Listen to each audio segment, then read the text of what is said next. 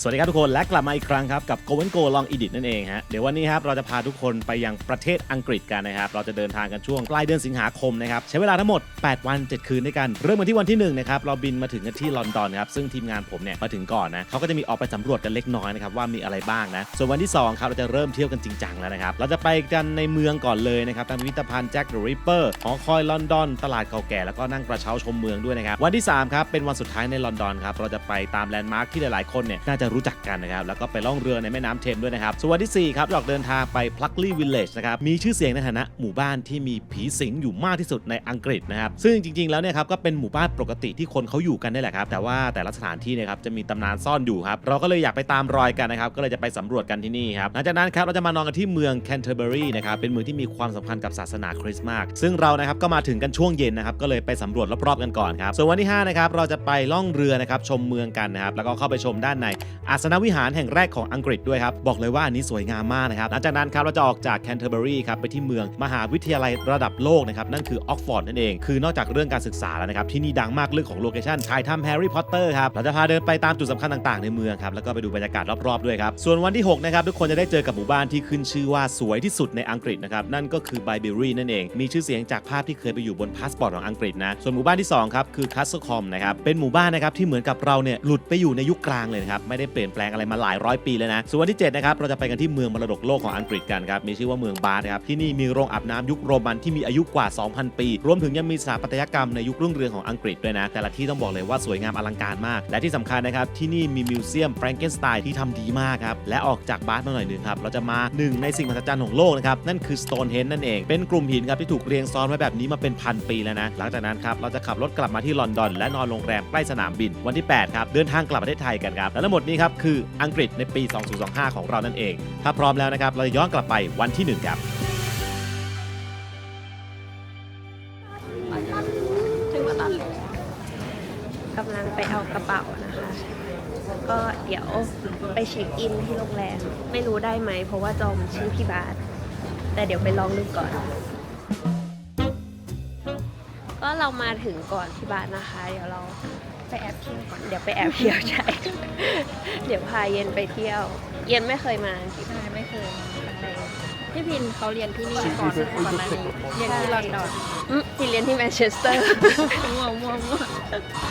แต่ว่าเคยมาลอนดอนบ้างคิดว่าน่าจะพาเย็นเที่ยวได้โอเคเดี๋ยวตอนนี้ไปเอากระเป๋าก่อนแล้วก็เดี๋ยวนั่งรถไฟเข้าเมืองกันค่ะ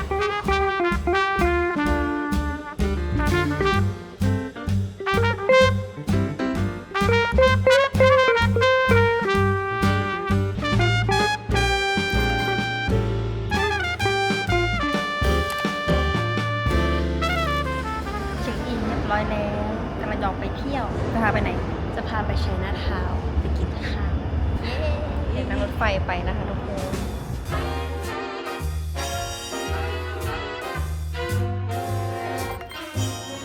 ถึงแล้วย่านเลยนะพี่พิน พิคาดิลี่คือตรงนี้มันก็เหมือนเป็นแบบเซ็นเตอร์ของพวกแหล่งรวมร้านค้าร้านอาหารย่านช้อปปิ้งแบบวัยรุ่นจะมากันเยอะอะไรเงี้ยแล้วยิ่งช่วงเย็นๆก็จะมีแบบเปิดหมวกมีดนตรีพวกร้านอาหารก็เริ่มเปิดแล้วอะไรเงี้ยแล้วก็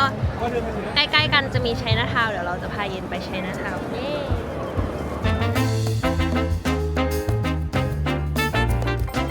เราจะรู้ว่าตรงไหนเป็นชัยนาทาวน์คือมันเริ่มมีร้านจีนเรื่อยๆร้านอาหารแบบมีภาษาจีนขึ้นมาเรื่อยๆต้องบอกว่าแบบที่อังกฤษอ่ะคนจีนเยอะมากแล้วก็มีคนหลายสัญชาติหลายแบบเชื้อชาติมีทั้งอินเดียมีแบบไนจีเรียมีเยอะมากเพราะฉะนั้นแบบมัน mix culture มีหลายวัฒนธรรม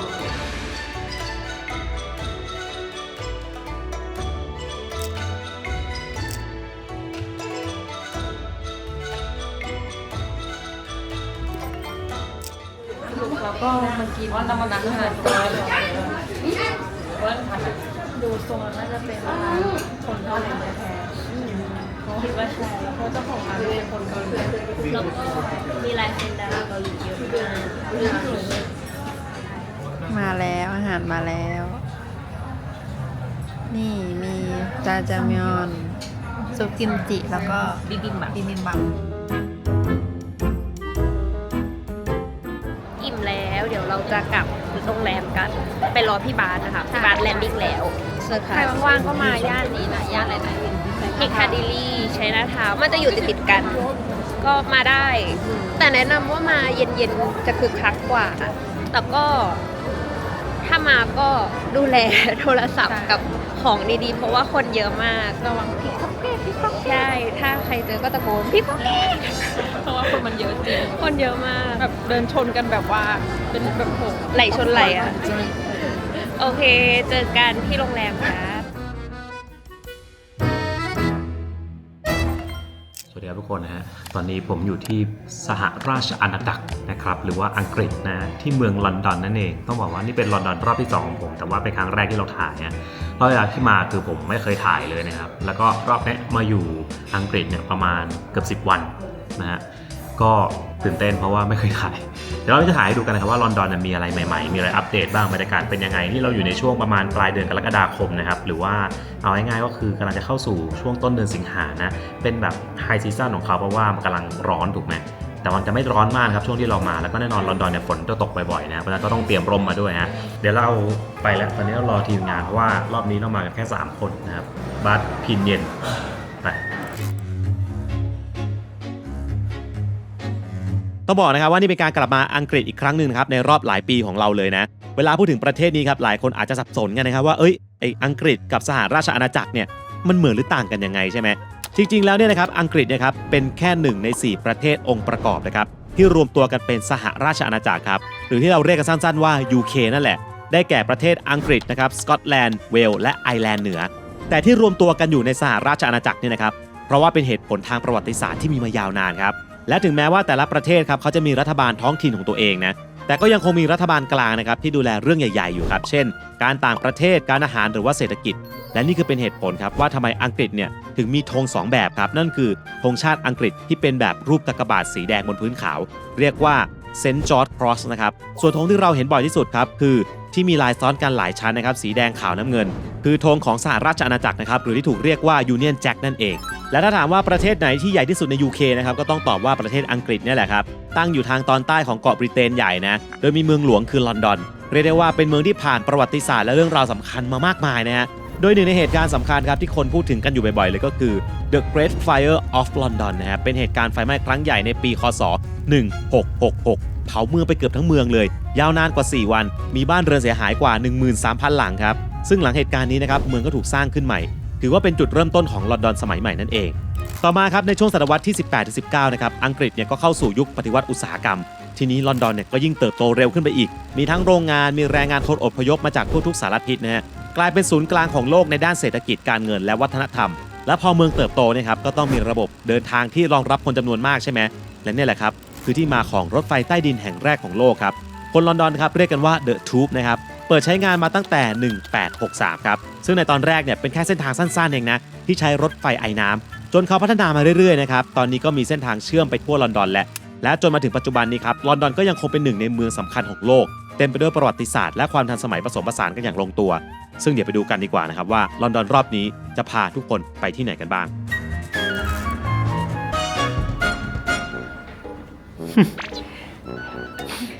แต่ไม่เห็นกล้องแต่เห็นเย็นทำก็เลยทำด้วย อันนี้คือเด็กอังกฤษเขาเคยอาศัยชีวิตอยู่ที่นี่เป็นเวลาเท่าไหร่นะ1 ปีที่เมือง แมนเชสเตอร์ อ๋อคุณเชียร์แมนอยู่เหรอ เล่าไปเล่าเรียน แล้วอยู่ลอนดอนนานไหม 1 อาทิตย์ จริงไหมเนี่ย แต่ก็ถือว่าเชี่ยวชาญ ไม่ค่อย เพราะว่าอยู่1 อาทิตย์แปลว่าต้องรู้จักอะไรดีๆไม่รู้ บ้าง แฟมินิมาร์ทครับวันนี้เรานอนนะฮะ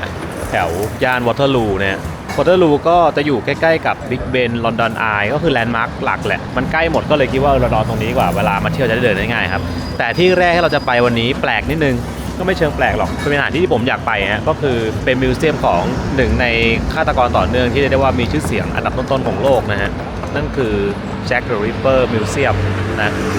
ก็ที่นี่มีด้วยนะครับเดี๋ยวเราจะไปดูสถานที่จริงกันคือไม่ได้ไปเดินตามรอยตามในข่าวอะไรอย่างงี้นะแต่ว่าไปมิวเซียมของเขานะฮะไป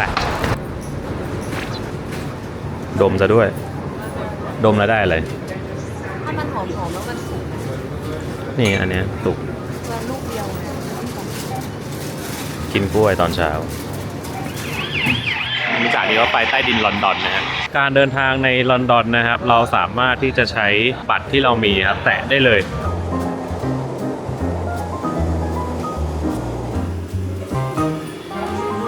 ที่นั่งดีนะฮะแต่บรรยากาศฮิปฮอปนิวยอร์กมากเลย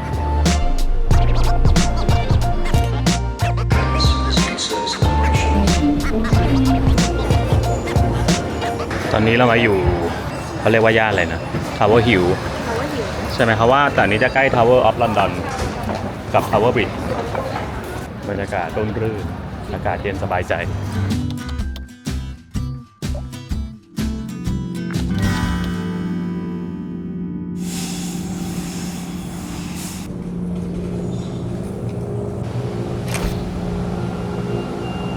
โอ้เนี่ยแหละฮะโอ้มันเป็นแค่ตึกแถวเดียวเอง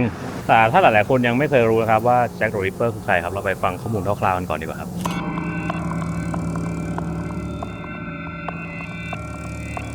ย้อนกลับไปในช่วงปลายศตวรรษที่ 19 นะครับต้องบอกว่าลอนดอนในเวลานั้นเนี่ยรุ่งเรืองมากๆครับมีการพัฒนาอย่างรวดเร็วนะครับทั้งทางด้านอุตสาหกรรมเศรษฐกิจและสังคมแต่ว่าในอีกมุมหนึ่งของเมืองนะครับกลับเกิดเหตุฆาตกรรมต่อเนื่องครับที่ยังคงเป็นปริศนามาจนถึงทุกวันนี้นะครับและทุกคนรู้จักเขาดีครับในชื่อว่าแจ็ค เดอะ ริปเปอร์เรื่องราวทั้งหมดนะครับเกิดขึ้นในปี 1888 ครับมีหญิงโสเภณีอย่างน้อย 5 รายถูกสังหารอย่างโหดเหี้ยมโดยมีลักษณะร่วมกันคือถูกใช้มีดชำแหละร่างกายครับและบางรายเนี่ยถูกควักอวัยวะภายในออกมาแต่ที่แตกต่างกันออกไปคือเหยื่อรายสุดท้ายครับเธอชื่อว่าแมรี่เจน แคลลี่นะครับเธอเป็นรายเดียวครับที่ถูกพบศพในห้องพักของตัวเองโดยสภาพศพเนี่ยถือว่าสยดสยองที่สุดในบรรดาทั้งหมดเพราะว่าร่างของเธอครับถูกทำลายจนแทบจำเขาเดิมไม่ได้เลยนะช่วงเวลานั้นครับมีคนตกเป็นผู้ต้องสงสัยมากมายนะครับแต่หนึ่งในชื่อที่ถูกพูดถึงมากที่สุดในช่วงหลังๆเลยก็คือแอรอน คอสมินสกี้นะครับเขาเป็นช่างตัดผมชาวโปแลนด์ที่อพยพมาอังกฤษมีอาการป่วยทางจิตครับและเคยถูกส่งตัวไปอยู่โรงพยาบาลจิตเวชมาแล้วนะและสิ่งที่ทำให้ชื่อของเขานะครับถูกพูดถึงอีกครั้งหนึ่งครับนั่นคือในปี 2007 ครับมีผ้าคลุมไหล่ครับที่เชื่อกันว่าเป็นของเหยื่อรายที่ 2 ถูกนำออกมาประมูลจนในหลายปีต่อมาครับก็ถูกนำเอาไปตรวจ DNA นะครับและผลที่ได้นะครับคือมันไปตรงกับทายาทของแอรอน คอสมินสกี้นั่นเองนะครับซึ่งแม้จะยังไม่ใช่หลักฐานที่ยืนยันได้ 100% ก็ตามนะครับแต่ก็ทำให้ชื่อของเขาเนี่ยกลายเป็นผู้ต้องสงสัยอันดับต้นๆของคดีไปแล้วนะครับและสถานที่ที่เราพาทุกคนมาวันนี้ครับนี่คือพิพิธภัณฑ์ที่บอกเล่าเรื่องราวของอาชญากรรมสะเทือนขวัญในครั้งนี้ทีนี้ครับเราจะพาย้อนกลับไปสำรวจเหตุการณ์จริงตั้งแต่ข้อมูลของเหยื่อแต่ละรายจนถึงรายชื่อของผู้ต้องสงสัยที่เคยถูกตั้งข้อหาไว้มากมายที่สำคัญคือพิพิธภัณฑ์แห่งนี้ครับตั้งอยู่ในย่านไวท์ชาเพลนะครับซึ่งเคยเป็นอดีตย่านคนจนของลอนดอนนะและก็คือสถานที่เกิดเหตุฆาตกรรมทั้งหมดด้วยนั่นเอง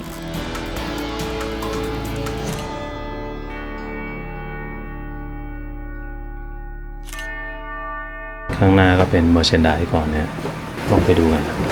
อันนี้ก็เป็นภาพบรรยากาศในลอนดอนยุคนั้นนะบรรยากาศบ้านเมืองเราเดินนะครับไล่แต่ชั้นบนเนี่ย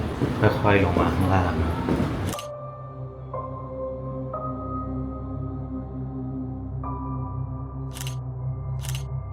อันนี้เป็นเหยื่อคนที่เด็กที่สุดนะครับเขาก็จะมีรูปเนี้ยติดให้ดูแล้วก็มีเพลงหลอนมาก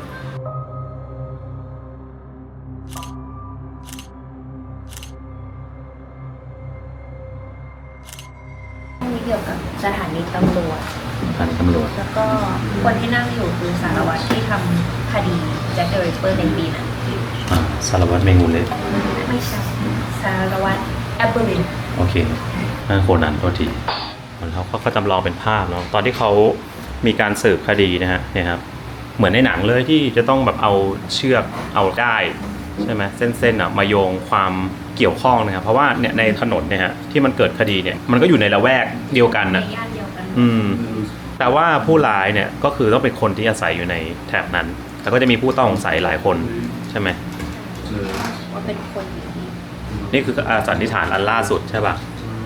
คือเหมือนนานมาแล้วเขาก็สันนิษฐานคนนี้เพราะว่าเหมือนแบบเขาพื้นฐานเขาเหมือนเป็นผู้ป่วยจิตเวชที่ไม่ชอบผู้หญิงแต่ว่าก็มีคนบอกว่าแบบเหมือนเขาก็เหมือนตายไปแล้วหรือไม่ก็คือโดนจับไปบำบัดแล้วไม่น่าจะใช่แล้วอะไรเงี้ยแต่คือจริงๆมันแบบเขาเข้าออกโรงพยาบาลตลอดแล้วก็เถียงกันใช่คนนี้ชื่อว่าอารอนเหรอโคมินสกี้เป็นชื่อรัสเซียเหรอคือเขาบอกแค่ว่าเหมือนเป็นชาวต่างชาติที่ไม่ใช่ชาวอังกฤษเพราะว่าผมดำตาน้ำตาลอะไรซึ่งคนอังกฤษยุคนั้นแบบผมบอลปากค่ะแต่ว่าที่แบบที่ตลกคือเจ้าชาย ก็เป็นหนึ่งในผู้ต้องสงสัยด้วย อืม มีเจ้าชายด้วย มีแบบทายาท Prince Albert Victor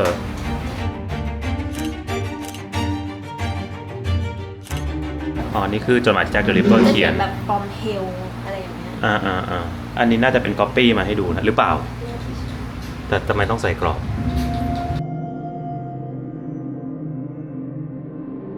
ผมมีภาพนะครับ ภาพศพเลยอะ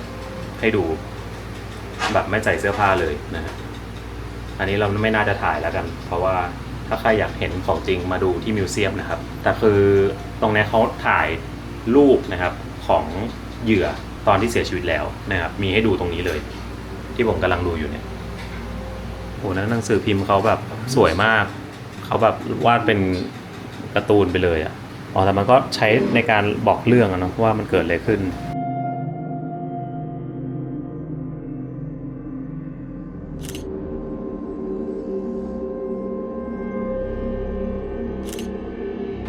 second floor นะครับอันนี้เขาก็จะเขียนว่าเป็นฟิลว่านี่คือห้องนั่งเล่นของ Jack the Ripper อารมณ์แบบในห้องเขามีอะไรบ้างอย่างเงี้ยหนังสือขาด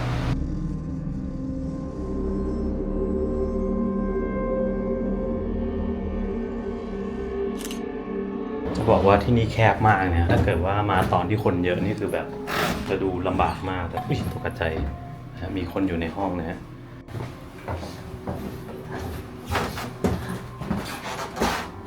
เขาเป็นคนจริง พี่ก็ตกใจตอนแรก ๆเกือบกรี๊ดใส่เขา จริงเหรอเกือบกรี๊ดเลยเหรอเมื่อกี้พี่หุ้ยเมื่อกี้พี่หุ้ยตอนเดินมาอันนี้ก็เซตเป็นฉากนะครับตอนที่แคทเธอรีนเอ็ดดาวเหรอดาวเวสถูกเอ็ดโดแล้ว WES อะไม่ออกเสียงเหรอเอ็ดโดสอ๋อแคทเธอรีนเอ็ดโดสก็คือถูกฆ่าก็คือนี่เป็นจำลองฉากนั้นนะฮะยังไงนะ คืนนั้นจะมีเหยื่อ2 คนคือปกติเขาจะเหมือนทำงานฆาตกรรมแค่คืนละคน แต่ว่าคืนนั้นอะเหมือนกับคนที่4ก่อนหน้าคนแคทเธอรีนเขาโดนฆาตกรรมไปแล้วเขาสันนิษฐานว่าคุณแคทเธอรีนไปเห็นแล้วก็เลยถูกฆาตกรรมต่อเห็นเหตุการณ์เป็นพยานอะฟิลนั้นอะก็เลยโดนฆ่าแล้วก็โดนตัดหูเพราะที่ฐานในขณะนั้นก็คือแบบคิดว่าเห็นและได้ยินก็เลยต้องตัดหูออกอะไรอันนี้เขาจำลองนะครับเป็นซาวที่เปิด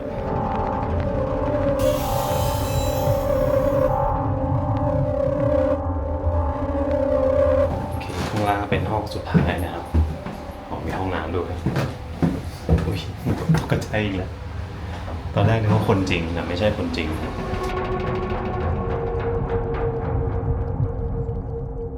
นี่เขาเขียนนะครับว่าเหยื่อส่วนใหญ่เนี่ยเขาก็จะมาที่ผับนี้ก่อนไม่รู้เนี่ยเขาเขียนนะเนี่ย Ten Bells Pub นะครับ during the autumn of terror in 1888แล้วผมเซิร์ช Google Map ว่า The Ten Bell เนี่ยยังมีอยู่จริงไหมมี The Ten Bell หรอผับนี้ยังมีเปิดอยู่เหรอเนี่ยโอ้เป็นผับแต่ว่าเป็นอันเดียวกันเลยเพราะว่าห่างกันโลนึงใช่ไหมแต่ว่าอันนี้เขาจำลองเป็นบรรยากาศยุคนั้นเข้าใจแต่หมายถึงว่าอันเนี้ยก็คือไม่ปิดจนถึงทุกวันเนี้ยหรอ100 กว่าปีเนี่ยนะคิดว่าใช่โหน่าไปเหมือนกันนะ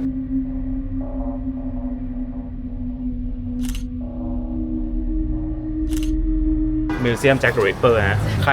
สนใจประวัติศาสตร์นะครับเรื่องราวเกี่ยวกับคดีฆาตกรรมอย่างเงี้ยก็มาดูที่มิวเซียมนี้ได้แล้วก็จริงๆเนี่ยตรงนี้ก็จะใกล้กับถนนไวท์ชาเพลนะครับแล้วก็เป็นย่านที่เมื่อก่อนเนี่ยเขาเคยเกิดเหตุฆาตกรรมคือบางคนเนี่ยก็อาจจะซื้อทัวร์ตามรอยนะครับตามจุดต่างๆที่เคยเกิดขึ้นแล้วก็ผับ The Ten Bells นะครับก็ยังมีอยู่นะเราก็สามารถที่จะไปดูของจริงได้ฮะโอเคฮะเดี๋ยวเราจะไปจุดต่อไปกันจองไว้รอบกี่โมง11 โมงครึ่งนะครับนั่นคือ Tower of London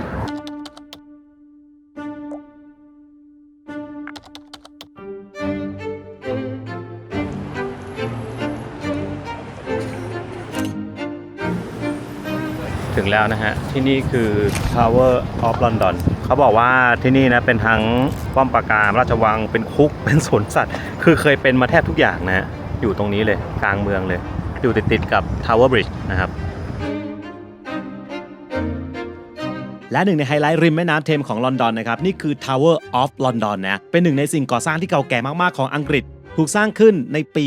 1078 โดยพระเจ้าวิลเลียมที่1นะครับหรือว่าวิลเลียมผู้พิชิตนั่นเองนะคือเดิมทีเนี่ยครับถูกใช้เป็นป้อมปราการที่เรียกว่าไวท์ทาวเวอร์นะและต่อมาถูกต่อเติมให้กลายเป็นพระราชวังแต่สิ่งที่ทำให้หอคอยแห่งนี้ครับโด่งดังที่สุดคือการถูกใช้เป็นที่คุมขังคนในราชวงศ์อังกฤษครับและหนึ่งในคนที่มีชื่อเสียงที่สุดก็คือแอนน์โบลีนนั่นเองเธอคือพระมเหสีองค์ที่2ของพระเจ้าเฮนรี่ที่8นะครับแต่เพียงไม่กี่ปีต่อมาครับเธอถูกกล่าวหาว่าคบชู้ทำให้ถูกนำตัวมาขังไว้ที่หอคอยแห่งนี้และถูกสั่งประหารชีวิตที่นี่ในปี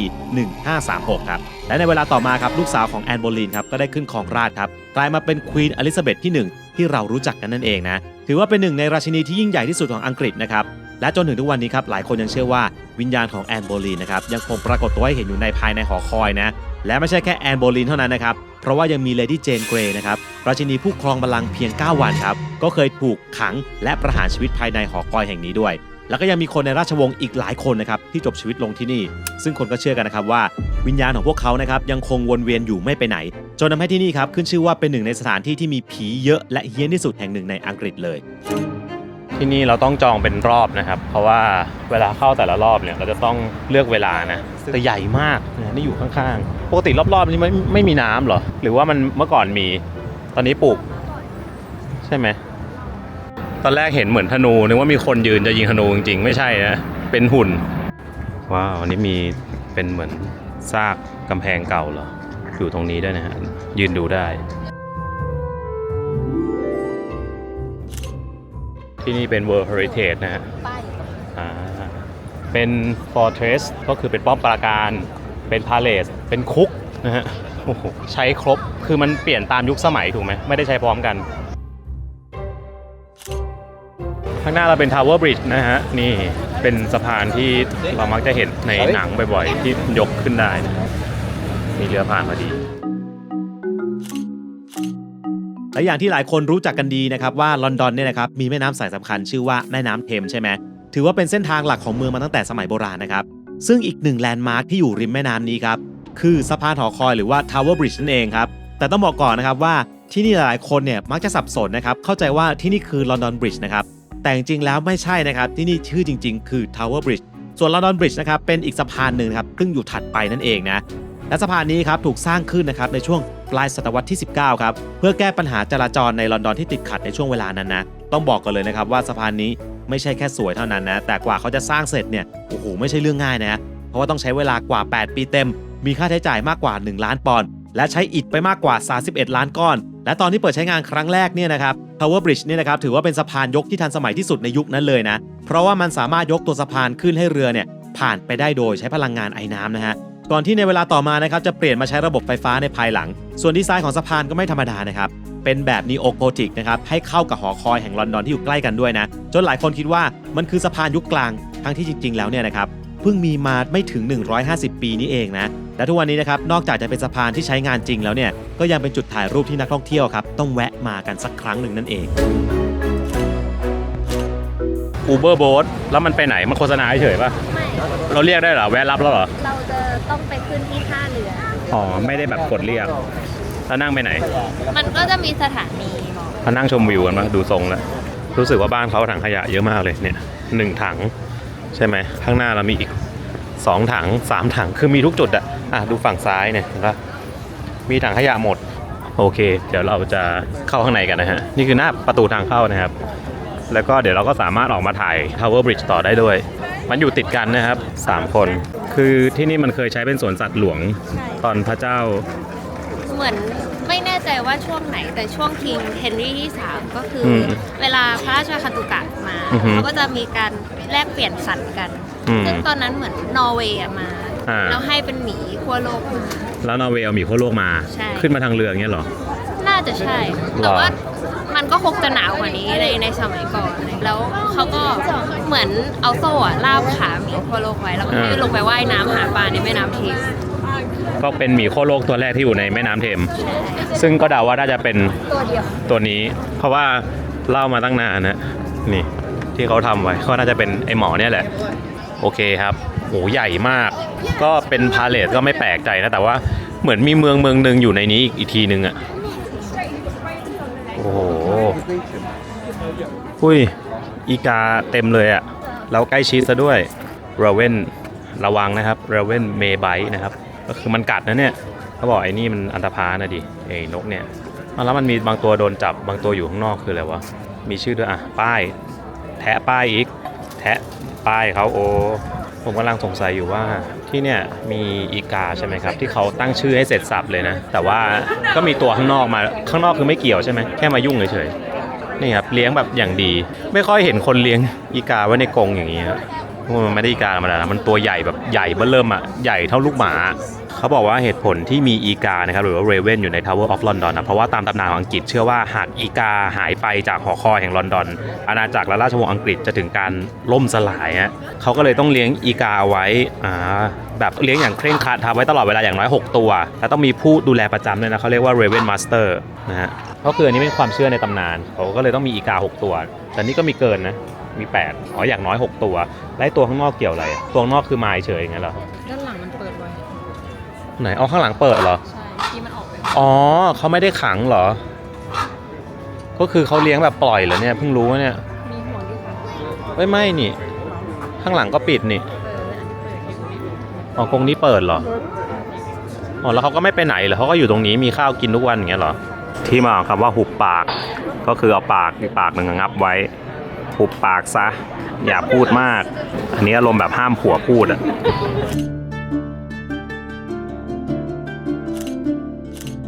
ข้างหลังก็จะมีข้อมูลนะเกี่ยวกับอีกา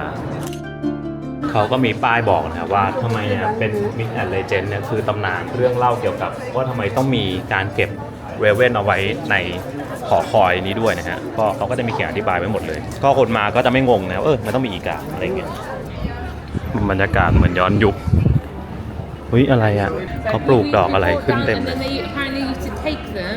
เขาบอกว่าประตูเนี้ยเมื่อก่อนก็เป็นทางเข้าออกของกษัตริย์อะไรเงี้ยราชวงศ์อะไรเงี้ยแต่ต่อมาก็ถูกเปลี่ยนนะครับเป็นทางเข้าของนักโทษพวกกบฏคนทรยศเขาก็เลยตั้งชื่อนี้ Traitor Gate เขาบอกว่านักโทษส่วนใหญ่ที่ถูกนำผ่านประตูนี้นะครับมักถูกประหารแล้วก็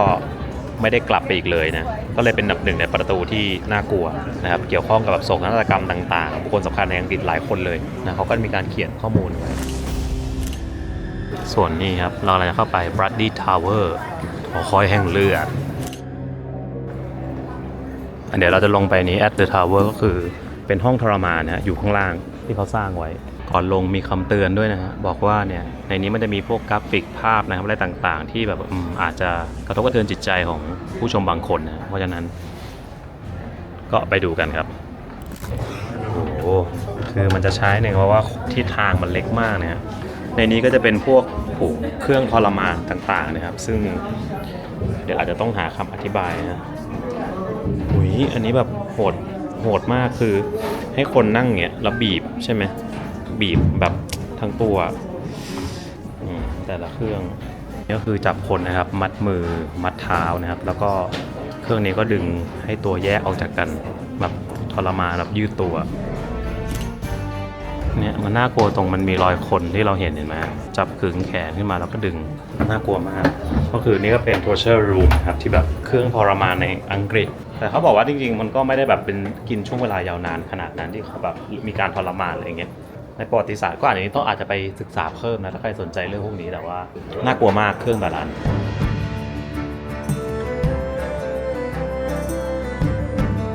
อันนี้คือ White Tower นะครับเขาเรียกว่าเป็นอาคารที่เก่าแก่ที่สุดในนี้เป็นทั้งพระราชวังเป็นทางป้อมปราการแล้วก็เป็นคุกแต่ว่าสำหรับชนชั้นสูงทุกชนชั้นสูงก็คือ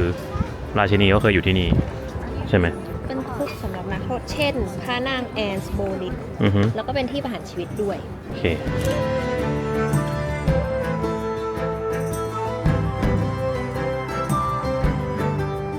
นี่นะทางเข้า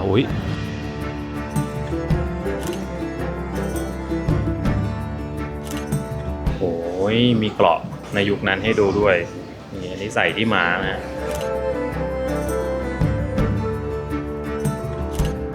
ตรงตู้ก็จะมีเขียนนะครับว่าเป็นยุคของคิงเฮนรี่ที่8โอ้เยอะมาก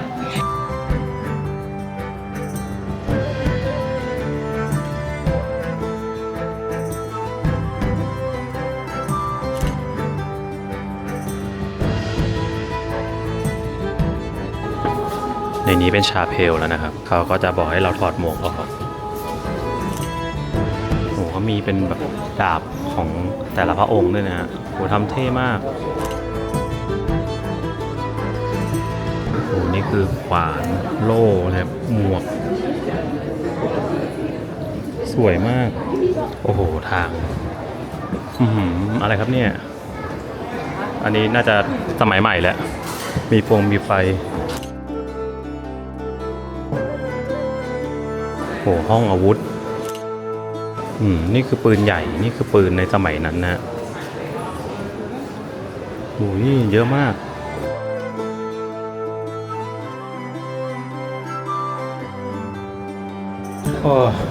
อยู่ข้างในจนมึนออกมาข้างนอกแล้วนะครับถ้าคนต่อคิวเข้าอะไรเนี่ยเยอะแยะไปหมดจะบอกว่าที่นี่ถ้าดูละเอียดอ่ะโอ้โหใช้เวลาทั้งวันนะครับเฮ้ยทหารเดินมาดี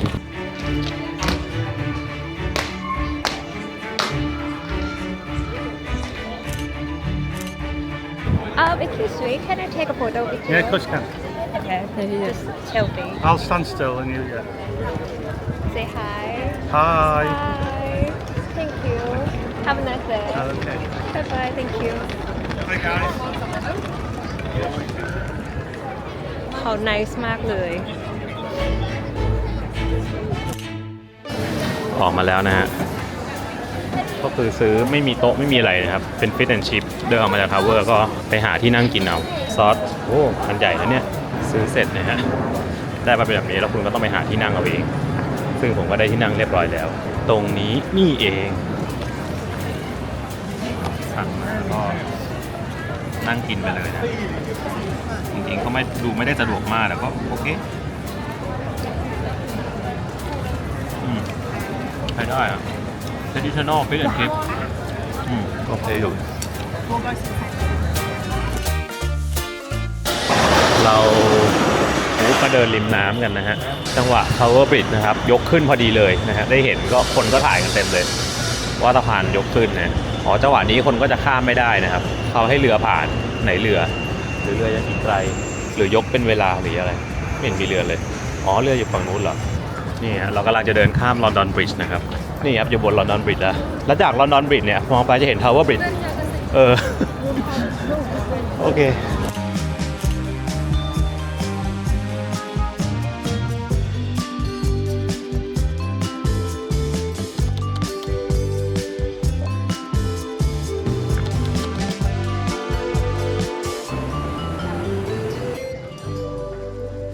เรากำลังจะไปนี่ครับโบโรมาร์เก็ตนะฮะก็เป็นตลาดข้างล่างคึกคักมากในอดีตนะครับลอนดอนถูกแบ่งออกเป็น2ฝั่งตามแนวแม่น้ำเทมนะครับฝั่งเหนือคือที่ตั้งของนครลอนดอนส่วนฝั่งใต้เนี่ยนะครับเขาจะเรียกว่าซาเทิร์กนะครับผมซึ่งในสมัยนั้นเนี่ยถือว่าเป็นย่านของชนชั้นแรงงานที่ยังไม่ได้เจริญเท่ากับฝั่งเมืองนะทั้ง2ฝั่งถูกเชื่อมเข้าหากันด้วยสะพานลอนดอนซึ่งในยุคนั้นเนี่ยนะครับเป็นเส้นทางหลักนะครับในการใช้ข้ามแม่น้ำเทมนั่นเองและแน่นอนนะครับว่าตรงไหนที่คนผ่านเยอะก็มักจะกลายเป็นแหล่งค้าขายบริเวณเชิงสะพานลอนดอนนี่แหละครับเป็นจุดเริ่มต้นของหนึ่งในตลาดที่เก่าแก่ที่สุดของลอนดอนนั่นคือโบโรมาร์เก็ตนะตลาดนี้ครับค่อยๆเติบโตจนกลายเป็นศูนย์กลางของฝั่งใต้แต่พอเมืองเริ่มขยายใหญ่ขึ้นนะครับตลาดที่ตั้งอยู่เนี่ยก็เริ่มแออัดและมีปัญหาสุดท้ายครับในปี 1754 เนี่ยทางการเขาก็มีคำสั่งให้ปิดตลาดเดิมไปและย้ายตลาดไปตั้งอยู่ในที่ใหม่ซึ่งอยู่ห่างจากถนนหลักก็คือที่ตั้งของตลาดในปัจจุบันนั่นเองอะไรอ่ะมันเป็นเกมแบบให้ไปหา เหรอมันจะอยู่มีแบบทั่วโลกเลยที่ไทยก็มีแล้วเราต้องได้กี่อันมันอยู่ข้างบนโน้นใช่แต่ว่าต้องใช้แอปของมันชื่อว่า Fat Invader แล้วผมก็ไปโหลดอะไรมาก็ไม่รู้นะตามเขาแต่จำได้ว่าเคยเห็นบ่อยเหมือนกันที่มันเป็นเหมือนเตอร์ติดแต่ญี่ปุ่นก็มีแพ็กแมนเหมือนแพ็กแมนนะนี่คือตลาดที่อยู่เป็น100 ปีนะแต่ว่ามันมีการปรับเปลี่ยนขยับขยายเนาะข้างล่างก็มีร้านลุงนี้มากินข้าวนี้ดีกว่าเพราะว่านี่ดูมีเป็นพันปีเลยเหรอบ้าบอตั้งแต่ศตวรรษที่12พันเลยเหรอพี่เป็นพันเลยแล้วนี่แคปเห็นแล้วไม่ไหวแปลว่าร้านนี้ดังนะเนี่ยคนต่อคิวกันเต็มเลยอะเบอร์เกอร์เนี่ยเขาก็นั่งกินกันบนพื้นเลยนะนั่งกันข้างทาง ตรงไหนว่างก็กิน ก็แปลง่ายๆว่าตรงนี้คือจุดสตรีทฟู้ดของลอนดอนนะเพราะทุกคนก็มากินกันเต็มไปหมดเลยนี่ตัวใหญ่กินเบอร์เกอร์กันอะไร ก็ นะ จะเด่นมีออยสเตอร์มีฟิชแอนด์ชิพก็จะมีร้านดังอยู่ข้างหน้า แล้วก็มีสตรอเบอรี่ราดช็อกโกแลต ว้าว เข้าไปข้างในจะเด่น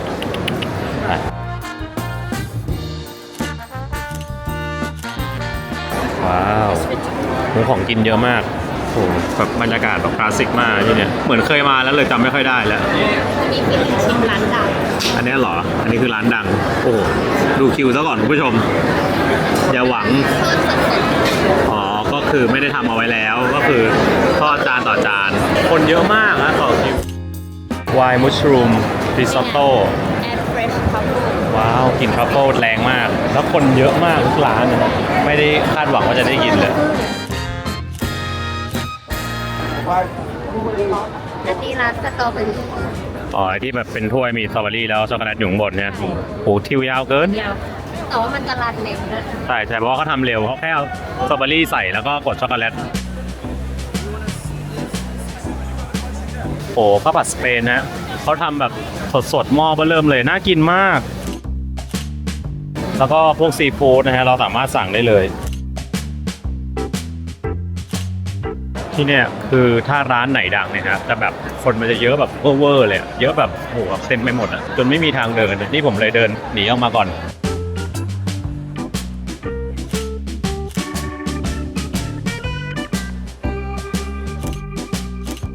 เป็นตลาดที่แบบคนแบบเยอะมหาศาลคือต้องตั้งใจมากินจริงๆอ่ะถึงจะยอมต่อคิวแต่พอดีเรากินข้าวแล้วนะก็เลยแบบอ่ะตอนแรกกะจะเดินซื้อชิมอะไรอย่างเงี้ยแต่ว่าโอ้โหมันไม่คุ้มต่อแต่ว่าทุกคนมาเที่ยวครับก็เป็นที่หนึ่งที่ต้องมาแหละนะมากินข้าวก็ตั้งเวลาไว้เลยว่าจะมากินตอนรอบกี่โมงไป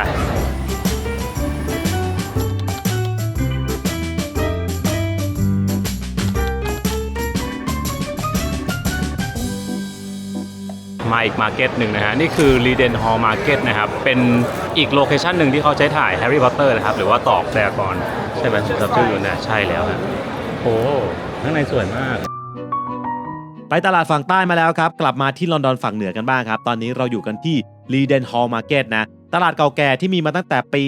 1321 เดิมทีนะครับที่นี่เป็นตลาดขายเนื้อครับต่อมาในช่วงศตวรรษที่ 15-16 เนี่ยตลาดก็ขยายใหญ่ขึ้นมีทั้งปลาไข่เนยชีสธัญพืชไปจนถึงหนังสัตว์กลายเป็นหนึ่งในตลาดที่คึกคักที่สุดของลอนดอนในยุคนั้นนะครับแต่แล้วครับในปี 1666 เนี่ยก็เกิดไฟไหม้ใหญ่ในลอนดอนซึ่งเผาตลาดนี้ไปบางส่วนนะพอมีการบูรณะใหม่นะครับก็เปลี่ยนให้เป็นตลาดในร่มครั้งแรกฮะจนมาถึงในศตวรรษที่ 19 นะครับเขาก็ได้ปรับโครงสร้างอาคารจากหินแบบเดิมครับให้กลายเป็นโครงเหล็กดัดและกระจกแบบที่เราเห็นในปัจจุบันนะและพอเราเดินเข้ามาในตลาดเนี่ยครับเราจะเห็นว่ามีร้านค้าคาเฟ่ร้านอาหารแล้วก็บาร์มากมายแถมที่นี่ยังเป็นโลเคชั่นจากแฮร์รี่พอตเตอร์ภาคแรกด้วยนะเป็นฉากที่แฮร์รี่กับแฮกริดนะครับกำลังเดินไปที่ร้านหม้อใหญ่รั่วนั่นเองนะครับคือเมื่อกี้เราเดินผ่านโมนูเมนต์ได้ไหมครับที่เป็นเสาขึ้นมาที่เราเดินผ่านตรงนั้นก็คือสร้างเพื่อรำลึกถึงเหตุการณ์ไฟไหม้ใหญ่ที่ลอนดอนคือแถวๆนั้นไหม้หมดเลยแต่ว่าตรงนี้เป็นตลาดเดียวเป็นตลาดที่รอดผลแบบยังเหลือได้ดีมากๆคือ แล้วประเด็นเลยคือ ไม่ได้ไกล ดูหรูมากตอนแรกคิดว่าจะแบบคือแบบตลาดอะนึกออกไหมฮะนี่คือแบบโอ้โหหรูเลย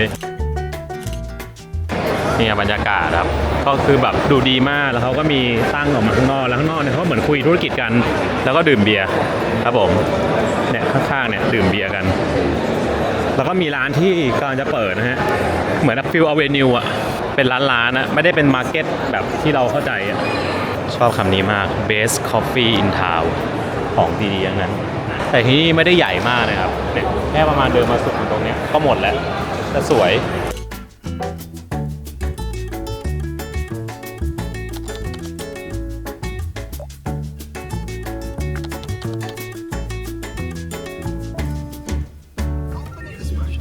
Thank you ถึงแล้วครับนั่งออกมาไกลเหมือนกันก็เลยเลือกนั่ง Uber นะฮะที่นี่คือ IFS Cloud นะครับหลายคนอาจจะไม่รู้มาก่อนนะว่าลอนดอนมีเคเบิลคาร์ด้วยนะครับนั่งข้ามน้ำแล้วก็ชมวิวได้นะฮะมันจะมีราคาแบบ one way นะครับกับไปกลับซึ่งเราซื้อเป็นไปกลับทำไมวะ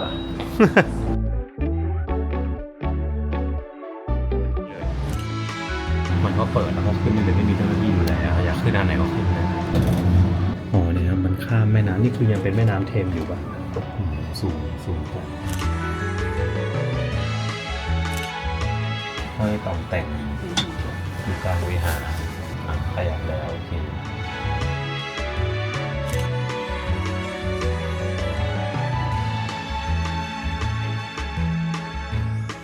ก็คือเหมือนแค่นั่งข้ามมาอีกฝั่งของแม่น้ำโอ้โหแล้วจังหวะลงคือสูงมากลงแบบเนี่ยทุกคนข้างหน้ามันก็จะลงเลยนะลงแบบลงโอ้โหดูความสูง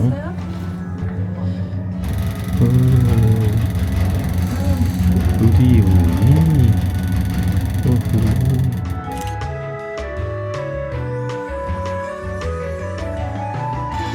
ตอนนี้เราจะนั่งวนกลับนะครับแล้วก็กำลังลุ้นว่าไม่ให้มีคนมาขึ้นกับเราซึ่งไม่มีเรียบร้อยแต่ฝั่งนี้คนขึ้นเยอะนะฝั่งนี้คนเยอะกว่าไปแล้วบินไปเลยแล้วเอาจริงนะคือมันเป็นแบบซื้อแบบเที่ยวเดียวกับ round trip ใช่มันไม่มีคนตรวจเขาจะรู้ได้ไงว่าเรานั่ง round trip หรือว่านั่งรอบเดียวพอมาถึงปุ๊บถ้าเราไม่ลงก็คือเป็น round trip นึกออกไหมแต่มันแบบแค่สูงแต่มันไม่เห็นแลนด์มาร์กอะไรเลย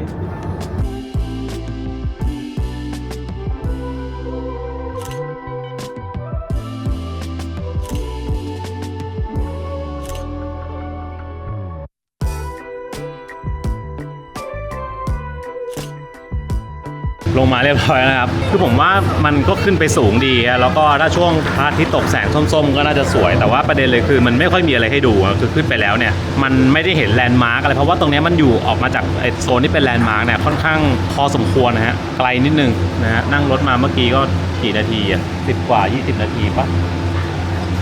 ครึ่งชั่วโมงเลยโอ้ใช่20 กว่าฮะก็ไกลอยู่แล้วมันก็แบบขึ้นไปมันเห็นมุมสูงครับเห็นแม่น้ำเทมเห็นอะไรแต่ว่ามันไม่ได้เห็นแลนด์มาร์คมันเป็นแค่ตึกอ่ะแล้วตึกตอนนี้ก็ดูบางๆด้วยเป็นที่โล่งๆเยอะเหมือนแบบอยู่ในเป็นเมืองที่กำลังสร้างครับโซนเนี้ยนั่นแหละก็ถ้าใครมีเวลาก็มาแล้วกันนะแต่ว่าถ้าแบบไม่ได้มีอะไรหรือว่าอยู่ในเมืองดีกว่าผมว่านะอันนี้ความเห็นส่วนตัวนะฮะแต่ถ้าใครอยากเห็นจริงๆเนี่ยก็มาได้ตอนเย็นๆผมแนะนำว่าตอนที่แบบแสงพระอาทิตย์กำลังจะตกแล้วมันสวยๆน่าจะโอเคฮะไป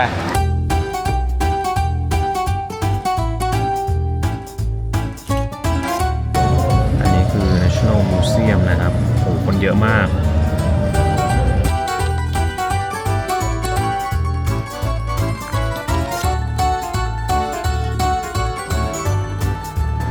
จะมากินข้าวก่อนนะฮะที่นี่คือลาวคาเฟ่นะครับเป็นร้านอีสานซึ่งผมเคยมากินแล้วรอบหนึ่งสมัยหลายปีก่อนนะครับตำไทยปีไก่ทอดก็มันเขียน BEK เขียน BEK อันนี้คืออะไรจีหมูคืออะไรวะไส้กรอกลาวไส้อั่วก็ผมเคยมากินรอบนึงจำได้ว่าอร่อยนะถ้าจำไม่ผิดนะมาอังกฤษสิ่งที่ไม่ควรทำก็คือยกมือเรียกค่ะในร้านอาหารเพราะว่าถือว่าอะไรถือว่าเสียมารยาทมันที่อเมริกาเพื่อนที่อเมริกาว่าเวลาไปอเมริกาเข้าร้านอาหารห้ามยกมือให้สบตาจนกว่าเขาจะหันมันมีเพื่อนที่ตอนเรียนที่แมนเชสเตอร์เขาก็คือยกมือด้วยความนิสัยคนไทยมันติดอะไรเงี้ยแล้วเหมือนใบเสร็จออกมาเขาโดนชาร์จเขาก็ถามว่าอันนี้คือค่าอะไรอะไรอย่างเงี้ยเหมือนแบบพอคุยกันไปคุยมาก็แบบเคลียร์กันก็ไม่ได้จ่ายอะไรเงี้ยแต่ก็คือแบบตกใจเพราะว่ามันแบบใส่ก็เลยเหรอค่าเสียมารยาทเนี่ยเหรอไม่เหมือนอาจจะแบบคิดเซอร์วิสชาร์จเกินไปอะไรอย่างเงี้ยประมาณนั้นระวังนะแค่นั้นแหละอย่าลืมตัว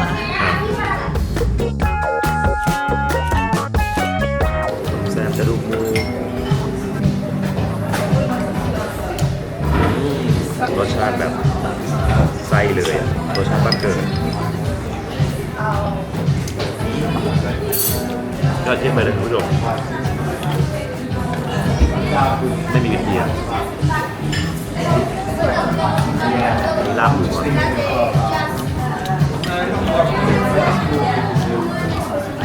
ลาบหมูเค็มแต่ชอบถ้ามีข้าวเหนียวนี่คือแบบแต่ตึ้งข้าวเหนียวไม่มาแล้วก็ตำไทยเผ็ดกลางนะ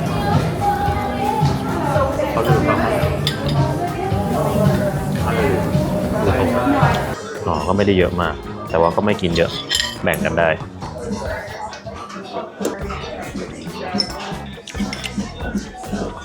พอหมูย่างมาเน้นๆ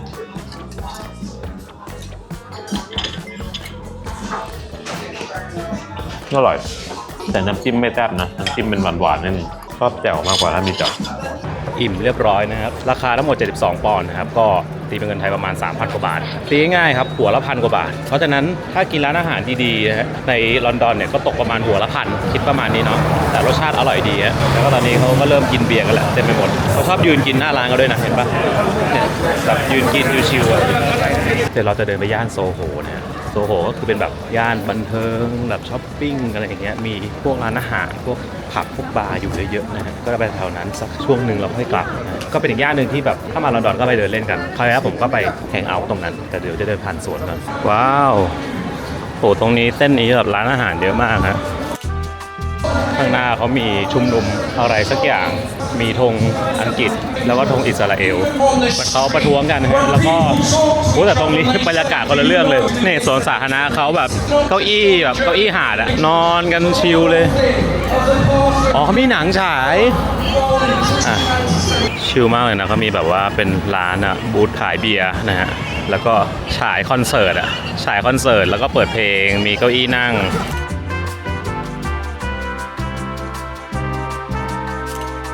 เนี่ยตรงนี้เป็นวิลเลียมเชคสเปียร์โอ้เขาสร้างแบบเป็นเหมือนอนุสาวรีย์ให้ตรงนี้เหรอ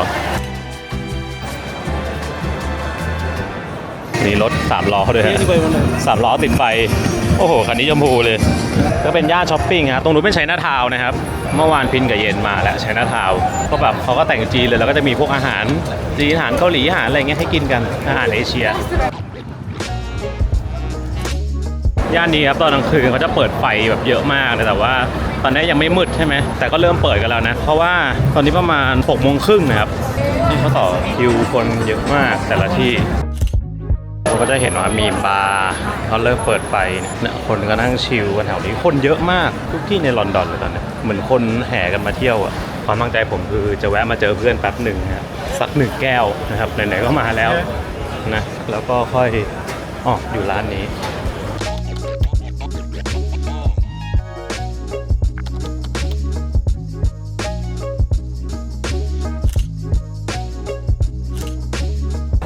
เดอะลิลิกเขากินกันหัวค่ำมากเลยแล้วเขาก็ไปเลยตอนแรกคนเต็มเลยแล้วก็พอสักพักหนึ่งปุ๊บคนหายหมดแล้วอะงงแบบเผาหัวเหรอหรือว่าพรุ่งนี้เขาทำงานเปล่าอ๋อเขากินกันแค่นี้เหรอเดี๋ยวรถของเราคือ LA 24นะครับคันสีเขียว LA ใช่นี่คันนี้ไม่ใช่ ไอ้คันนี้น่ารักไปหน่อยไหนสเต็กซูชิเนี่ยเหรอสเต็กแอนด์ซูชิ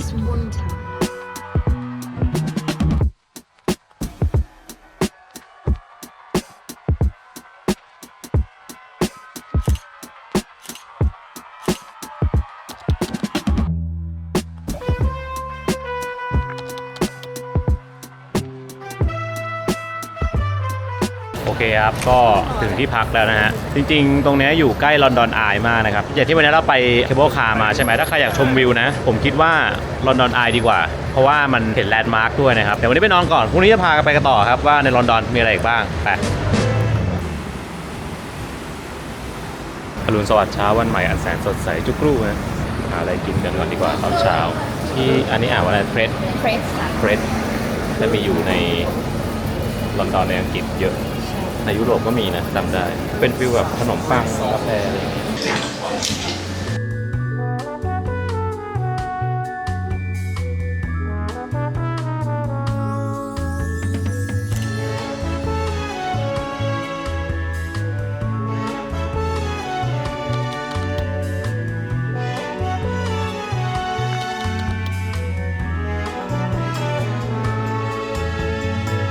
ตอนนี้กำลังเดินไปในจุดแลนด์มาร์คสำคัญอีกที่หนึ่งนะของลอนดอนนั่นคือพระราชวังบักกิงแฮมนะจริงๆแล้วตอน 11 โมงเนี่ยเขาจะมีการเขาเรียกว่าเปลี่ยนกะนะฮะของทหารกาดนะครับแต่ว่าพอยคือเปลี่ยน 11 โมงใช่ไหมตอนนี้ 11 โมงแล้ว1 นาทียังไม่ถึงเพราะเหมือนถนนมันปิดนะฮะแล้วกลายเป็นว่าต้องลงแล้วก็เดินเข้าไปข้างในแต่คิดว่าเขาใช้เวลาในการเปลี่ยนอยู่ ไม่รู้ว่าคนจะเยอะแค่ไหนเพราะผมก็ไม่เคยมาดูเหมือนกันนะวันนี้ก็เลยกะว่าเดี๋ยวพาไปดูกันสักหน่อยนึงถ้าเราพูดถึงราชวงศ์อังกฤษแล้วก็นะครับนี่แหละครับคือหนึ่งในราชวงศ์ที่เก่าแก่และมีอิทธิพลมากที่สุดในโลกและถึงอังกฤษตอนนี้ครับจะปกครองในแบบระบอบประชาธิปไตยแล้วเนี่ยนะครับแต่ราชวงศ์เนี่ยก็ยังคงเป็นตัวแทนของความเป็นชาติและก็เป็นที่รักของคนอังกฤษหลายคนนะแต่ถ้าพูดถึงสถานที่ที่เป็นเหมือนกับสัญลักษณ์ของราชวงศ์นะครับคงหนีไม่พ้นพระราชวังบักกิงแฮมครับรู้ไหมครับว่าที่นี่แต่แรกนะครับไม่ได้สร้างมาเป็นวังนะจริงๆแล้วครับมันเคยเป็นบ้านของยุคแห่งบักกิงแฮมซึ่งสร้างขึ้นตั้งแต่ปี 1703 จนในเวลาต่อมาครับพระเจ้าจอร์จที่ 3 เนี่ยก็ทรงซื้อไว้ให้ราชินีอยู่นะครับและในปี 1837 ครับตอนที่พระราชินีวิกตอเรียครับขึ้นครองราชย์เนี่ยพระองค์ก็ย้ายเข้ามาอยู่ที่นี่แบบจริงจังเลยแหละกลายเป็นจุดเริ่มต้นที่ทำให้บักกิงแฮมกลายเป็นวังหลวงของอังกฤษตั้งแต่นั้นมาครับซึ่งในวันนี้ครับราชวงศ์เนี่ยก็ยังคงใช้ที่นี่อยู่นะแต่พอถึงช่วงฤดูร้อนนะครับเขาก็ย้ายไปอยู่วังอื่นชั่วคราวครับทำให้ช่วงนั้นครับพระราชวังเนี่ยเปิดให้คนทั่วไปเข้าไปชมข้างในได้บางส่วนนั่นเองนะตอนนี้ข้างหน้าเราคือถนนปิดหมดเลยนะฮะแล้วก็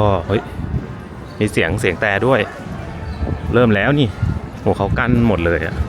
คนมารอดูเยอะมากแล้วเขาก็มีทหารมาไล่ก็เลยไม่รู้ว่าเขาเปลี่ยนกันตรงไหนมีคนมารอเยอะกว่าพาเลทดิสนีย์แลนด์อีกนะเยอะจัดมากเริ่มแล้วครับเห็นทหารเห็นมาแล้วนะครับทหารใส่ชุดเหมือนบนถาดคุกกี้ที่เรากินไปดูกันเพลงดังแล้วคือตอนแรกเราไม่รู้เขาเปลี่ยนตรงไหนใช่ไหมก็คือคนมันอยู่ทุกที่ก็เลยไม่รู้ว่ามันเห็นหมดทุกที่ไหมเขาจะเดินออกมาข้างนอกไหมหรือก็ไม่ใช่ไหมเขาเดินแค่จักรยานเป็นทัวร์ชมหนึ่งในสิ่งที่ไม่ควรพลาดครับคือพิธีเปลี่ยนเวรยามของทหารรักษาวังนะครับเป็นหนึ่งในกิจกรรมยอดฮิตของนักท่องเที่ยวเลยนะเพราะมันไม่ได้มีแค่พิธีทางการทหารนะครับแต่มันมีความเป็นโชว์อยู่ด้วยนะคือในพิธีนี้เนี่ยนะครับทหารชุดใหม่เนี่ยจะเดินมาผลัดเปลี่ยนกับทหารชุดเดิมที่ยืนเฝ้าอยู่โดยจะมีวงโยธวาทิตนะครับมาเล่นเพลงประกอบด้วยนะส่วนใหญ่ครับจะเล่นเป็นเพลงเฉลิมฉลองในระหว่างเดินขบวนแล้วทหารเนี่ยก็จะเดินสวนกันแบบเป๊ะๆเป็นระเบียบสุดๆนะครับซึ่งทั้งหมดนี้ครับเกิดขึ้นต่อหน้าผู้ชมที่มารอกันหน้าวังนั่นแหละถ้าใครอยากมาดูนะครับปกติพิธีนี้จะเริ่มประมาณ 11 โมงเช้าแต่แนะนำนะครับว่าให้มาก่อนเวลาสักหน่อยและควรเช็คก่อนมาด้วยนะครับว่าในเดือนนั้นเขามีวันไหนบ้างจบแล้วครับคือต้องอยู่ชิดขอบประตูเท่านั้นนะถึงจะได้เห็นอยู่รอบนอกคือได้เห็นแค่เขาเดินผ่านนะครับแค่นั้นเลยตอนนี้ครับตลาดวายเรียบร้อยแล้วนะครับคนเริ่มเดินกลับแล้วก็คือจริงๆเขาไม่เดินผ่านข้างนอกแค่นิดหน่อยนะฮะแบบ 2-3 กลุ่มวนไปวนมาแล้วส่วนใหญ่มันจะอยู่ตรงข้างหน้าวังเนี่ยแล้วเขาก็จะเดินสวนสนามแลกกะกันอะไรเงี้ยแต่ว่าโหเข้าถึงยากมากเพราะว่าคนมารอดูกันเต็มไปหมดเลยนะฮะหลังจากที่เขาเลิกนะครับก็สามารถเดินเที่ยวได้ตามปกติและรั้วก็จะเอาออกทีนี้ใครจะเข้าไปในบักกิงแฮมครับเขาก็สามารถไปทัวร์ข้างในได้ด้วยนะน่าใช้เวลานานครับก็เลยเดินถ่ายแค่แถวนี้พอกำลังเดินพอดีนี่คือหน้าประตูวังนะทหารก็เดินเฝ้าลาดตระเวนอยู่เมื่อเช้าหนาวนะครับแต่ว่าแดดออกตอนนี้ร้อนนะครับไม่มีแดด งงเหมือนกันเมฆครึ้มเลยดูดิตอนนี้เขาก็ปล่อยฟรีแล้วนะครับทุกคนก็จะเดินมาเต็มไปหมดตำรวจอะไรกาดเขาโดนถ่ายรูปหมดเลยครับทุกคนที่นี่ดีจังตอนแรกถนนมันปิดใช่ไหมก็คือไม่ให้เข้ามาในโซนนี้เลยก็เลยนั่งรถมาไม่ได้ครับพอเขาเสร็จพิธีปุ๊บก็เปิดอันนี้มีทุกวันไหมจันทร์พุธจริงๆพรุ่งนี้ก็มีค่ะแต่พรุ่งนี้มี3 โมงจันทร์พุธคือต้องไปดูในเว็บไซต์มันจะบอกนะแต่ว่าอาทิตย์หนึ่งก็หลายวันอยู่ที่มันจะค้างแต่มันจะเปลี่ยนกะแค่วันเป็นวันและซ้ายมือของผมนะฮะก็คือทางเดินที่อยู่ในหนาวอีกแล้ว ตอนแรกแบบร้อนถอดเสื้อแล้วหนาวสักพักหนาวอะไรครับเนี่ยวันหนึ่งมันผีอารมณ์วะเนี่ยเดี๋ยวหนาวเดี๋ยวร้อนเดี๋ยวฝนนะฮะงงไปหมด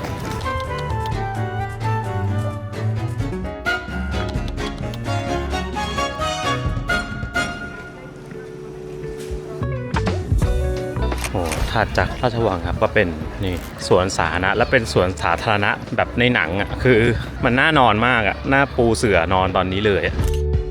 เราเจอสิ่งมีชีวิตที่ลุกล้ำอำนาจอธิปไตยของแดนมนุษย์นั่นคือ The Big Pet แล้วตัวใหญ่มากดูดิแล้วก็เดินมาหาคนแบบเชื่องกับคนมากมาแล้วแต่ว่าทุกตัวเขาจะมีหมายเลขนะฮะก็น่าจะเป็นเป็ดที่แบบเขาดูแลเนาะใช่ไหมมาเฮ้ยมาหาแล้ว กินหญ้าโชว์มนุษย์ซะหน่อยกินหญ้าโชว์มนุษย์ซะหน่อยไปใกล้แล้วใกล้เกินไปแล้วไปไหนล่ะไปไหนลูกตัวอ้วนจัด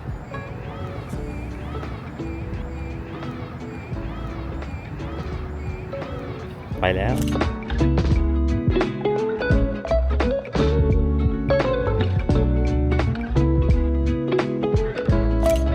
ตอนนี้ฝนลงเม็ดนะฮะไม่ได้ตกแรงนะตกแบบปล่อยๆแต่ว่า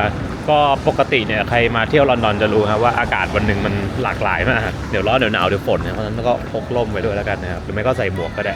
เพราะมันไม่ได้ตกแรงเท่าไหร่เนี่ยเดี๋ยวเราจะไปหาอะไรกินกันก่อนเนาะเพราะว่าจริงๆวันนี้ก็เราก็อยู่แถวเนี่ยครับเวสต์มินสเตอร์บิ๊กเบนนะครับย่านนั้นลอนดอนอายจุดถ่ายรูปเชื่อว่าหลายๆคนน่าจะรู้จักแล้วเพราะนี่เป็นแลนด์มาร์คทั้งหมดของลอนดอนเนาะแต่เนื่องจากเราไม่เคยทำคลิปมาก่อนนะฮะที่ลอนดอนเราก็เลยรู้สึกว่างั้นคลิปลอนดอนครั้งแรกเนี่ยก็ควรจะเป็นแลนด์มาร์คนี่แหละง่ายสุดโอ้เขาต่อแถวถ่ายรูปกับตู้โทรศัพท์นะครับอ๋อตู้โทรศัพท์มันคลาสสิกไงข้างหน้าเราคือบิ๊กเบนแล้วนะครับนี่เป็นบิ๊กเบนของผมนะครับที่ยังไม่ซ่อมนะครับผมมาคราวที่แล้วมันซ่อมอยู่ฮะรอบนี้ไม่ซ่อมแล้วนะแล้วมีหลายตู้นะแล้วแถวยาวจัดคือทุกคนอยากถ่ายรูปกับตู้โทรศัพท์นี่แหละเป็นของเก่าคือตรงนู้นแถวยาวมากใช่ไหมเดินเลยมามี2ตู้ไม่มีคนต่อ โอ้ยมันไม่ได้มีแค่2ตู้มันมี3 4 5ตู้มันเต็มไปหมดเลยเนี่ย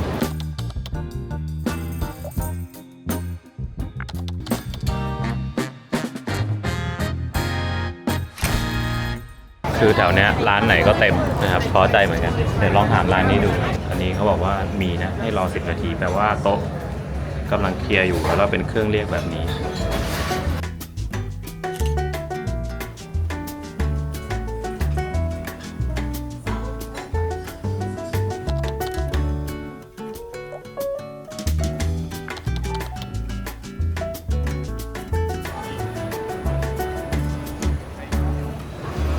กินข้าวออกมาครับฝนตกอีกแล้วฮะ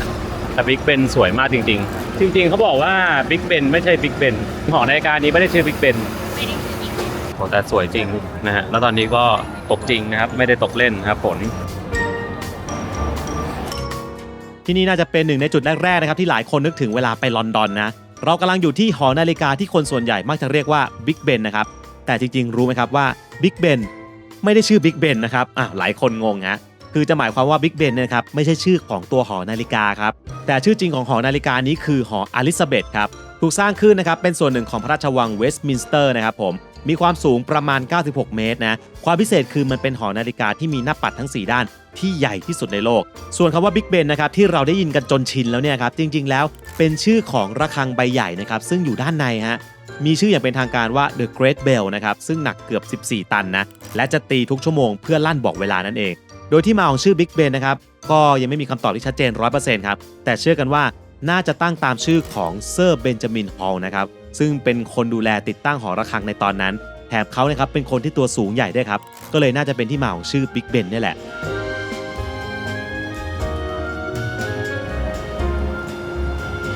แล้วผมเจอดาร์ธเวเดอร์ที่นี่ ตื่นแล้วว่าจะอยู่ข้างในตอนนี้เป็นลอนดอนในสายฝนนะฮะตรงเนี้ยมันจะเห็นแลนด์มาร์คประมาณ 2-3 อย่างนะครับมีพระราชวังเวสต์มินสเตอร์นะครับมีบิ๊กเบนอยู่ตรงนี้แล้วก็มีลอนดอนอายนะครับ3จุดที่อยู่ตรงสะพานนี้เลยนี่คือลอนดอนอายนะครับก็เป็นชิงช้าสวรรค์ที่ใหญ่มากๆเป็นหนึ่งในแลนด์มาร์คแล้วก็ตรงนี้ครับก็เป็นท่าเรือเวสต์มินสเตอร์ครับมันก็จะมีล่องเรือเนี่ยชมบริเวณรอบๆในแม่น้ำเทมส์ด้วยเดี๋ยวเราจะไปขึ้นเหมือนกันและถ้าเราหันหน้าออกจากสะพานเวสต์มินสเตอร์นะครับไปอีกฝั่งหนึ่งเราจะเห็นอีกหนึ่งแลนด์มาร์คสำคัญของลอนดอนครับนั่นคือลอนดอนอายนะเป็นชิงช้าสวรรค์ที่เปิดให้คนทั่วไปเนี่ยขึ้นไปชมวิวครั้งแรกในปี 2000 นะครับโดยชิงช้าสวรรค์นะครับมีความสูงอยู่ที่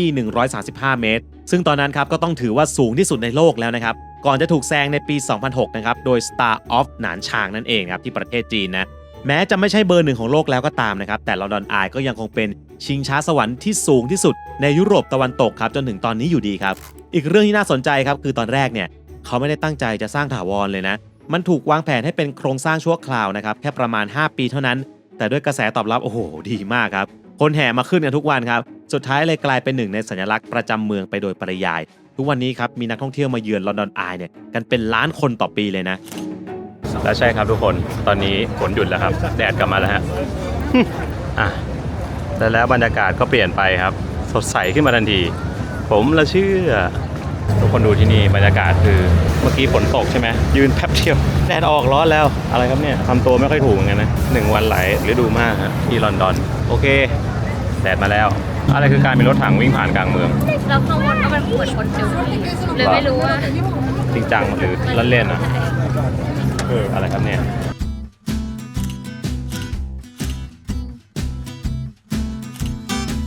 โอเคฮะเดี๋ยวตอนนี้เราจะไปรอขึ้นเรือรอบบ่าย3:30นะฮะบุ๊กิ้งไว้ผ่านทางครูกนี่แหละนะครับจองเรือก็เป็นเรือล่องแม่น้ำเทมส์นะครับก็จะเป็นการชมลอนดอนในมุมมองของทางน้ำ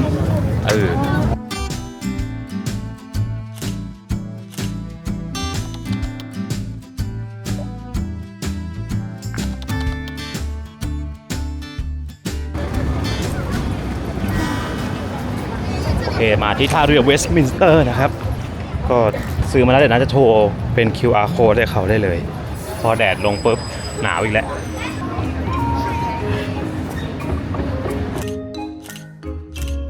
มาลอนดอนทั้งทีนะครับหนึ่งในกิจกรรมยอดฮิตที่ต้องไม่พลาดนะครับคือการล่องเรือในแม่น้ำเทมส์นะครับเรามาขึ้นกันที่ท่าเรือเวสต์มินสเตอร์นะครับซึ่งจะอยู่ฝั่งตรงข้ามกับลอนดอนอายเลยนะระหว่างที่เราล่องเรือไปเรื่อยๆเนี่ยนะครับเราจะได้ชมวิวของ2ฝั่งแม่น้ำเทมส์นะครับเต็มไปด้วยสถานที่สำคัญต่างๆเช่นมหาวิหารเซนต์ปอลนะครับสะพานทาวเวอร์บริดจ์นะครับทาวเวอร์ออฟลอนดอนโดยเรือของเราครับจะมีจุดให้ลงหลักๆอยู่2จุดครับนั่นคือทาวเวอร์บริดจ์นะครับแล้วก็ท่าเรือกรีนิชนะครับผมซึ่งถ้าใครมีเวลาไม่มากนะครับแนะนำให้ลงที่ทาวเวอร์บริดจ์เลยก็ได้นะเพราะจะสามารถเดินไปเที่ยวต่อที่ Tower of London ได้ทันทีนะครับแต่ผมไม่รู้นะครับก็เลยนั่งแบบไปกลับนะครับสรุปนะฮะโอ้โหนานมากครับ3 ชั่วโมงฮะแต่ไม่เป็นไรครับถือว่าคุ้มครับนั่งเรือชมวิวลอนดอนกันไปเป็นรีเวอร์ทัวร์นะครับแต่ว่ามันจะมีบอร์ดดิ้ง A แล้วบอร์ดดิ้ง B C D E F เดี๋ยวต้องไปดูในเมลก่อนว่าของเราอันไหนนี่ฮะเรามาบอร์ดดิ้งพอยต์ A นะฮะเขาก็ให้เข้ามาเลยแล้วก็เหมือนจะรอขึ้นเนี่ยเรือกำลังจะมาถึงเปิดจริงๆเรามาเร็วกว่ารอบของเราไปครึ่งชั่วโมงครับของเรามันบ่าย3:30เมื่อกี้เราเดินมาสแกนตอนบ่าย3แล้วเขาก็บอกสแกนไม่ได้เขาก็เลยให้เราเข้ามาเลยก็คือแบบประมาณว่าไม่เป็นไรมันน่าจะไม่เต็มก็เลยมาปล่อยไปนะฮะเข้ามารอบนี้กันในเรือเมื่อกี้เห็นเลยนะมีของกินขายครับมีน้ำขายมีที่นั่งในห้องแอร์ข้างล่างกับข้างบนถ้ารู้สึกว่าไม่หนาวไม่ร้อนเกินไปคิดว่านั่งข้างบนน่าจะวิวดีกว่า ชมแม่น้ำเทมส์ใช่ไหม มาขึ้นมาแล้วครับส่วนใหญ่คนไม่น่าจะนั่งข้างล่างน่าจะไปนั่งข้างในหรือเปล่าก็มีนะคิวครอบครัวบางแฟมิลี่ก็อยากนั่งข้างหน้าไปหาที่นั่งก่อนโอ้ของกินเพียบนะฮะเครื่องดื่มครบมีห้องน้ำนะครับสบายใจได้คิดว่าเหลือนั่งฝั่งไหนซ้ายขวางั้นหรือขวาไปแล้วด้วยความรวดเร็วติดของที่เขาขายนะฮะมีกาแฟมีอะไรครับเนี่ยเต็มเลยลันช์ด้วยเนี่ยเพียบ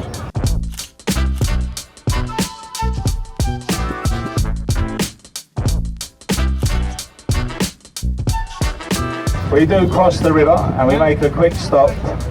at the London Eye. So it's part of our scheduled service. There might be a few people joining us here at the London Eye. So we're going in this direction. Is everybody happy so far? Yeah. Some of you are. Okay. Excellent. Well, that's okay. We like to keep you happy. Okay, give us a couple of minutes. And I'll be back on when we leave the London Eye. Thank you. ถามว่า enjoy ไหมบอกเย่แต่ว่าซัมอัพอยู่ คือบางคนเขาเย็นบางคนนี่ตอนนี้เขาแวะลอนดอนอายก่อนนะครับน่าจะแวะรับคนเพิ่มเพราะว่าจริงๆเขาบอกว่าเราสามารถขึ้นจากท่าเรือไหนก็ได้ที่ผมดูในใบจะขึ้นลอนดอนอายก็ได้จะขึ้นในตรงเมื่อกี้ก็ได้แต่ว่าถ้าเราขึ้นอันเมื่อกี้ในตรงเวสต์มินสเตอร์เนี่ยมันจะเป็นต้นสายซึ่งต้นสายมันมีสิทธิ์เลือกที่นั่งมากกว่าถ้ามาขึ้นตรงลอนดอนอายนี่ผมว่ามันไม่มีที่ขอบๆให้อยู่แล้ว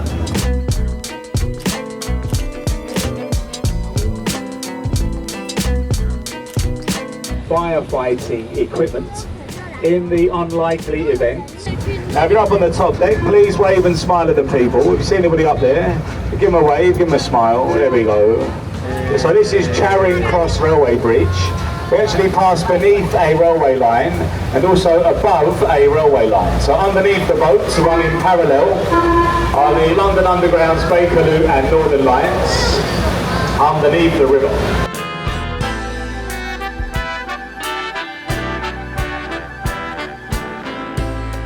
Is Globe Theatre, an exact replica to the style of Playhouse that would have once stood here in the entertainment area of Bankside. อันนี้คือเชคสเปียร์โกลบนะครับ Red เขาอธิ flag บาย you ทุ see กที่ above ที่ the เรา trees ผ่านนะ there. ฮะอธิบาย That แบบละเอียด indicates มาก that's an แต่ละ historical ที่เป็นอะไร play ตึกนี้ that อะไร we performed ก็ this ดีนะ afternoon. เหมือนมา And นั่ง all แล้ว of ก็ได้ the รู้จัก plays, ลอนดอนมาก they all, and look on the golden sign, it says built 1615. So there's been a riverside pub here for over 400 years. เรามาถึง This ลอนดอนบีช is แล้ว the นะครับ world famous London Bridge, and this is said to be the 5th London Bridge to cross the river at this location in as many as 2,000 years. Robert McCulloch, he paid $2 million for the old London Bridge back in the 1960s. ถึงแล้วนี่เรือ And on the right, that's it, waving to people enjoying themselves on the HMS Belfast. So this is London's very own warship. It is permanently moored ก็คือเขาให้คนขึ้นไป in ด้วยนะครับ London. เรือลำ Has นี้ been มาเที่ยว since ได้ the early เจ๋งสิ 1970s. It's a C-35 town class cruiser. It saw action during the Second World War, last fired its guns during the Korean campaign in the early 1950s, where it was the flagship for the United Nations. ข้างหน้าเป็น Tower Bridge นะ Launched ครับ on St. Patrick's Day, 1938, and it's a floating museum. See the people enjoying themselves on board the ship. It's actually a very good day out for all the family, because you can explore all 9 decks, all the way from the engine room right up to the radar deck at the top of the ship. ว้าว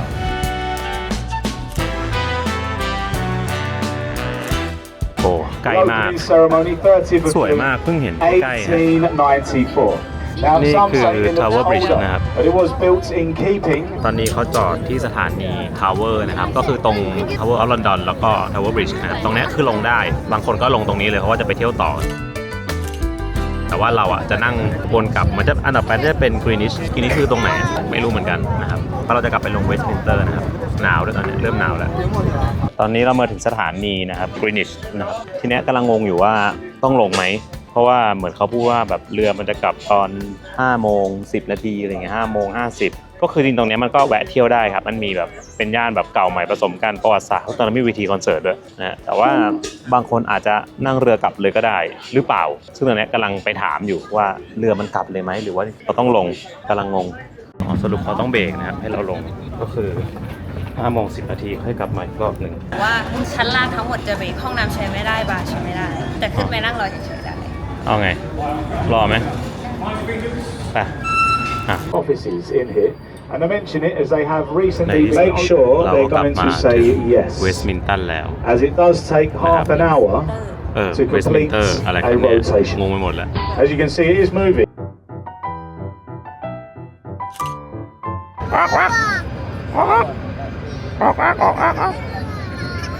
อันนี้กินดิ All right, folks, we're Ôi, going to đồ make lay. the exits. เรียบร้อยครับทุกคนตอนนี้ครับนั่งเรือไปทั้งหมดออกตอนบ่าย3กว่าๆกลับมาตอน6 โมงครึ่งก็คือ3 ชั่วโมงเต็มๆนะก็คือสิ่งที่เราเข้าใจผิดคือเราเข้าใจว่าเรือมันนั่งไปกลับใช่ไหมแต่จริงๆมันออกแบบให้เราลงตามสต็อปต่างๆเช่นถ้าเราไปลงไอ้ตรงสถานีทาวเวอร์เนี่ยจริงๆก็คือเพียงพอแล้วก็ไปเที่ยวต่ออารมณ์เหมือนบัสนะครับแต่พอนั่งไปถึงกรีนิชเนี่ยมัน1 ชั่วโมงครึ่งนั่งกลับอีก1 ชั่วโมงครึ่งนะครับก็เลยไป3 ชั่วโมงเลยนะฮะแต่ก็ไม่เป็นไรก็นั่งชมวิวไปได้เห็นทุกอย่างในลอนดอนเพราะว่าเขาอธิบายให้ฟังหมดว่าตึกนี้คืออะไรโซนนี้คืออะไรตรงนั้นคืออะไรคือรู้หมดนะถ้าใครมาลอนดอนก็จะได้เห็นแบบภาพรวมจริงๆนะโอเคอันนี้ก็เลยเปลี่ยนแผนนิดหน่อยเราจะไปเดินเล่นแถวนี้แหละแล้วก็หาอะไรกินกันเพราะว่าตอนนี้มันเย็นแหละ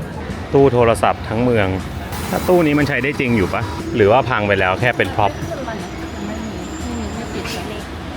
อ๋อมันไม่รู้อะแต่คลาสสิกมากเทเลโฟนนี่ฮะทุกคนเล่นจักรยานก็คือเขาก็จะมีแค่จักรยานปั่นกันเต็มเลยนะแบบชิลมากเลนรถก็คือเลนรถข้างหน้าเราเป็นบาร์นะครับอยู่บนเรือดูดิก็คือใช้เรือนี่แหละจอดเทียบท่าเสร็จสั่นเนี่ยนะแล้วคนก็ขึ้นไปดื่มกันไปดิ้งกันดีจัดข้างหน้าเราสวยมากอย่างกับเมืองสมมุติเสียงจากโบสถ์เหรอนั่นคือโบสถ์อะไรแถวนี้สวยอะแถวนี้คืออะไร Ministry of Defense ว้าวสวยมากดูสิ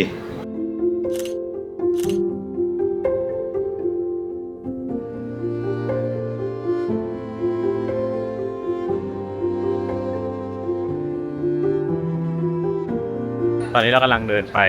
The National Gallery หนึ่งในหอศิลป์ที่เรียกได้ว่าสำคัญอันดับต้นๆของโลกเลยแหละที่เราเดินมาเพราะว่าเมื่อวานเราผ่านแล้วสวยวันนี้ก็เลยกะว่าเดินไปถ่ายรูปเล่นข้างหน้าแล้วกันไหนๆวันนี้ก็ผิดแผนแล้วเพราะตอนแรกแผนจริงๆจะไป Notting Hill นะครับแต่ว่าเนื่องจากมันจะมีเวลาปิดแล้วมันก็ค่อนข้างห่างจากตรงนี้พอสมควรก็เลยรู้สึกว่าไม่ได้ดูเคาน์เตอร์เขาก่อนเขามายืนกินเบียร์กันหน้าร้านดูเดี๋ยวคนเห็นปะยืนจิบเบียร์กันหน้าร้านตอนเย็นเมื่อวานก็แบบนี้นะแล้วพอประมาณ2 ทุ่มกลับ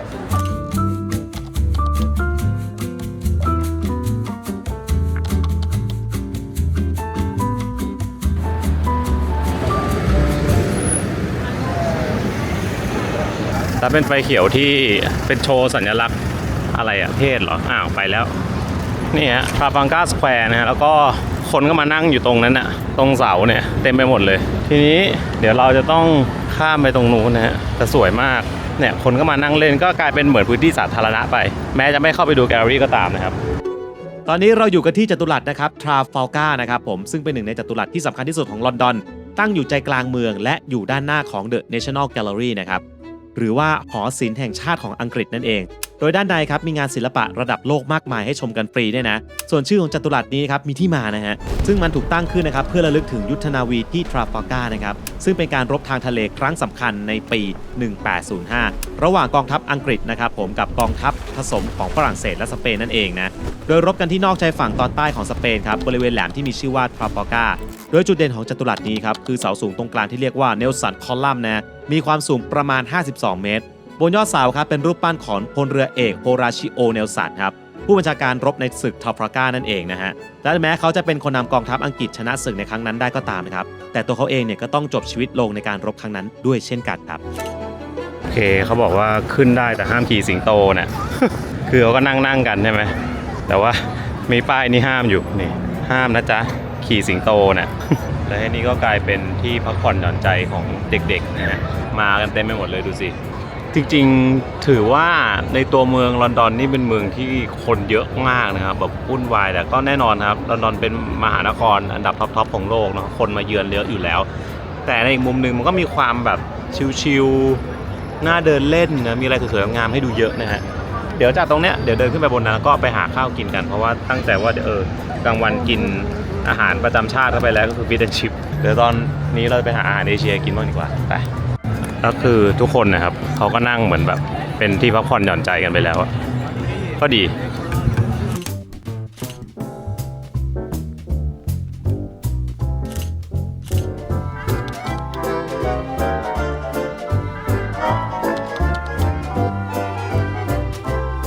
เป้าหมายอยู่ข้างหน้าครับโชริวราเมงไม่รู้มีที่นั่งหรือเปล่าจะไปถามก่อนชิมน้ำก่อนเป็นเค็มๆนิดๆอันนี้สั่งเป็นแบบออริจินอลของเราตอนนี้คืออะไรนะคือจะเผ็ดนิดนึงของเย็นคือปิลิของทุกคนเผ็ดของผมก่อนผมอยากได้พริกมาก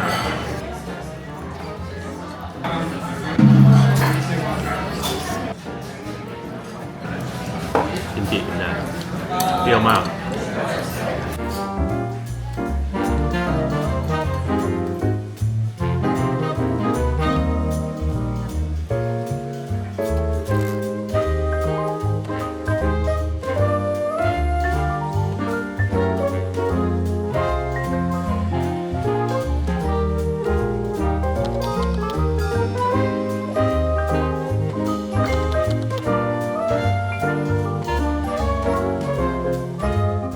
ครับตอนนี้อยู่โรงแรมแล้วง่วงแล้วด้วยนะเพราะว่ายังอยู่ในช่วงเจ็ตแลกอยู่นะครับเราจะหลับเร็วคือเวลาที่เนี่ยช้ากว่าประเทศไทย6 ชั่วโมงอะตอนนี้2 ทุ่มแปลว่าที่ไทยนี่ก็คือประมาณตี 2โอ้โห แต่ว่าช่วงนี้มาดีมากมันเที่ยวได้เยอะเพราะว่ากว่าจะมืดเนี่ยตอนนี้2 ทุ่มยังไม่มืดเลยนะคือเราเที่ยวได้ถึง3 ทุ่มอ่ะเพราะว่าแสงมันเยอะมากนะแล้วก็เป็นลอนดอนครั้งที่2ของผมนะซึ่งต้องบอกว่าครั้งแรกไม่เคยถ่ายครั้งนี้มาถ่ายจุใจมากอย่างที่พูดไปนะครับว่าคุ้มมากเพราะว่าเราเก็บแลนด์มาร์คฮิตของลอนดอนหมดเลยนะฮะแล้วก็ต้องบอกว่าทั้งคุ้มค่าแล้วก็คุ้มเวลาด้วยพรุ่งนี้เราจะออกจากลอนดอนแล้วเรายังไปอีกหลายที่ในอังกฤษนะต้องบอกว่าอากาศดีมากด้วยภูมิใจมากที่มารอบนี้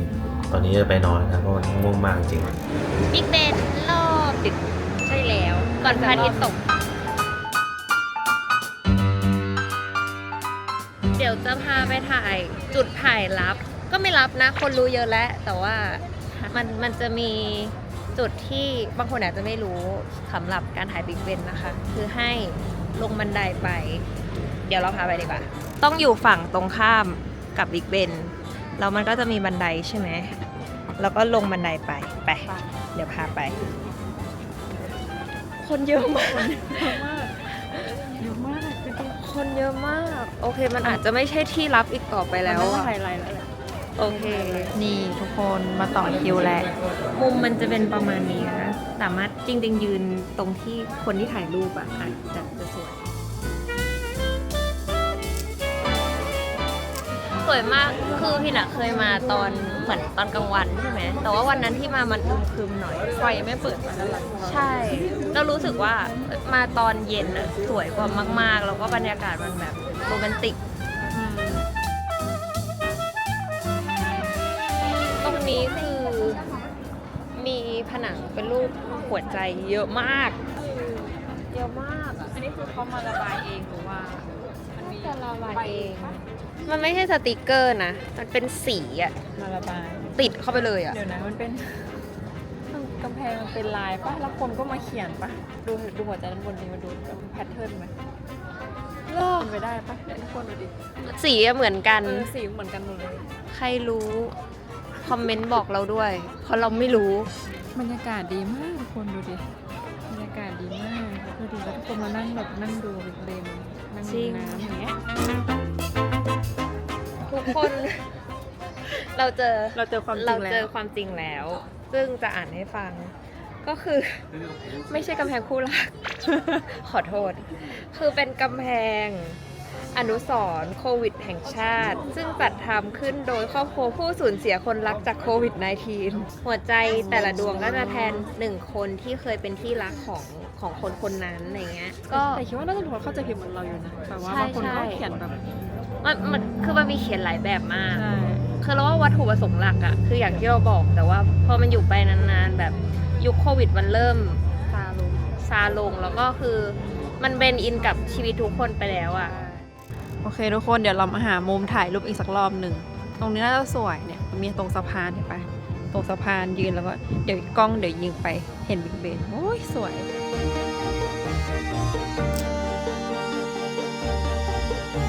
เราข้ามมาฝั่งที่จะเห็นลอนดอนอายแล้วนะฝั่งที่มีนักเต้นเมื่อกี้นี้ คนฟังนี้คนเยอะหน่อย ใช่ฝั่งนี้คนเยอะคึกคักค่อนข้างคึกคัก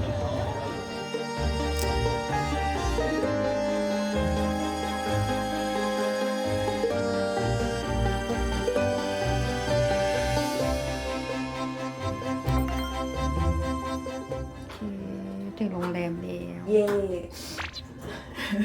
ยมมาก ยม ไปแล้วทุกคนไปนอนแล้ว บ๊ายบาย ผมเชื่อว่าทุกคนน่าจะเต็มอิ่มกับลอนดอนกันไปแล้วใช่ไหมวันต่อมาครับจะเป็นวันที่ 4 แล้วเราจะออกเดินทางจากลอนดอนนะครับเพื่อเดินทางไปยังหมู่บ้านแห่งหนึ่งครับที่เต็มไปด้วยเรื่องเล่าแล้วก็เรื่องราวหลอนๆเดี๋ยวออกเดินทางไปพร้อมกันเลยสวัสดีครับทุกคนนะฮะตอนนี้อยู่ที่ลอนดอนประเทศอังกฤษนะครับกำลังเช่ารถจะบอกว่าที่เราจะไปวันนี้มันไม่ใช่ที่เที่ยวปกติครับเพราะว่าที่นี่เขาบอกว่านี่คือหมู่บ้านที่ผีดุที่สุดในประเทศอังกฤษ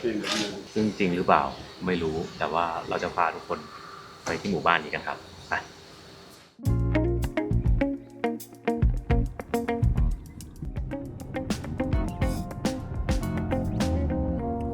ตอนนี้อีกประมาณนะครับ12 นาทีเราจะถึงที่หมู่บ้าน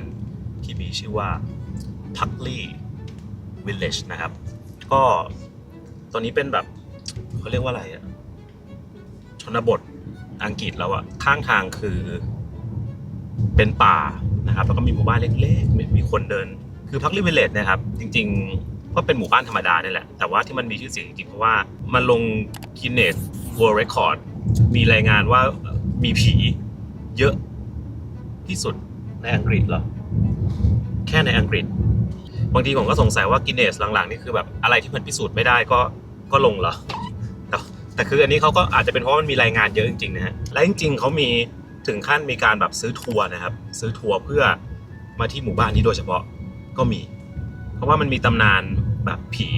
12ตัวที่แบบเป็นระดับตำนานนะแต่จริงๆในปัจจุบันคือตำนานมันมากกว่า12แล้วนะคือมันแบบมีเยอะมาก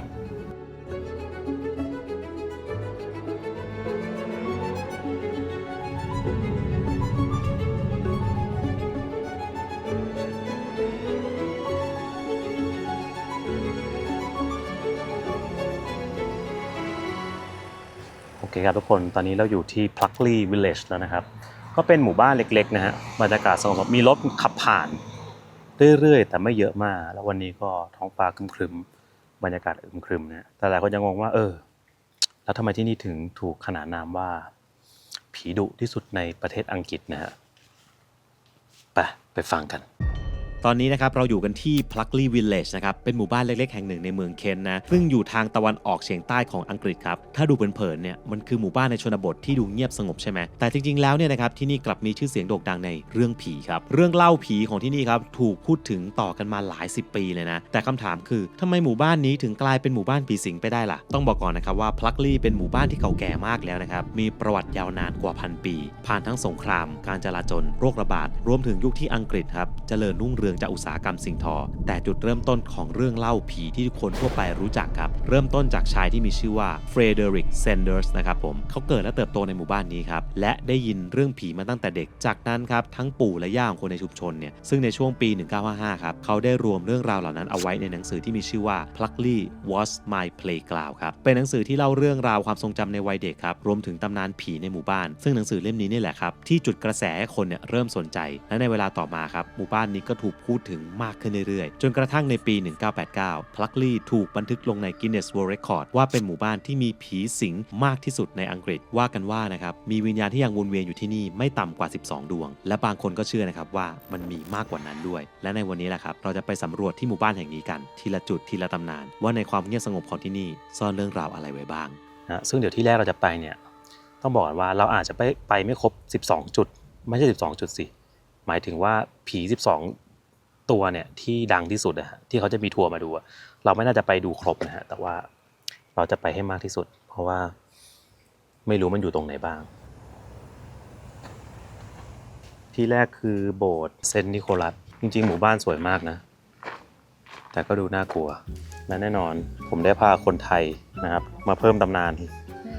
หมายถึงว่ามาเพิ่มตำนานเขียนลงไปในการเล่าขานและนั่นครับสาวผู้กล้า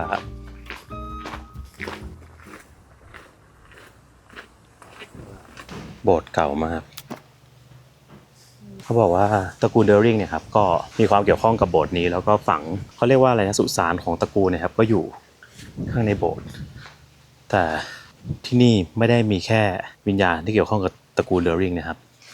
แต่มีตัวอื่นอยู่ด้วยซึ่งเป็นใครนั้นไปฟังครับเราจะพาทุกคนนะครับมาที่อีกหนึ่งจุดสำคัญของหมู่บ้านครับนี่คือโบสถ์เซนต์นิโคลัสนะครับเป็นโบสถ์เก่าแก่ใจกลางหมู่บ้านที่มีอายุกว่า900ปีแล้วนะบริเวณรอบๆโบสถ์แห่งนี้ครับถูกใช้เป็นสุสานสำหรับตระกูลสำคัญของหมู่บ้านนั่นคือตระกูลเดอริงนั่นเองนะอันนี้ต้องเล่าย้อนกลับไปก่อนนะครับว่าตระกูลเดอริงเนี่ยนะครับเป็นตระกูลขุนนางที่ปกครองดินแดนแถบนี้มาตั้งแต่ช่วงศตวรรษที่15นะครับซึ่งตรงนี้เองครับเป็นที่มาของตำนาน Red Lady เขาเชื่อกันว่าเธอคือหนึ่งในสมาชิกของตระกูลเดอริงโดยบางตำนานเล่าว่านะครับเธอเสียชีวิตจากการคลอดลูกครับทำให้กลางดึกในบางคืนเคยมีคนเห็นเธอเดินวนเวียนอยู่ตรงสุสานเหมือนกำลังหาอะไรบางอย่างซึ่งก็เชื่อกันว่านี่คือหลุมฝังร่างลูกของเธอที่จากไปครับแต่ใช่ว่าเธอจะเป็นวิญญาณเพียงหนึ่งเดียวในโบสถ์แห่งนี้นะครับเพราะที่โบสถ์แห่งนี้ยังมีเรื่องเล่าของไวท์เลดี้ด้วยตามตำนานนะครับเธอคือภรรยาของลอร์ดเดอริงคนหนึ่งเมื่อหลายร้อยปีก่อนว่ากันว่าเธอเป็นหญิงสาวที่งดงามมากจนหลังจากที่เธอเสียชีวิตครับสามีของเธอเนี่ยได้สั่งให้เก็บร่างไว้ในหีบไม้โอ๊กโดยภายในโลงนะครับมีตะกั่วซ้อนกันอยู่หลายชั้นเพื่อรักษาความงามของเธอไว้ให้ยาวนานที่สุดหลายๆคนเชื่อนะครับว่าเธอยังคงปรากฏตัวให้เห็นอยู่ในโบสถ์มาจนถึงปัจจุบันนั่นเองและจริงๆแล้วเนี่ยนะครับเรื่องเล่าของหญิงสาวทั้งสองคนนี้ก็มีความคล้ายกันอยู่หลายอย่างนะบางแหล่งข้อมูลก็บอกว่าเรื่องของเลดี้จริงๆแล้วก็คือเรื่องเดียวกับไวท์เลดี้นั่นแหละเพียงแต่เมื่อเวลาผ่านไปเรื่องเล่าก็อาจจะถูกเล่าผิดเพี้ยนแต่แขนงออกเป็นหลายเวอร์ชันจนเราแยกไม่ออกว่าทั้งสองคนนั้นคือคนละคนหรือจริงๆแล้วเธออาจจะเป็นคนเดียวกันมาตั้งแต่แรกก็ได้ครับไม่แน่ใจว่าเป็นสุสานของใครอันนี้แต่ว่ามีการล้อมรั้วทำไมนะนี่มันต้นไม้แบบตามพล็อตเลย พล็อตหนังอะ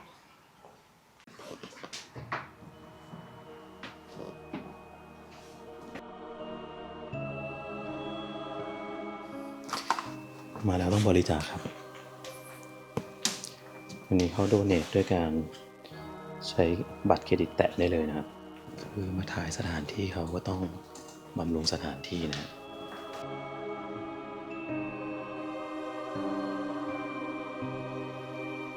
แต่นี้มีคนเขาเขียนด้วยนะว่าเขามาตามเรื่องผี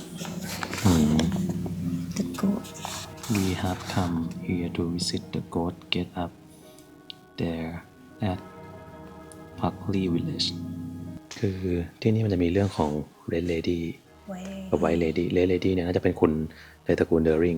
ใช่ ส่วน White Lady น่าจะเป็นผู้หญิงที่ตายแบบเฮี้ยน อาจจะเฮียน ที่เขาบอกว่าโดนฝังซ้อน7 สุสาน 7 ชั้น 7 ชั้น ส่วนอีกเรื่องหนึ่งคือ เป็นน้องหมา มีน้องหมาสีขาวเดินอยู่รอบโบสถ์ แล้วมันมีอันเนลที่เปิดอยู่ เหมือนเชื้อเชิญว่า เข้าไปนั่งสิ อะไรที่ดูเชื้อเชิญเราอย่าดีกว่า เก่ามากนะครับ เป็นโบสถ์ประจำหมู่บ้าน ตรงนี้ก็มีนะครับ แต่ว่าน่าจะเป็นนักรบนะ ดูชุด แล้วก็ข้างๆเป็นแม่ชีเขามีเขียนนะครับ The Commemorate ก็คือคนจากตระกูลเดอริงนะที่มีอิทธิพลที่นี่ โบสถ์นี้ตั้งแต่ปี 1090 นะโหตั้งแต่ปี 1000นะนี่ก็คือประมาณ1,000 กว่าปีแล้วอะเก่ามาก เป็นเวลาที่ต้องเล่นดนตรีแล้ว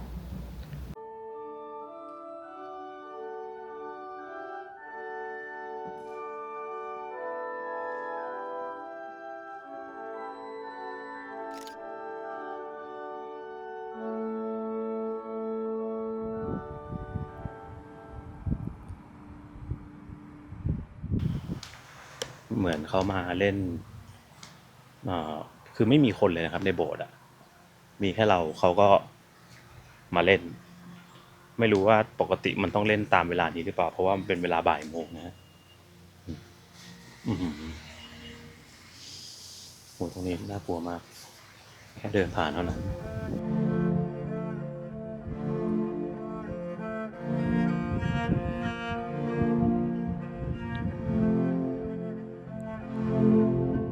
เดี๋ยวจะไป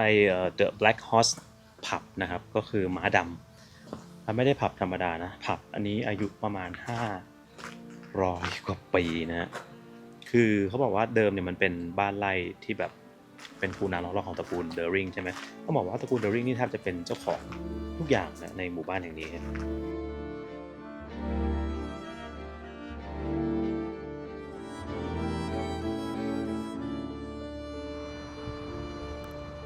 ใหญ่มากอันเนี้ยร้านเบ้อเริ่มเลยนี่ครับแล้วเขามีอะไรเนี่ย spiritual night ก็นะครับก็จิตวิญญาณก็เอาเป็นจุดขายกันไปเลยดีครับ Little Library Borrow Keep Exchange อันนี้เป็นห้องสมุดนะหมายถึงว่าเราสามารถมายืมหนังสือได้เนี่ยยืมแล้วก็เปลี่ยนเนี่ยเขาจะมีให้หยิบนะฮะของหมู่บ้าน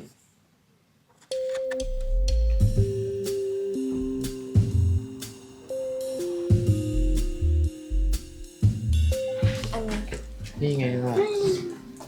ล่ะต้มเตี้ยมไปเลย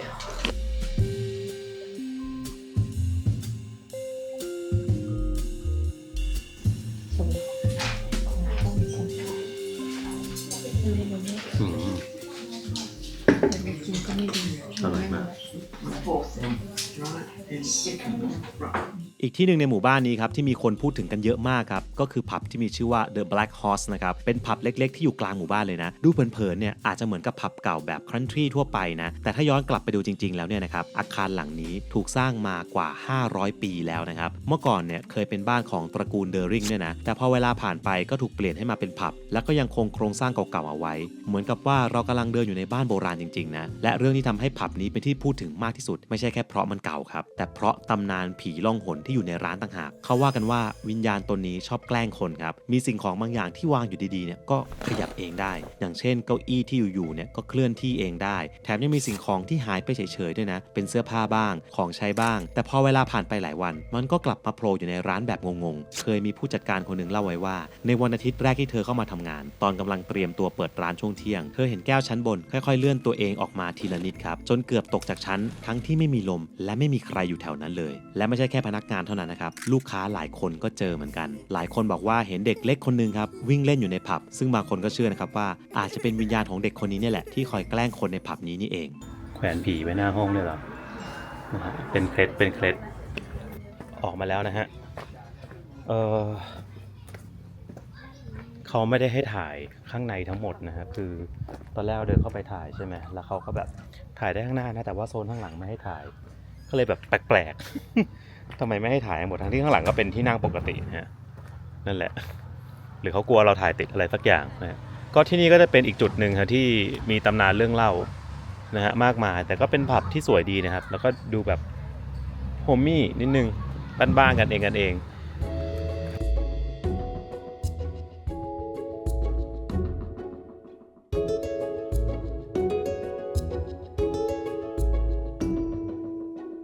ตอนนี้มาดิกกี้บัสเลนคือจริงๆมันเป็นซอยบ้านคนแล้วเนี่ยแหละครับแต่ว่าเหมือนเขาเล่าว่าสมัยก่อนข้างหน้ามันเป็นอะไรนะกังหันลมแล้วก็เหมือนมันเคยไฟไหม้แล้วก็มีคนเห็นเงาผู้ชายถนนที่เรากำลังอยู่ตอนนี้ครับมีชื่อว่าดิกกี้บัสเลนนะฮะคนทั่วไปเนี่ยอาจจะเห็นเป็นแค่ถนนธรรมดาใช่ไหมแต่ถ้าได้รู้เรื่องราวเบื้องหลังนะครับคุณอาจจะไม่กล้าผ่านทางนี้ตอนกลางคืนก็ได้ครับเขาว่ากันว่ามีคนเคยพบเห็นบางสิ่งแขวนอยู่ใต้ต้นไม้ใหญ่ข้างทางครับเป็นร่างของชายคนหนึ่งที่แกว่งไปแกว่งมาในความเงียบตามตำนานเล่าว่าเขาคือครูผู้ชายคนหนึ่งที่เลือกจบชีวิตตัวเองหลังช่วงสงครามโลกครั้งที่1และในช่วงเวลานั้นเขาหายตัวไปหลายอาทิตย์เลยนะจนกระทั่งวันหนึ่งชายคนหนึ่งที่ชื่อว่าริชาร์ดดิกกี้บัสได้เดินผ่านมายังถนนเส้นนี้ครับและทันทีที่เขาเดินใต้ต้นไม้ต้นนั้นเขาถูกบางสิ่งเตะเข้าที่ใบหน้าอย่างจังมันคือปลายเท้าของร่างที่ห้อยอยู่เหนือศีรษะเขานั่นเองแต่เรื่องราวยังไม่จบแค่นั้นนะครับเพราะว่าภายหลังครับมีคนมาหาข้อมูลเพิ่มเติมและพบว่าชายที่เสียชีวิตอาจจะไม่ใช่ครูอย่างที่เล่ากันมาก็ได้เพราะในปี 1919 มีบันทึกการเสียชีวิตของชายที่มีชื่อว่าเฮนรี่เอ็ดการ์มาตินเขาทำงานอยู่ในโรงงานกระดาษและเสียชีวิตตรงกับตำนานที่เล่าไว้ทุกอย่างครับซึ่งถึงแม้ว่าวันนี้จะไม่มีใครรู้แน่ชัดนะครับว่าตกลงเขาคือใครกันแน่หรือต้นไม้ต้นนั้นยังอยู่หรือว่าถูกตัดไปแล้วแต่ใครจะรู้ล่ะครับว่าต้นไม้สักต้นที่เราเดินผ่านอาจจะเป็นจุดเดียวกับที่เขาเลือกจบชีวิตตัวเองก็ได้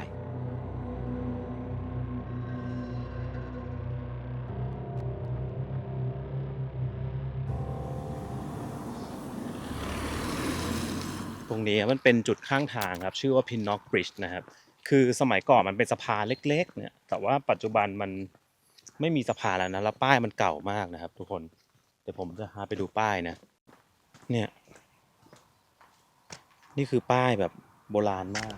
ขับรถผ่านไปทุกคนอาจจะไม่คิดนะครับว่าพื้นที่รกร้างข้างถนนเนี่ยจะมีสะพานเก่าซ่อนอยู่ครับแต่จริงๆแล้วนี่คือจุดที่เคยมีตำนานของหญิงที่ต้องจบชีวิตอย่างน่าเศร้าและนี่คือเรื่องราวของหญิงคนหนึ่งที่เรารู้จักกันในชื่อว่า The Watercress Woman ครับเธอคือหญิงชราที่ทำอาชีพขายผักน้ำที่เก็บตามลำธารและเดินเร่ขายให้คนในหมู่บ้านซึ่งตัวเธอเองครับก็ดูเป็นหญิงชราที่ไม่ได้มีพิษภัยอะไรนะแต่แล้ววันหนึ่งก็เกิดเหตุสลดขึ้นไม่มีใครรู้แน่ชัดครับว่าเกิดอะไรขึ้นแต่ว่าร่างของเธอครับถูกพบเป็นร่างไม่เกรียมอยู่ริมข้างทางซึ่งเขาก็คาดเดากันนะครับว่าเธออาจจะนั่งพักเหนื่อยเพื่อสูบไปอยู่ตรงสะพานนี้แต่แล้วจู่ๆครับเผลอหลับไปทำให้ไฟตกใส่เสื้อจนลุกไหม้ทั่วทั้งตัวและเธอก็เสียชีวิตและในทุกปีครับที่เป็นวันครบรอบการตายของเธอเนี่ยก็มักจะมีคนพบเห็นร่างของเธอถูกเปลวไฟเผาไหม้อยู่อย่างเจ็บปวดรวมถึงในปีหลังๆมานี้นะครับก็มีเรื่องเล่าว่าเธอได้กลายเป็นแสงสีชมพูจางๆลอยอยู่บนอากาศแถวๆสะพานนี้ซึ่งต้องบอกว่าเรื่องนี้ไม่ได้เป็นแค่ตำนานเล่าปากต่อปากนะแต่ว่ามันมีมูลความจริงอยู่นะครับเพราะว่าในปี 1911 เนี่ยเคยมีหนังสือพิมพ์ลงข่าวว่ามีหญิงชราคนหนึ่งชื่อว่า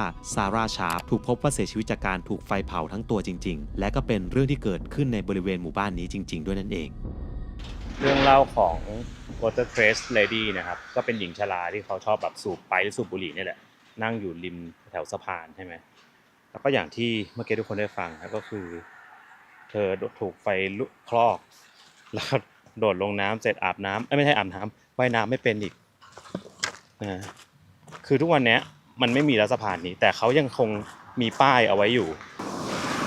ซึ่งก็คือป้ายเนี้ย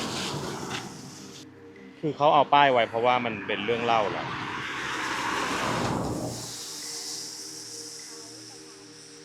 ไหนสะพานอยู่ข้างหลังอ๋อตรงนี้ปะอ๋อนี่เราอยู่บนสะพานใช่ไหมก่อนถนนจะตัดมาปะเนี่ยฮะแล้วก็มันนี่คือสะพานนี่คือน้ำคือเรื่องเล่าอ่ะเขาเล่าว่าคนชอบเจอเป็นผู้หญิงนั่งสูบไฟอยู่ตรงนี้เลยตามเรื่องเล่านี่เพราะว่าข้างหลังเนี่ยครับเป็นลำธารแต่ตอนนี้น้ำมันแห้งนะเนี่ยฮะแปลว่าตรงนี้คือสะพานเก่าคือตอนนี้มันดูไม่เหมือนสะพานแล้วเพราะว่าถนน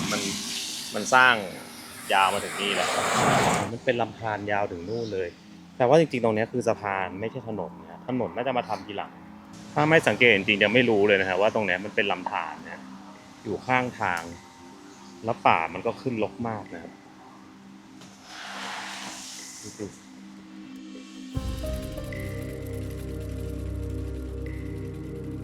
แล้วก็ต่อไปเป็นจุดสุดท้ายที่เราหาเจอนะครับเพราะว่าต้องบอกว่าเรื่องเล่านี้มันมีนานแล้วบางทีบางจุดมันก็หายไปตามกาลเวลาเพราะแบบมีการสร้างใหม่นู่นนั่นนี่ทับไปหมดอะไรเงี้ยก็ไม่เหมือนเดิมนะฮะโอเค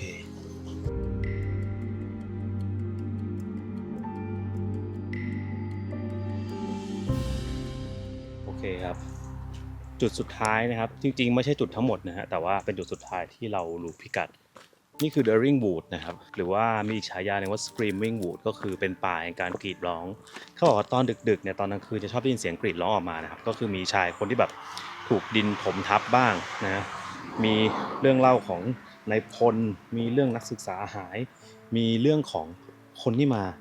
ล่าท้าผีนี่แหละคือปกติคนจะเข้ามาล่าท้าผีที่นี่ตอนกลางคืนนะแล้วก็มีคนหลงทางนะครับหลงป่าแล้วหายไปด้วยก็มีซึ่งเรื่องเล่าสตอรี่เยอะมากความรู้สึกเดียวกับตอนที่เราไปป่าคอตตที่ญี่ปุ่นมันฟิลคล้ายๆกันแต่เดี๋ยวเขาบอกว่าเส้นทางเดินมี2เส้นนะฮะสีขาวกับสีแดงใช่ไหมสีขาวหรือสีเหลืองนี่แหละแต่ว่าจะเลือกทางที่สั้นกว่านะครับใช้เวลาเดินประมาณ25นาทีได้เมื่อกี้เห็นฝรั่งก็เข้าไปตรงนี้ใช่ฝรั่งก็เข้าไปกันมาเดินป่ามาล่าท้าผีดูป่าดิมีต้นไม้หน้าตาน่ากลัวเนี่ยมีประชากรทั้งหมด4คันนะครับที่มาจอดตรงนี้ก็คือทุกคนน่าจะอยากสำรวจหรือไม่ก็พาหมามาเดินเล่นแบบ พาหมามาเดินเล่นใช่มีคนพาหมามาเดินเล่นจริงๆดูดิรอเจอคนstop it. ดู Come แล้ว on, silly dogs. Have a nice walk. yeah, thank you you too Have a nice day งับเหรอ นับเล่นนับเล่นแปลว่าคุณโดนมาร์กแล้ว no camping no fire no barbecue อ๋อ no biking โอเคอ่ะเรามาดูกันนะครับเส้นสีเหลืองฮะคือจะวนรอบนี้เลยยาวหน่อยส่วนเส้นสีม่วงมีเส้นสีม่วงเลยสีม่วงยาวมากสีม่วงนี่อ๋อเส้นทางของม้าใช่เนี่ยมีมาร์กอยู่บนต้นไม้เขาก็คงกันคนหลงทางแหละก็เลยทำเป็นมาร์คให้ดูว่าต้องเดินไปทางไหนนะฮะอย่างที่ทุกคนได้ฟังสตอรี่ของที่นี่นะฮะเราจะค่อยๆไล่ทีละเรื่องนะครับค่อยๆไประหว่างเส้นทางทุกคนจะได้ไม่ต้องฟังต่อเนื่องกันนะเราไปฟังเรื่องแรกกันก่อนเลยครับและมาถึงสถานที่สุดท้ายของเรานะครับที่เราสามารถหาเจอครับเราอยู่กันที่ Daring Wood นะครับชื่อของป่านี้ก็เป็นชื่อที่ตั้งตามตระกูล Daring นั่นเองซึ่งก็เป็นตระกูลสำคัญของหมู่บ้านแห่งนี้แต่เมื่อเวลาผ่านไปนะครับชื่อของป่านี้กลับถูกเรียกด้วยอีกชื่อหนึ่งที่ฟังน่าขนลุกมากกว่าเดิมครับนั่นคือ Screaming Wood ครับหรือว่าป่ากรีดร้องชื่อนี้ครับเกิดขึ้นจากเรื่องเล่าลึกลับนะครับที่คนในหมู่บ้านเนี่ยเล่าขานกันมานานว่ากันว่าในยามค่ำคืนมักจะมีเสียงกรีดร้องดังแว่วออกมาจากในป่าไม่มีใครรู้ว่าเสียงนั้นมาจากไหนหรือว่าเป็นเสียงของใครบางคนเชื่อว่ามันคือเสียงของคนที่เคยหลงเข้าไปในป่าแล้วไม่กลับออกมาอีกเลยแต่บางคนนะครับก็เชื่อว่าเสียงนั้นคือเสียงของ Screaming Man นะครับหรือว่าชายผู้กรีดร้องชายคนนี้เคยทำงานอยู่ในโรงงานอิฐของหมู่บ้านแต่อยู่มาวันนึงขณะที่เขากำลังขุดดินอยู่กำแพงดินก็ได้ถล่มลงมาทับร่างของเขาทั้งเป็นเขากรีดร้องด้วยความหวาดกลัวก่อนจะขาดอากาศหายใจและเสียชีวิตในที่สุดซึ่งมันก็ฟังดูเหมือนเป็นแค่เรื่องเล่าใช่ไหมครับแต่ความเป็นจริงแล้วมีเหตุการณ์ที่คล้ายกับเรื่องนี้เกิดขึ้นจริงในปี 1899 ครับเขาคือชายที่มีชื่อว่าริชาร์ด บริชแลนด์นะครับกำลังขุดดินกับเพื่อนร่วมงานอีก2คนแต่ทันใดนั้นเองครับดินก็ถล่มลงมาใส่เขาอย่างจังแม้ทุกคนจะรีบช่วยกันขุดร่างของเขาออกมาก็ตามครับแต่เขาก็เสียชีวิตทันทีจากการคอหักซึ่งหนังสือพิมพ์ในเวลานั้นถึงกับระบุว่านี่เป็นอุบัติเหตุครั้งแรกในรอบ23ปีของโรงงานนี้เลยและสิ่งที่น่าเศร้าก็คือเขาจากไปโดยทิ้งภรรยาและลูกเล็กไว้ถึง5คนหรือนี่เองจะเป็นเหตุของเสียงกรีดร้องที่ไม่เคยหายไปไหนของเขาแล้วทุกคนล่ะครับคิดว่ายังไงนั่นแหละครับแล้วก็เรื่องแรกเป็นเรื่องของชายผู้ที่ถูก ดินเขาเรียกว่าอะไรนะกลบฝังเหรอแป๊บหนึ่งนะ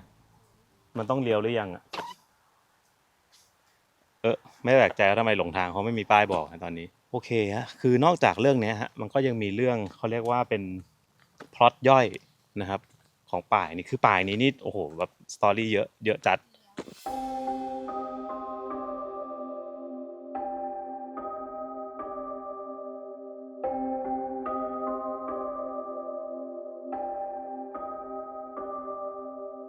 นอกจากเรื่องของเขาเรียกว่าอะไรนะครับชายขุดดินนะก็ยังมีอีกนะครับเป็นเรื่องราวของโจรทางหลวงไปฟังรวบกันเลยครับและนอกจากตำนานที่ผมเล่าไปแล้วเนี่ยนะครับยังมีอีกหลายเรื่องเล่าในหมู่บ้านนะครับที่เชื่อกันว่าเคยเกิดขึ้นจริงครับหนึ่งในนั้นคือเดอะไฮเวย์แมนนะครับเขาเป็นโจรที่คอยดักปล้นผู้คนตามถนนในชนบทแต่อยู่มาวันนึงครับถูกสังหารอย่างเหี้ยมโหดนะด้วยการเอามีดปักตึงร่างไว้กับต้นโอ๊กต้นหนึ่งซึ่งแม้ต้นไม้ต้นนั้นนะครับจะหายไปแล้วแต่คนในพื้นที่ยังเชื่อว่าวิญญาณของเขายังคงวนเวียนอยู่แถวนั้นไม่เคยไปไหนหรือจะเป็นเสียงล้อเกวียนลึกลับนะครับที่หลายคนในหมู่บ้านเคยได้ยินในยามค่ำคืนเป็นเสียงฝีเท้าม้าที่กระทืบไปตามถนนพร้อมกับเสียงล้อเกวียนเก่าๆที่ค่อยๆเคลื่อนผ่านไปทั้งที่ในความเป็นจริงไม่มีใครเห็นรถม้าคันนั้นเลยแม้แต่เงาครับพวกเขาเลยเรียกมันว่ารถม้าผีหรืออีกหนึ่งตำนานหนึ่งครับคือเรื่องของ Lady of Roscoff นะครับผมเธอคือหญิงสาวผู้เป็นภรรยาน้อยของคนในตระกูลเดอริงครับแต่กลับไปตกหลุมรักกับนักบวชหนุ่มในหมู่บ้านเมื่อความสัมพันธ์ต้องห้ามนี้ถูกเปิดเผยมันก็กลายเป็นรักสามเศร้าที่ลงท้ายด้วยโศกนาฏกรรมเธอจบชีวิตตัวเองนะครับด้วยการกินผลเบอร์รี่พิษภายในบ้านที่มีชื่อว่า Roscoff และไม่ไกลกันนี้ครับมีบ้านหลังเก่าอีกหลังหนึ่งที่มีชื่อว่า Greystone เคยใช้เป็นบ้านพักของบาทหลวงจากโบสถ์เซนต์นิโคลัสว่ากันว่านักบวชคนนั้นคือชายผู้มีสัมพันธ์กับ Lady of Roscoff ครับและเขาก็เสียชีวิตในบ้านหลังนี้เช่นกันในปี 1989 มีนักข่าวชาวอเมริกันคนหนึ่งอ้างว่าเขาเห็นร่างของนักบวชลอยอยู่หลังบ้านของ Greystone และนั่นคือครั้งสุดท้ายที่มีคนยืนยันว่าเห็นวิญญาณของเขาครับนี่ยังไม่นับพวกสตอรี่ที่อยู่ในเน็ตนะซึ่งจริงๆก็ต้องบอกว่าบางเรื่องก็อาจจะไม่เคยเกิดขึ้นจริงด้วยซ้ำนะแต่บางเรื่องก็เคยมีเหตุการณ์เกิดขึ้นจริงๆนะครับแล้วก็ถูกเอาไปลือต่อต่างๆนานาว่ามันเคยเกิดเหตุการณ์อย่างนั้นอย่างนี้แล้วก็มีคนมาเห็นอย่างนู้นอย่างนี้อะไรเงี้ยแต่พูดตรงผมพูดจากใจนะป่ามันน่ากลัวพอสมควรเลยฮะไม่ได้แบบมันวังเวงอะแล้วถ้าเดินกลางคืนนี่ไม่ต้องห่วงเลยนะนี่เป็นจุดหนึ่งที่แบบฝรั่งเขาชอบมาล่าท้าผีกันนะฮะที่นี่แต่บางคนก็อาจจะไม่คนแถวนี้ที่หมู่บ้านนี้ก็คงรู้สึกเฉยๆอ่ะรู้สึกแบบก็คือเป็นที่พาหมาเดินเล่นอ่ะนึกออกไหมเหมือนเดินในสวนอ่ะไหนทุกคนดูดิคือพอหมดทางเดินเข้าไปข้างในอ่ะมันทึบแบบทึบมากอ่ะตอนนี้ผมได้ยินเสียงอีการ้องออกฝนใช่ไหมมีอะไรสักอย่างอยู่ในนั้นครับผมเห็นต้นไม้ขยับลงเลยน่าจะเป็นกระรอกไหมเนี่ยเห็นปะเป็นสิ่งมีชีวิตที่มีน้ำหนัก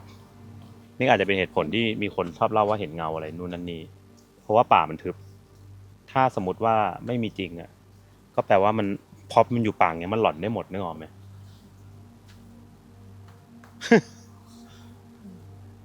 ไม่มีอะไรแต่ทางเดินที่อยู่คนเดียวก็ร้องไห้อยู่นะดูสิ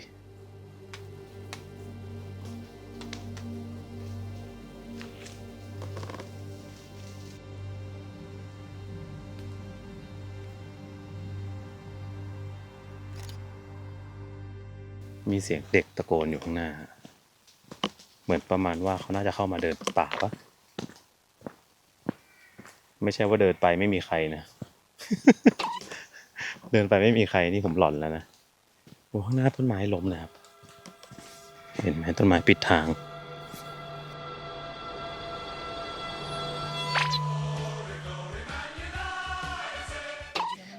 ตอนแรกบอกคนดูว่าได้ยินเสียงเด็กไหมครับถ้าเดินไปแล้วไม่มีแล้วก็ ดีนะว่ามีรถเข็นเลยมีหลายคนด้วยสบายใจทางเดินแคบมากต้นไม้ล้มเนี่ยนี่ฮะเมื่อชีวิตมาถึงทางแยกไม่ได้แยก2ทางนะครับ1 2 3 4 5ครับ5แยกลาดพร้าวทุกคนแต่ แต่เราจะเลือกทางนี้เพราะเราเดาจากทิศทางอ๋อมี6เหรอ6ทางเราเลือกเส้นทางที่6นะฮะถ้าถามผมอะอย่าตกใจเสียงจิบจิบเสียงหนูปะทางไม่น่าเดินเลยดูสิแคบแล้วมันไม่รู้ว่าสองข้างทางข้างขวากับซ้ายมันรกมากรกแบบไม่รู้ว่ามีอะไรอยู่อะต้นไม้มันขึ้นเป็นต้นใหญ่ฮะแล้วมันเห็นว่ามีอะไรอยู่รอบๆบ้างแต่เนี้ยมันคือเป็นเนี่ยพุ่มๆอย่างเงี้ยมันไม่ได้กลัวแค่สิ่งลี้ลับมันกลัวสิ่งมีชีวิตอย่างอื่นด้วยผมมั่นใจเลยว่าเราอยู่ในที่อย่างเงี้ยเราถ้าจินตนาการนะฟังเรื่องมาก่อนประสาทหลอนนะพอประสาทหลอนเสร็จเกิดอะไรจินตนาการเนี่ยก็อาจจะรู้สึกว่าไอ้นู่นเป็นไอ้นั่นไอ้นั่นเป็นนี่เป็นไอ้นั่นแล้วก็เป็นข่าวลือขึ้นมาได้อันนี้พยายามมองในมุมความเป็นไปได้เนี่ยมีอะไรอยู่ในป่าแน่ๆน่าจะเป็นสิ่งมีชีวิตตัวเล็กๆนะผมเดาว่ากระรอกอะไรอย่างนี้ปะแต่เมื่อกี้เขาเขียนนะว่าข้างหน้าว่าที่นี่มีเป็นป่าแล้วก็มีตัวสัตว์มีชีวิตอยู่ไม่รู้ตัวอะไรบ้าง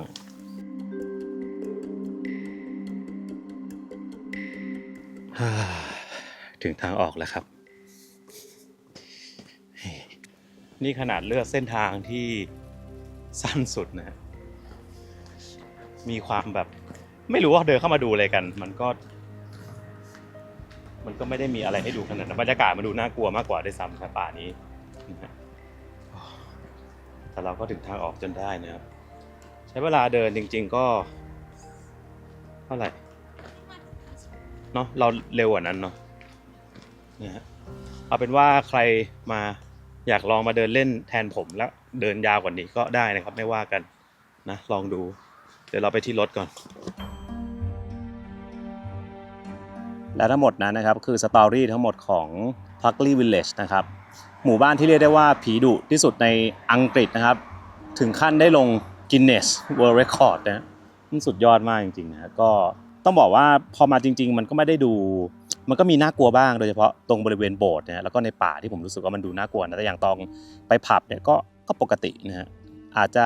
รู้สึกนิดหน่อยเพราะว่ามันฟังสตอรี่มาไงมันก็เลยคิดตามนึกออกไหมแต่ในความเป็นจริงคือถ้าเรามาเที่ยวจริงก็ไม่ได้มีอะไรนะครับแล้วก็เป็นหมู่บ้านในชนบทนะ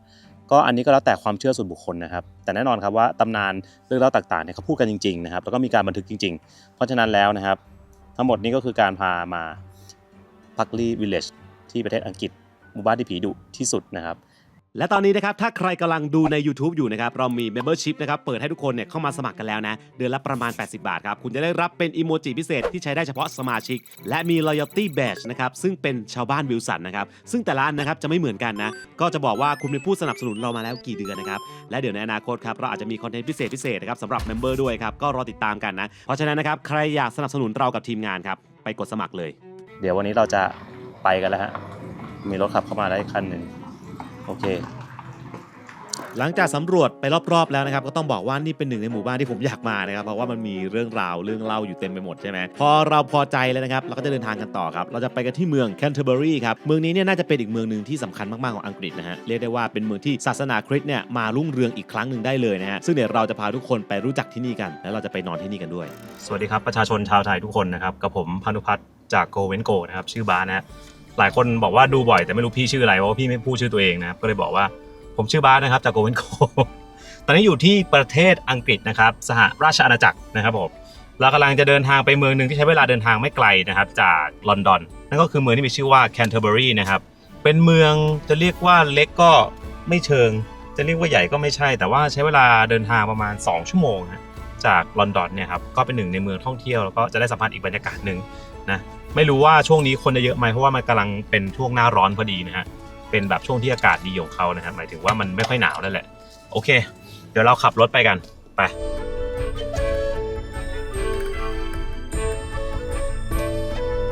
แคนเทอร์เบอรีนะครับเป็นเมืองที่ตั้งอยู่ในเคนต์นะครับมณฑลทางตะวันออกเฉียงใต้ของอังกฤษถ้าพูดถึงความสำคัญของเมืองนี้ครับต้องบอกว่าที่นี่เป็นเหมือนกับศูนย์กลางของศาสนาคริสต์ในอังกฤษเลยนะเพราะว่ามีความเกี่ยวข้องกับการกลับมารุ่งเรืองของศาสนานะฮะก่อนอื่นเนี่ยต้องย้อนกลับไปในอดีตก่อนเลยศาสนาคริสต์นะครับเข้ามาในอังกฤษเนี่ยในช่วงที่เป็นส่วนหนึ่งของโรมัน จนกระทั่งการเข้ามายึดครองของชาวแองโกลแซกซอนนะครับผมซึ่งพวกเขานะครับนำวิถีชีวิตและความเชื่อใหม่ๆเข้ามาด้วยทำให้ศาสนาคริสต์นะครับค่อยๆซาลงไปจนกระทั่งในปี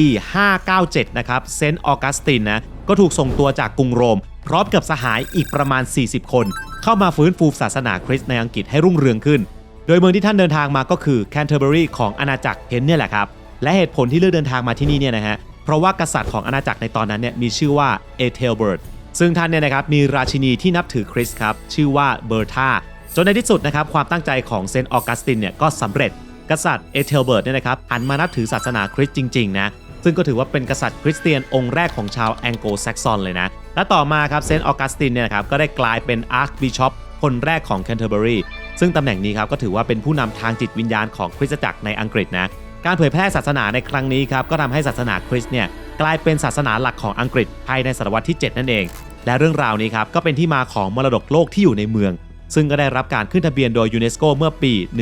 1988 และจะมีที่ไหนบ้างนั้นมีความเกี่ยวข้องอย่างไรกับเรื่องราวนี้เราจะพาทุกคนไปรู้พร้อมๆกันครับตอนนี้ถึงแคนเทอร์เบอรีแล้วนะครับเหมือนคนมาเที่ยวเยอะเหมือนกันนะเมื่อกี้เห็นคนเต็มเลยแล้วก็ตอนนี้เรามาจอดรถนะฮะเดี๋ยวจะเช็คอินโรงแรมก่อนเพราะว่าโรงแรมเรานอนชื่อมิลเลอร์อาร์มนะฮะอยู่ใจกลางเมืองเหมือนกันติดริมน้ำเมื่อกี้เห็นน้ำและน้ำใสแล้วบรรยากาศดีมากฮะแต่เดี๋ยววันเนี้ยเรามาถึงประมาณ 4 โมงเย็นแล้วแต่ว่ามันมีเวลาเที่ยวอีกพอสมควรเพราะว่าพระอาทิตย์ตก 3 ทุ่มเนี่ยเพราะฉะนั้นอยู่ได้ยาวๆเลย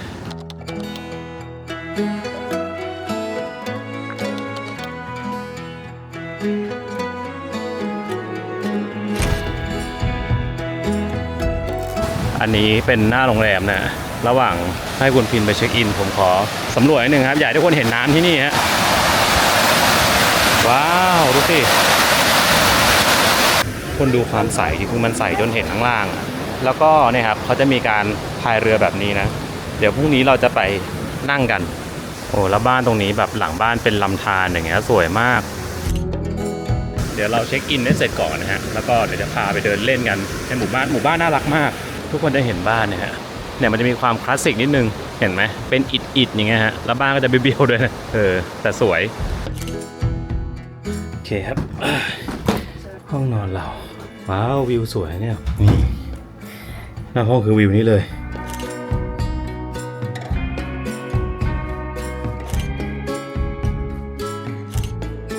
เรียบร้อยครับเช็คอินเดี๋ยวจะพาไปสำรวจเมืองนี้กันนะครับนี่คือแคนเทอร์เบอรีเป็นเมืองที่ไม่ได้ใหญ่มากถ้าในโซนเมืองโบราณนะแต่ว่ามันก็มีโซนรอบนอกที่นี่มีเขาเรียกว่ากิจกรรมหนึ่งที่เรียกว่าคันติงป่ะคันติงก็คือเป็นการแบบพายเรือที่แบบเอาไม้ค้ำนะฮะแต่วันนี้ฝนตกอีกแล้วนะครับพรุ่งนี้อาจจะอากาศดีกว่านี้ทีนี้ถ้าแดดออกนี่บรรยากาศต้องดีมากแน่เลยที่เราก็เดินมาทางไหนก็ไม่รู้นะมันเหมือนเป็นที่กั้นน้ำแต่ว่าออกแนวเดินลำบากแต่ก็ลองเดินดูดิทุกคนโอ้โหเมืองน่ารักมากมีเป็ดด้วยตรงนี้น่าจะเรียกได้ว่าเป็นสวนสาธารณะนะครับของบ้านเขาว้าวผมชอบบ้านตรงนี้มากเลยที่มันเป็นอิฐเห็นป่ะสีแดงแล้วมีดอกไม้ขึ้นสวยมากนี่พอเข้าซัมเมอร์ปุ๊บนี่ถ้าฝนไม่ตกนี่คือดอกไม้บานสวยงามมากเนี่ยผู้ดีดอกไม้เขาสวยจริงตะกี้มีคุณลุงคนหนึ่งแบบโวยวายแบบ rattles rattle อะไรอย่างเงี้ยนี่อุ้ยผมเปล่าครับนั่นคือโบสถ์ที่เราจะไปใช่ไหมคุณลุงโวยวายก็คือจริงๆเวลามายุโรปเนี่ยถ้าโดยเฉพาะตามเมืองท่องเที่ยวนะฮะอาจจะต้องระวังก็คือบางทีมันจะมีมิจฉาชีพนิดนึงขโมยของอะไรเงี้ยเราอาจจะต้องแบบเตรียมตัว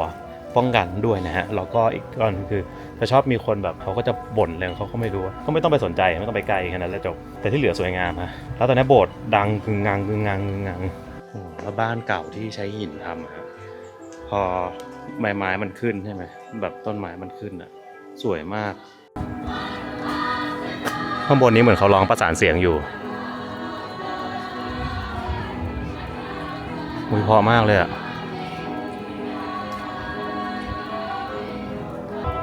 งานศิลป์ในเมืองนะน่ารัก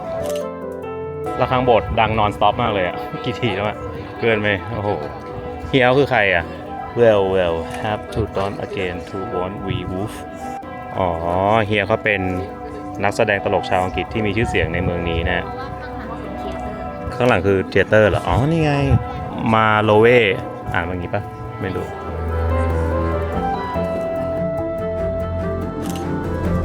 ระฆังโบสถ์ตีนานมากนะฮะเดี๋ยวเราจะเดินไปนะครับหน้าแคทดรอลนะครับของที่นี่แต่ว่ายังเข้าไม่ได้ว่ามันปิดแล้วแต่เดี๋ยวจะมาเข้าพรุ่งนี้แต่ว่าจะเดินไปถ่ายหน้าเฉยแล้วเดี๋ยวเดินตรงไปเรื่อยก็จะพาไปชมเมืองครับจริงๆต้องบอกว่านี่ก็เป็นเมืองหนึ่งที่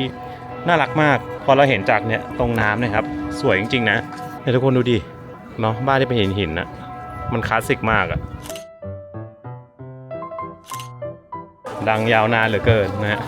จนถึงตอนนี้ผมว่าน่าจะมีแบบ5 นาทีแล้วมั้งเนี่ยระฆังโบสถ์ก็ยังตีอยู่เลยอะโอ้แต่ร้านดูเงียบมากเลยทำไมเขาปิดกันหรอดูวันนี้วันหยุดไม่รู้แฮะดูเงียบเมื่อกี้เซิร์ชข้อมูลแล้วนะครับว่าทำไมเขาตีระฆังกันนานขนาดนั้นเขาบอกว่าเป็นไปได้เพราะว่าวันพฤหัสอะครับมันจะมีการซ้อมตีระฆังก็คือเป็นนักตีระฆังเขามาซ้อมเขาก็เลยตีนะแค่นั้นเลยเฮ้ยตรงนี้น่ารักจังแบบเป็นร้านเยอะๆมีกาแฟคาเน่ด้วยแท่งนี้มันขึ้นมาขวางนี่มีรถออกไปแล้วไปแล้วเป็นร้านไอติมที่มีความแบบจักรกลอะเท่มาก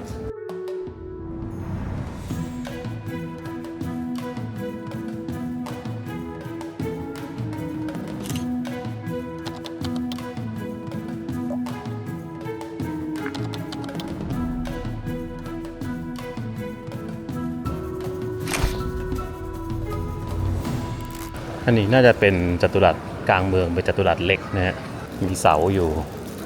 เฮ้ยโอ้โหอันนี้ซ่อมอยู่เหรออ๋อนี่โบสถ์ไงยังซ่อมอยู่เลยแต่เข้าได้นะลองเข้าไปก่อน Welcome to Canterbury Cathedral นะครับอายุ 1,400 ปีโอ้เก่าแก่มาก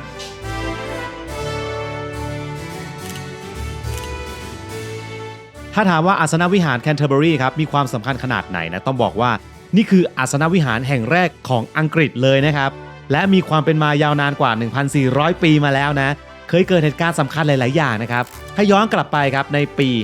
597 ครับวิหารนี้ถูกสร้างขึ้นโดยเซนต์ออกัสตินนี่แหละจนในปี 1170 ก็เกิดเหตุการณ์สำคัญขึ้นเพราะว่าอาร์คบิชอปโทมัสเบคเคสนะครับผมต้องบอกว่าถูกลอบสังหารที่นี่โดยอัศวินของพระเจ้าเฮนรี่ที่ 2เหตุการณ์นี้ครับกลายเป็นสัญลักษณ์ความขัดแย้งระหว่างคริสตจักรกับรัฐครับและหลังจากการเสียชีวิตของอาร์คบิชอปโทมัสเบคเกตนะครับเขานะครับก็ถูกประกาศครับให้เป็นนักบุญอย่างเป็นทางการจากการยืนหยัดเพื่อศาสนาและเหตุการณ์นี้เองทำให้วิหารแคนเทอร์เบอรีกลายเป็นจุดแสวงบุญสำคัญของผู้คนไปเลยปัจจุบันวิหารแห่งนี้ยังคงเป็นโบสถ์ประจำตำแหน่งของอาร์คบิชอปแห่งแคนเทอร์เบอรีอยู่นะซึ่งอย่างที่บอกไปนะครับว่าจะเป็นตำแหน่งที่มีความสำคัญครับก็เป็นเรื่องที่หลายๆคนเนี่ยไม่รู้มาก่อนนะคือวิหารเนี้ยเคยเกือบถูกใช้เป็นโลเคชั่นของโรงเรียนฮอกวอตส์ด้วยนะในภาพยนตร์เรื่องแฮร์รี่พอตเตอร์นั่นแหละแต่สุดท้ายครับทางวิหารปฏิเสธทางค่ายไปครับซึ่งพอมาจินตนาการดูแล้วเนี่ยครับที่นี่ก็สวยจนเหมือนเรากำลังอยู่ในโลกเวทมนต์จริงๆเหมือนกันนะ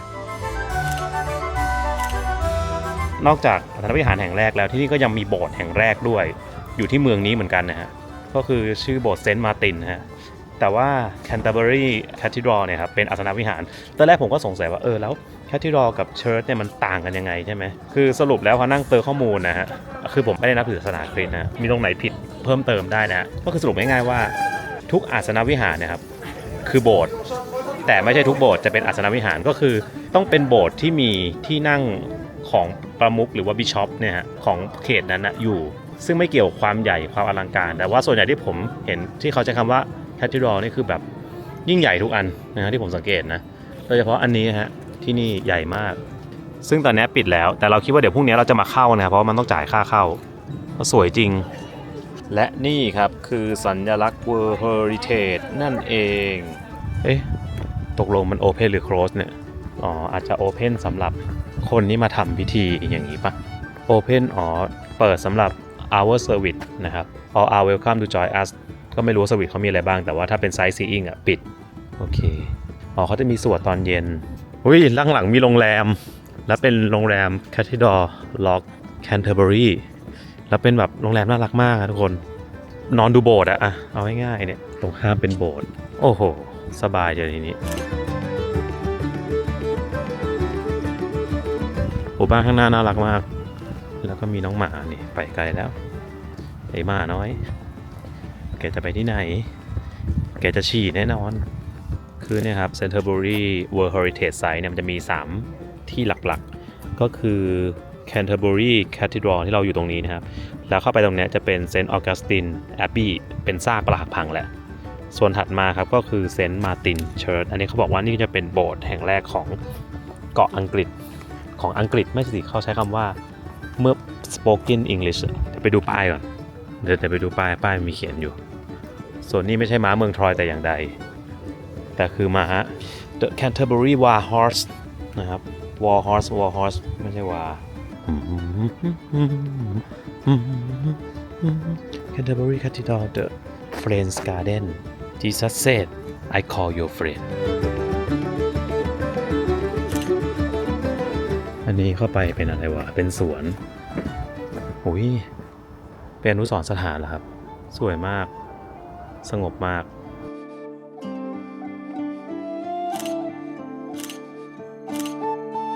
ดูกำแพงเมืองนี้สิว้าวมันคือการเอาหินมาโปะกับปูนใช่ไหมมันสวยอะในนี้ก็ห้ามเหยียบหญ้านะครับแล้วก็ห้ามน้องหมามาอึด้วยโอเคอ้าวอ๋อ Do not touch this gate นะครับอย่าจับโอเค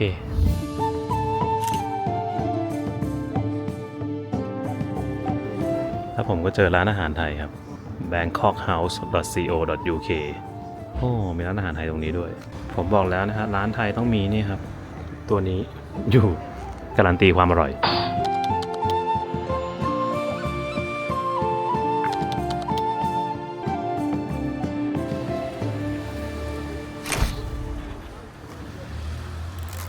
ปิดแล้วนะฮะ ปิดตอน5 โมงเย็นเหรอใช่เลยนะครับปิด5 โมงเย็นผู้ใหญ่ค่าเข้าคนละ12 ปอนด์นะฮะนี้ก็เป็นซากโบสถ์นะแต่ว่าไม่ทันแล้วห่างออกมาจากอาสนวิหารไม่ไกลนะครับเราจะเจอกับซากของอารามเซนต์ออกัสตินนะครับถูกสร้างขึ้นมาในปี598บนที่ดินที่กษัตริย์เอเธลเบิร์ตเนี่ยบริจาคให้กับเซนต์ออกัสตินโดยในตอนนั้นเนี่ยถูกสร้างขึ้นมาเพื่อเป็นศูนย์กลางการเรียนรู้ศาสนามีนักบวชจากที่ใกล้ๆนะฮะเดินทางมาเพื่อศึกษาที่นี่แต่สุดท้ายในสมัยของพระเจ้าเฮนรี่ที่8ก็เกิดการปฏิรูปศาสนาขึ้นทำให้ถูกทุบทำลายไป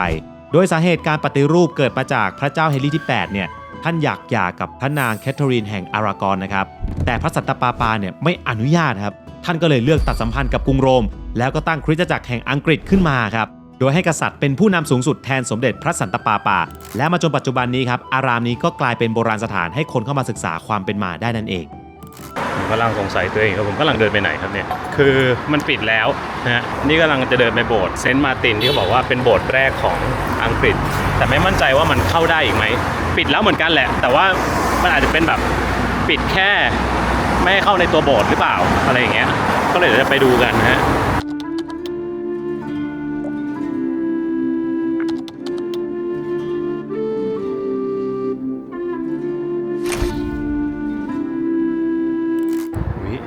ยังไม่ปิดประตู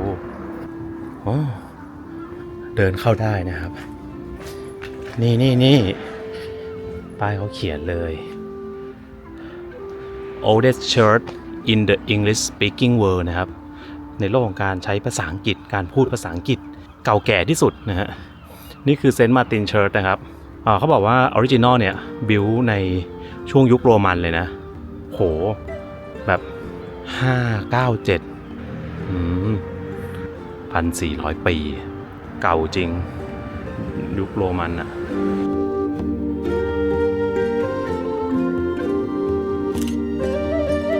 สถานที่ต่อมาครับนี่เป็นโบสถ์เก่าแก่ที่สุดในอังกฤษที่ยังคงใช้งานอยู่ครับและนี่คือโบสถ์ที่มีชื่อว่าเซนต์มาร์ตินส่วนที่เก่าแก่ที่สุดของโบสถ์นะครับสามารถย้อนกลับไปได้ถึงยุคโรมันเข้ามายึดครองอังกฤษเลยนะซึ่งก็ไม่ได้มีข้อมูลที่แน่ชัดนะครับว่าสร้างขึ้นมาเพื่ออะไรนะแต่ในปี580นะครับเจ้าหญิงเบอร์ธาเนี่ยก็ได้มาแต่งงานกับเจ้าชายเอเธลเบิร์ตนะฮะซึ่งตอนนั้นเนี่ยท่านยังไม่ได้เป็นกษัตริย์นะครับยังคงเป็นเจ้าชายอยู่นะแล้วตอนนั้นเนี่ยนะครับเจ้าหญิงเนี่ยเธอนับถือศาสนาคริสต์ครับเจ้าชายก็เลยบูรณะโบสถ์นี้ให้เป็นสถานที่สวดภาวนาของเจ้าหญิงซึ่งในช่วงเวลานั้นคนที่นับถือคริสต์เนี่ยในอังกฤษเนี่ยก็ยังคงเป็นกลุ่มเล็กๆใช่ไหมจนกระทั่งการมาของเซนต์ออกัสตินนี่แหละครับที่เป็นจุดเปลี่ยนซึ่งโบสถ์นี้เนี่ยนะครับก็ถูกใช้เป็นเหมือนกับฐานปฏิบัติการแรกของเขาเลยนะก่อนที่ในเวลาต่อมาจะมีการเผยแพร่ศาสนาไปทั่วเมือง และค่อยแพร่ไปยังโซนอื่นของอังกฤษนั่นเองมาจนถึงปัจจุบันนี้นะครับโบสถ์นี้ยังคงใช้ประกอบพิธีทางศาสนา และถือว่าเป็นมรดกโลกที่สำคัญของชาวอังกฤษอีกด้วยก็คือด้านในเนี่ยครับก็เป็นสุสานนะฮะส่วนที่ท่านเห็นตอนนี้ก็คือโบสถ์ที่เราบอกนี่คือโบสถ์ที่เก่าแก่ที่สุดนะครับโอ้โหในโลก English Speaking World นะที่นี่ก็เป็น World Heritage นะแต่เก่าจริงคือหลังไม่ได้ใหญ่มากนะฮะนี่คือด้านข้างแต่ก็น่ากลัวอยู่ บางเวงนิดนึงโอเคครับตอนนี้ตำรวจตรงนี้เสร็จแล้วเดี๋ยวเราจะไป City Center กันนะครับเพราะว่าตอนนี้จะทุ่ม 1แล้วคือหลายๆอย่างมันปิดค่อนข้างไวแต่ว่าฟ้ามันยังไม่มืดไงเราก็เลยยังชิลอยู่ฮะเดี๋ยวเรียกรถดีกว่าเดินไม่ไหวแล้วท้อไป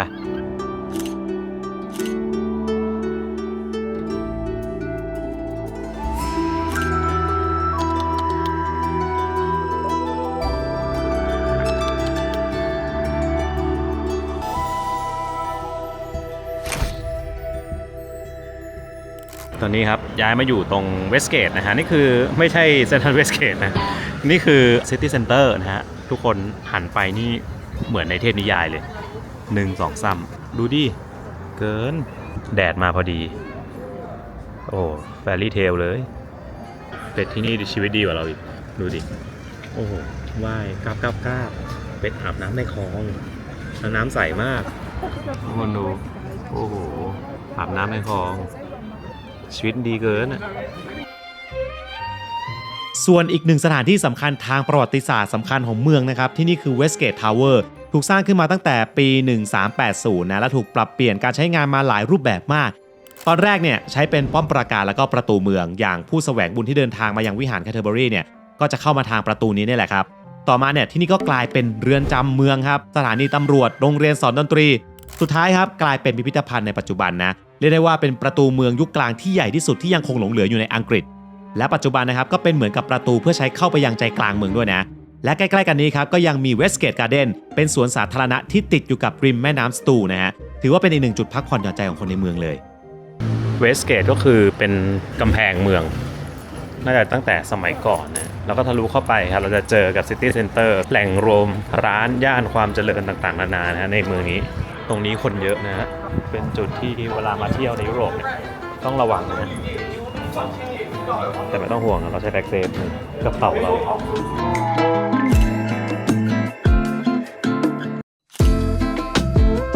นั้นอ๋อไอไก่ย่างเหรออร่อยไหมเราควรกินอะไรดีอะไรก็ได้ที่ไม่ใช่เนี่ยแบบเป็นแบบอาหารฝรั่งทอดก็ไม่ใช่ปลาไก่อ่ะก็กินได้แต่ก็พอแล้วพอแล้วเหมือนกันถ้าเป็นแบบเอเชียหรือไม่ก็ถ้าแบบไก่ย่างเนี่ยยังโอเคมีอินเดียนอ๋อคือปลายสุดมีห้างแบบเจริญเลยอย่างนี้เหรอก็ดีนะมีร้านแผ่นเสียง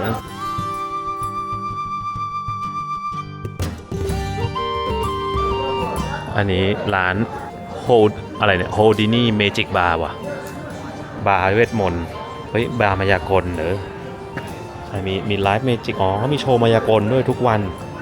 เข้าฟรีนะไม่รู้ว่าใครอยากดูก็ลองมาดูได้ว้าวปี1,500โอ้โหกี่ปีแล้ววะเนี่ย500 กว่าปีแบบเก่ามากอะแต่เขาก็ยังคงรักษาไว้อยู่ตอนแรกเดินมา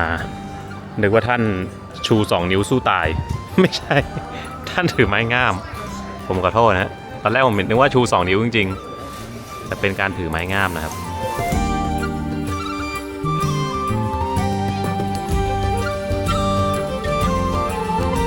ไม่รู้จะกินอะไรนะครับแต่ว่าไก่โปรตุกีสคุณพินบอกให้กินนันโด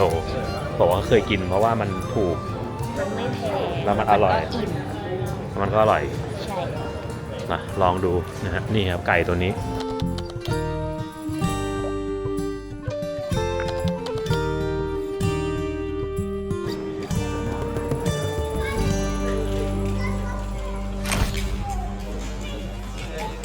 อันนี้ก็คือ thank you นี่ครับ มาเป็นเซต นี่คือนันโดเป็นไก่แบบโปรตุเกสแล้วก็มีเครื่องเคียง4อย่างบรอกโคลีขนมปัง ข้าวโพด และข้าวเผ็ด ครับผม ส่วนน้ำจิ้มเราสามารถไปเลือกมาได้เลย อะไรวะเนี่ย ไวน์เฮิร์บ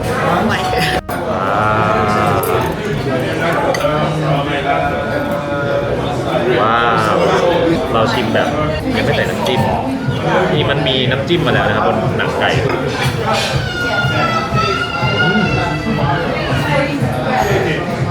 อร่อยหนังทำแล้วก็จะลองอันนี้ไม่ได้เหมือนกันว่ามันเป็นกาลิกเหมือนกัน อาจจะอีก ลองกินก่อนไม่รู้ว่ามันต่างกันหรือเปล่าอร่อยไม่ต่ำมันเป็นเหลือเนี่ยอันนี้มีเดียมนะถ้าฮอตอะฮอตนี่น่าจะเผ็ด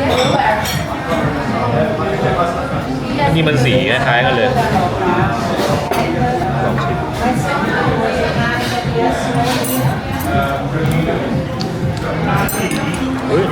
อร่อยนะทำเป็นเล่นไปหมดเนี่ย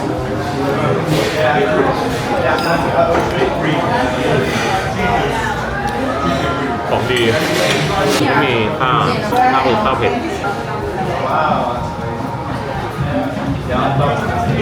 แปลกๆกินเสร็จแล้วฮะอร่อยดีนะเพิ่งเคยกินตรงนี้ก็มีอะไรให้ดูให้กินเยอะนี่มีชิคเก้นโค TTAGE อะไรเนี่ยเดี๋ยวกลับโรงแรมก่อนครับพรุ่งนี้ยังอยู่ที่เมืองนี้นะฮะก็เดี๋ยวเราจะไปคันติ้งกันตอนเช้านะครับเข้าโบสถ์เพราะว่าวันนี้ไม่ได้เข้าเนาะแล้วก็บรรยากาศตอนเช้าน่าจะดีกว่านี้เพราะว่าพรุ่งนี้ฝนหยุดตกแล้วนะฮะวันนี้ก็ตกหยุดตกตลอดเวลางงๆเหมือนกันเมืองน่ารักแล้วดีมากชอบมากๆตอนนี้กำลังเดินกลับโรงแรมฮะเราเลือกเดินเส้นริมน้ำเพราะว่ามันสวยดีแล้วมันก็สวยจริงทุกคนดูสิก็คือพืชที่ขึ้นในน้ำมันแบบอุดมสมบูรณ์มาก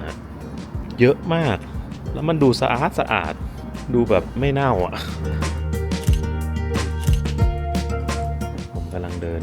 ทางกลับโรงแรมเจอน้องหมามาเดินเล่นตัวหนึ่ง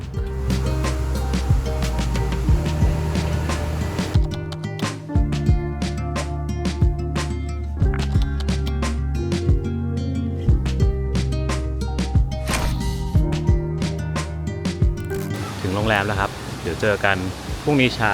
นะครับไปนอนดีกว่า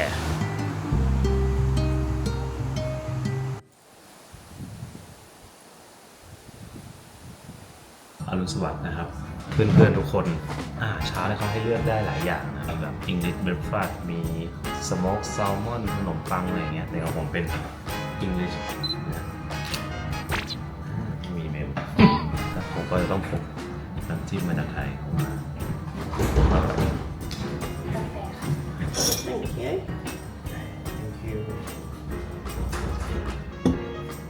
Thank you so much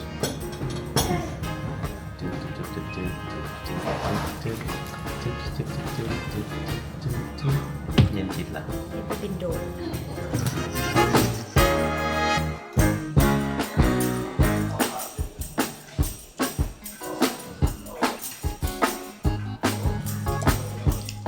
ที่จอดรถนะครับจ่ายแบบเหมานะฮะที่โรงแรมได้เลย16ปอนด์นะครับก็คือจอดค้างคืนจริงๆต้นทุนในการเที่ยวด้วยการรถทริปนะครับในยุโรปเนี่ยจะแพงอีกข้อหนึ่งเลยคือเรื่องของค่าที่จอดรถโดยเฉพาะในเมืองท่องเที่ยวนะครับที่เป็นเมืองแบบยอดนิยมจะราคาสูงแต่ถ้าสมมติว่าเราไปแบบเมืองชนบทอะไรเงี้ยมันอาจจะไม่มีแบบมีที่จอดฟรีใช่ไหมแต่เมืองเงี้ยเขาจะมีการจัดระเบียบนะเพราะฉะนั้นราคาจะค่อนข้างสูงนิดนึงโอเคเราจะเอากระเป๋าไปเก็บ เสียงเพี้ยนเอากระเป๋าไปเก็บก่อนแล้วก็จะเดินไปโบสถ์นะครับแล้วก็ไปคันติ้งนะทุกคนไปกัน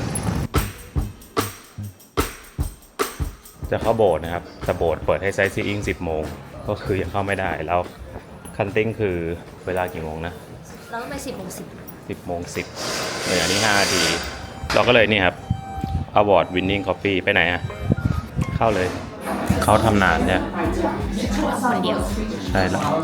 แต่เขาไม่ได้ทำภารกิจใต้น้ำ เดฟเหรอ ไม่เขาคืออควาแมน เดฟดูดัน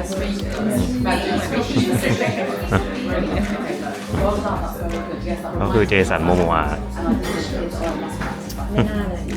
มองว่าเป็นอย่างอื่นไม่ได้แล้ว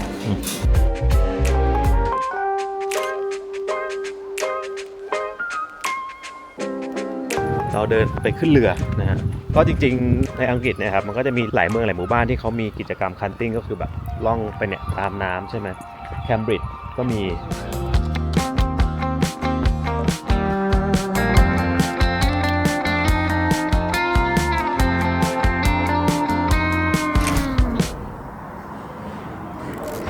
นี่ครับ Hunting Tour ถึงแล้วนะครับ นี่คือ Canterbury Hunting CO นะฮะเช็คอินข้างในแล้วก็นั่งเรือไปกับเขาอ๋อเราจองมาแล้วไปรอได้เลยโอเคไปนะครับอ๋ออยากคุยโทรศัพท์แต่เปิดเพลงโล outside drink โอ้เรือเยอะมากน้ำตื้นมากนะฮะแต่ใสมากเช่นกันลำหนึ่งเหมือนจะนั่งได้ประมาณกี่คนวะเนี่ย12ป่ะเยอะอยู่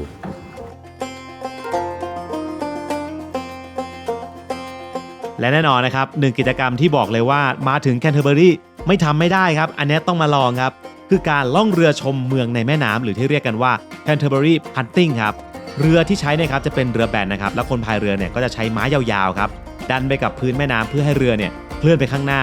ซึ่งต้นกำเนิดของการพายเรือแบบนี้ในอังกฤษนะครับย้อนกลับไปโอ้โหไกลมากครับศตวรรษที่16เลยนะตอนนั้นเนี่ยใช้เป็นเรือขนส่งสินค้าในแม่น้ำตื้นๆครับแต่ว่าปัจจุบันครับกลายเป็นกิจกรรมพักผ่อนที่ชิลมากๆระหว่างทางครับเราจะได้ชมวิว2ฝั่งแม่น้ำแบบเพลินๆมีทั้งบ้านเก่าร้านค้าอาคารประวัติศาสตร์บรรยากาศดีมากนะต้องบอกว่านี่เป็นกิจกรรมที่ผมเนี่ยชอบมากนะครับแล้วก็อยากให้ทุกคนเนี่ยถ้าเกิดมาเที่ยวเมืองนี้ต้องลองครับผมดูใหม่แล้วน่าจะนั่งได้8นะฮะเพราะถ้าแถวละ3คนมันดูเบียดไปนิดนึงน่าจะ8คนแล้วอาจจะหนักเกินด้วย Flip? No, I'm joking. You said okay, you're going to do it, but no. Use the silver step. Take it nice and slow. โอเค If you wait there 2 seconds, what I'm going to do for you is, so you can step on the cushions, just fold the blankets like that. You can step there, just mind your head. โอเค Follow the leader, girls. Take it nice and slow. This whole section here to yourself, so spread out, get yourselves comfy. เรียบร้อยแล้วนั่งฝั่งข้ามคนขับตามเป้าหมายอีอะไรนะอ่าไม่น่านะมันเล็กจิ๋วเดียวนั่งได้8คนจริงด้วยคนขับเท่คนขับฮันเตอร์เขาเรียกว่าอะไรนะ Don't stand up. A bit like- You might fall in. โอเค And if you fall in, I will laugh at you. Okay? So Okay. it'll be very embarrassing. If I fall in, do you know what to do? Laugh. Yeah, it's very funny. Don't try and save me. I've only fallen in once in 6 years, so I've got a pretty good record, but it's not perfect, right? So if it does happen, don't panic. I'll get back on the boat myself, and I'll even finish the tour for you. I'll just be a little bit moodier than I was at the start. You can touch the water if you like, but just mind your fingers on the edge of the boat. It's very, very clean water. You can probably see with your eyes. It's บอกให้ลองจับดูได้ I think it's one of the cleanest rivers in England. อุ้ยใสมาก But there are animals in the river, so don't drink it. Okay? Sounds a bit silly. I've seen people try and drink it before. It's not quite drinkable water.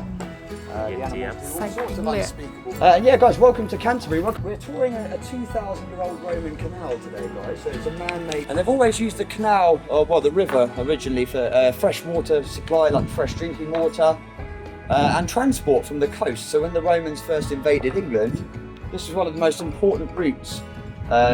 to transport materials, grain, whatnot, to store. Ahoy! Sometimes I'll shout like that, by the way, just to let other boats know that we're coming. That doesn't translate as like, oh, you panic or anything. And yeah, we're punting today, guys. We're doing the route of an old flour miller, and I'm going to take you underneath the building in a second that the flour millers used to use to transport big, heavy bags of flour from the Abbots Mill downstream.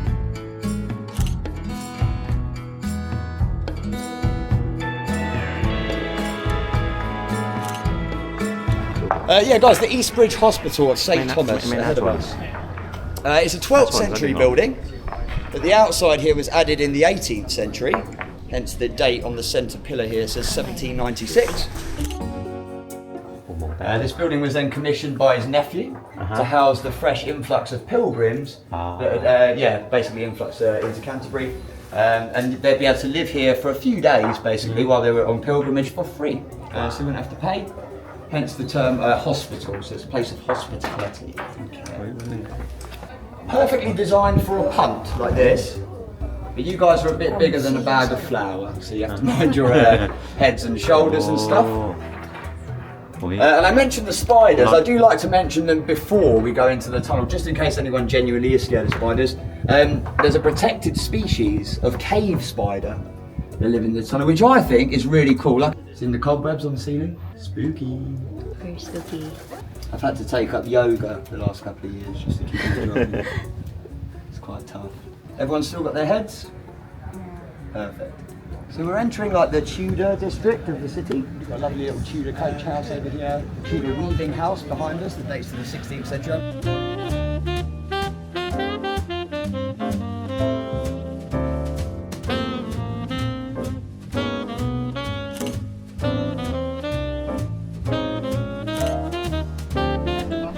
The gardens on the left, you can walk through on foot if you'd like. Lots of fruit-bearing trees. There's a commemorative orchard that used to belong to the Dominican friars that settled here from Spain in the 13th century. They grew fruit, like on this tree here, this is a quince tree. And they've got apples and pears in the back as well. They used to make cider in the orchard here. Pretty cool for Catholic monks, you know, they used to make cider, sell it to the local population. It's one of the most popular things to drink in those days, Dominican cider. มาสุดทางที่โรงแรมเรานะฮะแล้วก็มาจอดอยู่ตรงนี้ที่เขาเป็นกั้นน้ำมีเบอร์ด้วย It's like a cross between a dramatic word. Skua in German today is stubborn. So we basically call, we've got 5 river styles in India, 5 rivers. เพราะไม่งั้นน้ำมันจะ All of them ไหลออกไป flow ใช่ไหม really quickly. So we call them like stubborn rivers or มีเพื่อนมาเยี่ยมด้วย current. Hello. ว้าวอย่าบอกใครนะ That's cool, right? Bam! อย่าบอกใครนะแต่กู So you ถ่าย can แล้ว imagine what that sounds and looks like with all 12 of them open in the winter. Naturally, the current is really, really, really fast. But in the summer, this acts like a dam basically, and it slows the current down. Did you say that you lift up during the winter? Yeah, so in the winter, you see on the top, they're like locking kits, so there's like little cranks. Downstream, about 10 kilometres downstream, there's a place called Fordwich. And thanks to a rewilding project that started about 2 years ago, the council introduced a bunch of beavers and otters. So if you were to walk downstream along the river, you may, if you're lucky, see a beaver or an otter. I've only ever seen 2 in the 6 years I've been here, so you have to be very lucky. These orchard belong to the same people, the Dominicans, followers of Saint Dominic from Spain, that originally owned these 2 buildings on the left and right, covered in the grey flint. The one on the left I mentioned now belongs to the king. You find that a lot naturally in the rivers and lakes and stuff here. You need chalk basically to make it at the time. This is a chalk stream river, that's what makes the water so clean and clear. Got some ducks here, look. Hey guys. Yeah, chalk stream river, so where the Stour is quite fast, and we've got lots of chalk sediment in the bottom of the riverbed, that's kicked up by the naturally fast current, and acts like a natural filter for the water. That's what attracts all the wildlife. We have fish in the water as well for that reason, and eels as well. Yeah, I mean, the green oxygenates the water as well, so another reason why it stays quite healthy and fresh. Good place to lay eggs as well for like the trout and stuff. So yeah.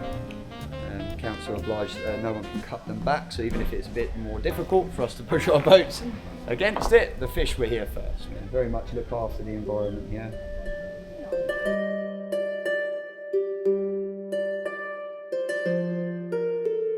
Used to use to trial อัน a นี้เป็นขา suspected กลับ witch. นะครับกำลังวนกลับ So if you're accused of witchcraft in the 13th century,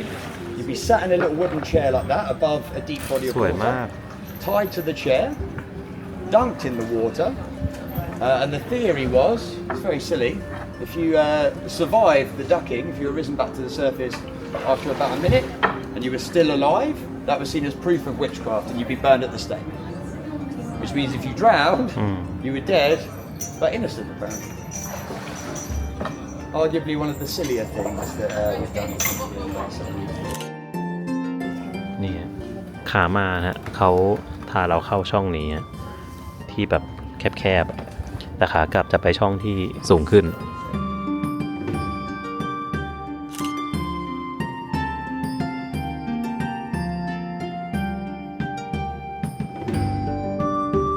เรียบร้อยครับกลับมาแล้วนะฮะก็เป็นบรรยากาศที่แบบชิลๆนะชมเมืองได้เห็นในมุมมองแบบโลเวอร์นิดนึงนะฮะแล้วก็มันเป็น culture ของคนที่นี่อยู่แล้วมันเป็นสิ่งหนึ่งที่ควรมาแล้วก็ควรจะทำนะฮะโอเคเดี๋ยวเราจะเดินไปที่โบสถ์กันนะครับเพราะว่าตอนนี้นี่เป็นเวลาจะ11แล้วตอนนี้โบสถ์เปิดเรียบร้อยนะครับรีบไปกันเถอะไป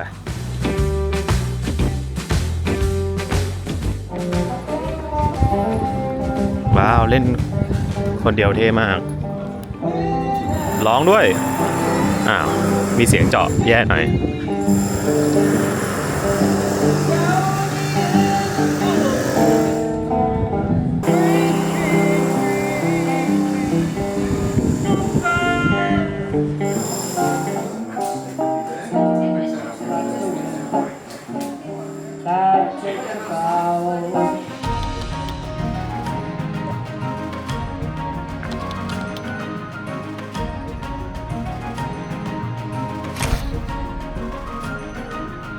ค่าตั๋วเท่าไหร่ฮะ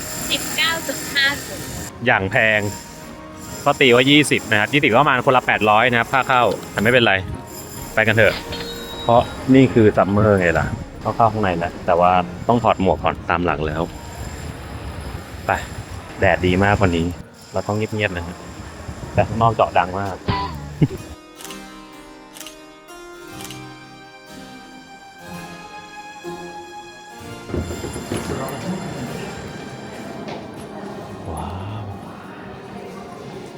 โอ้โหคนดูตรงนี้ดิหลายเลเยอร์มากสวยมากโอ้โหทุกคนอลังมากแบบยิ่งใหญ่อลังการมากสวยมาก ห้องโถงตรงนี้จะเรียกว่าเนฟค่ะ เป็นเมนบอดี้ของตัวอาสนะวิหาร แต่ในนี้เขาก็ไม่ได้ค่อยเงียบกันเขาก็คุยกันเสียงดังไม่ได้แบบต้องสงบอาจจะเป็นเพราะว่านี่เป็นช่วงเวลาแบบไซซีอิงได้มันเหมือนเป็นที่เที่ยวเชิงแบบยูเนสโกด้วยแต่ถ้าช่วงที่เขาทำพิธีอะไรเงี้ยก็จะต้องเงียบแหละอันนี้ดูเขาดูปล่อยฟรีพอสมควร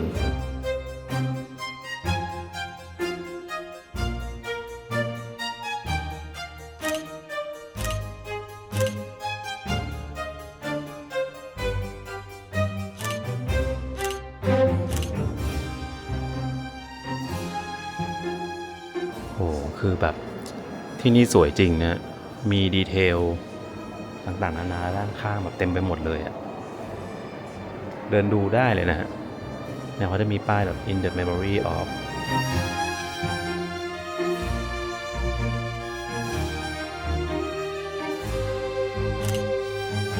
เนี่ยเขาก็มีทางเดินไปต่อนะครับตรงไหนห้ามเข้าก็จะกั้นไว้ที่นั่งตรงเนี้ยเท่มากดูนี่เป็นเก้าอี้ไม้อะแล้วก็แบบหลังสูงๆนะเหมือนบัลลังก์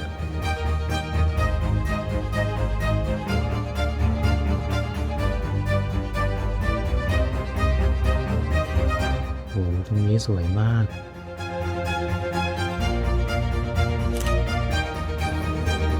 ตรงนี้มีอุโมงค์ด้วยนะฮะจริงๆก็ไม่มีอะไรแค่เชื่อมทางข้างใต้เฉยๆไปโผล่อีกฝั่งหนึ่ง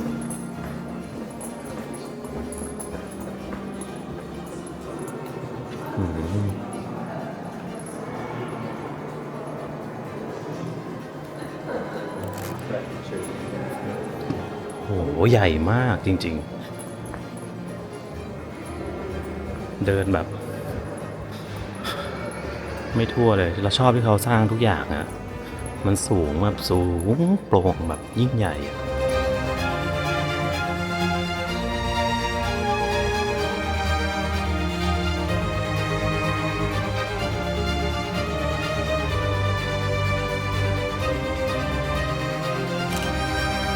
ส่วนข้างๆนะครับมีเป็นหลุมศพนะครับเนี่ย The Tomb of Walter เรโนนะครับเป็น Archbishop ของแคนเทอร์เบอรีตั้งแต่ช่วงปี 1313 จนถึง 1327นี่ก็คือเขาก็ทำเป็นแบบสลักหินเนี่ยแล้วก็ทับปิดอยู่ข้างใต้นี้ก็คือจะเป็น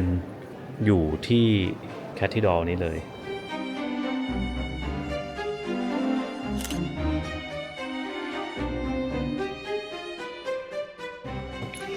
แล้วเราก็ออกมาข้างนอก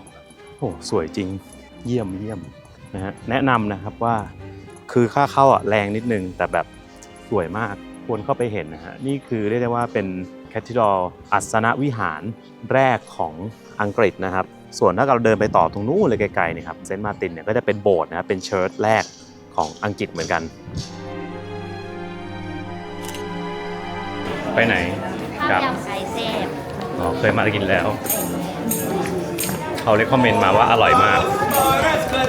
ก็เลยไปดูกันว่าเป็นยังไง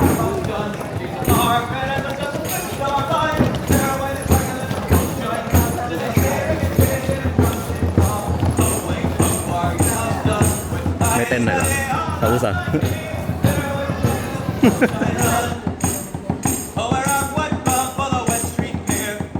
คือพินบอกว่ามันเป็นฟู้ดทรัคซึ่งไปดูกันว่าโดนหลอกไหมยังมีอยู่ไหมกี่ปีแล้วหรือว่าเพิ่งมา2 ปี 2 ปีเป็นไปได้ว่ายังอยู่นะก็คือเป็นฟู้ดทรัคก็เรานั่งตรงไหนอะหรือว่ายืนกินได้อ่าโอเคมันควรอยู่ตรงนี้แล้วจบแล้วรถปกติรถมันจอดทิ้งไว้ปะแล้วรถยังอยู่ไหมหรือว่าจำผิดตรงนี้เพราะเพื่อนส่งโลเคชั่นมาว่าร้านวิวหรือว่าปิดแล้วหรือว่ามันจะย้ายก็เป็นไปได้ตรงนี้นะครับซิตี้เซ็นเตอร์ก็จะมีห้างนะฮะเนี่ยมี Primark M&S Food Hall ของกินเยอะครับแล้วก็ช้อปปิ้งได้ด้วยถึงขั้นใช้โทรศัพท์โทรหาเขาเลยนะครับเพราะว่าคนขายเป็นคนไทยที่เราอยากกินข้าวไก่แซ่บแต่ไม่รู้เขายังขายอยู่ไหมก็โทรไปคุยเลยจบสรุปนะครับไม่มีแล้วนะฮะ กำลังเศร้ากันอยู่ฮะมันเป็นร้านฟู้ดทรัคนะครับแล้วก็เป็นข้าวยำไก่แซ่บที่อร่อยมากไม่รู้พินกับเพื่อนเด็กที่เขาเรียนอังกฤษเขาบอกนะแต่ตอนนี้ไม่มีแล้วเพราะฉะนั้นเราต้องไปกินอย่างอื่นมาอีกแล้วเพื่อนที่นี่สายบอกว่าเขาไม่ได้ปิดเขาแค่ย้ายที่แต่ว่าไม่แน่ใจว่าวันนี้จะเปิดไหมเหรอของหากินยากเหรอลองดูแล้วคุณก็จะได้เห็นการเป่าปีสก๊อตนะครับเสียงเท่มาก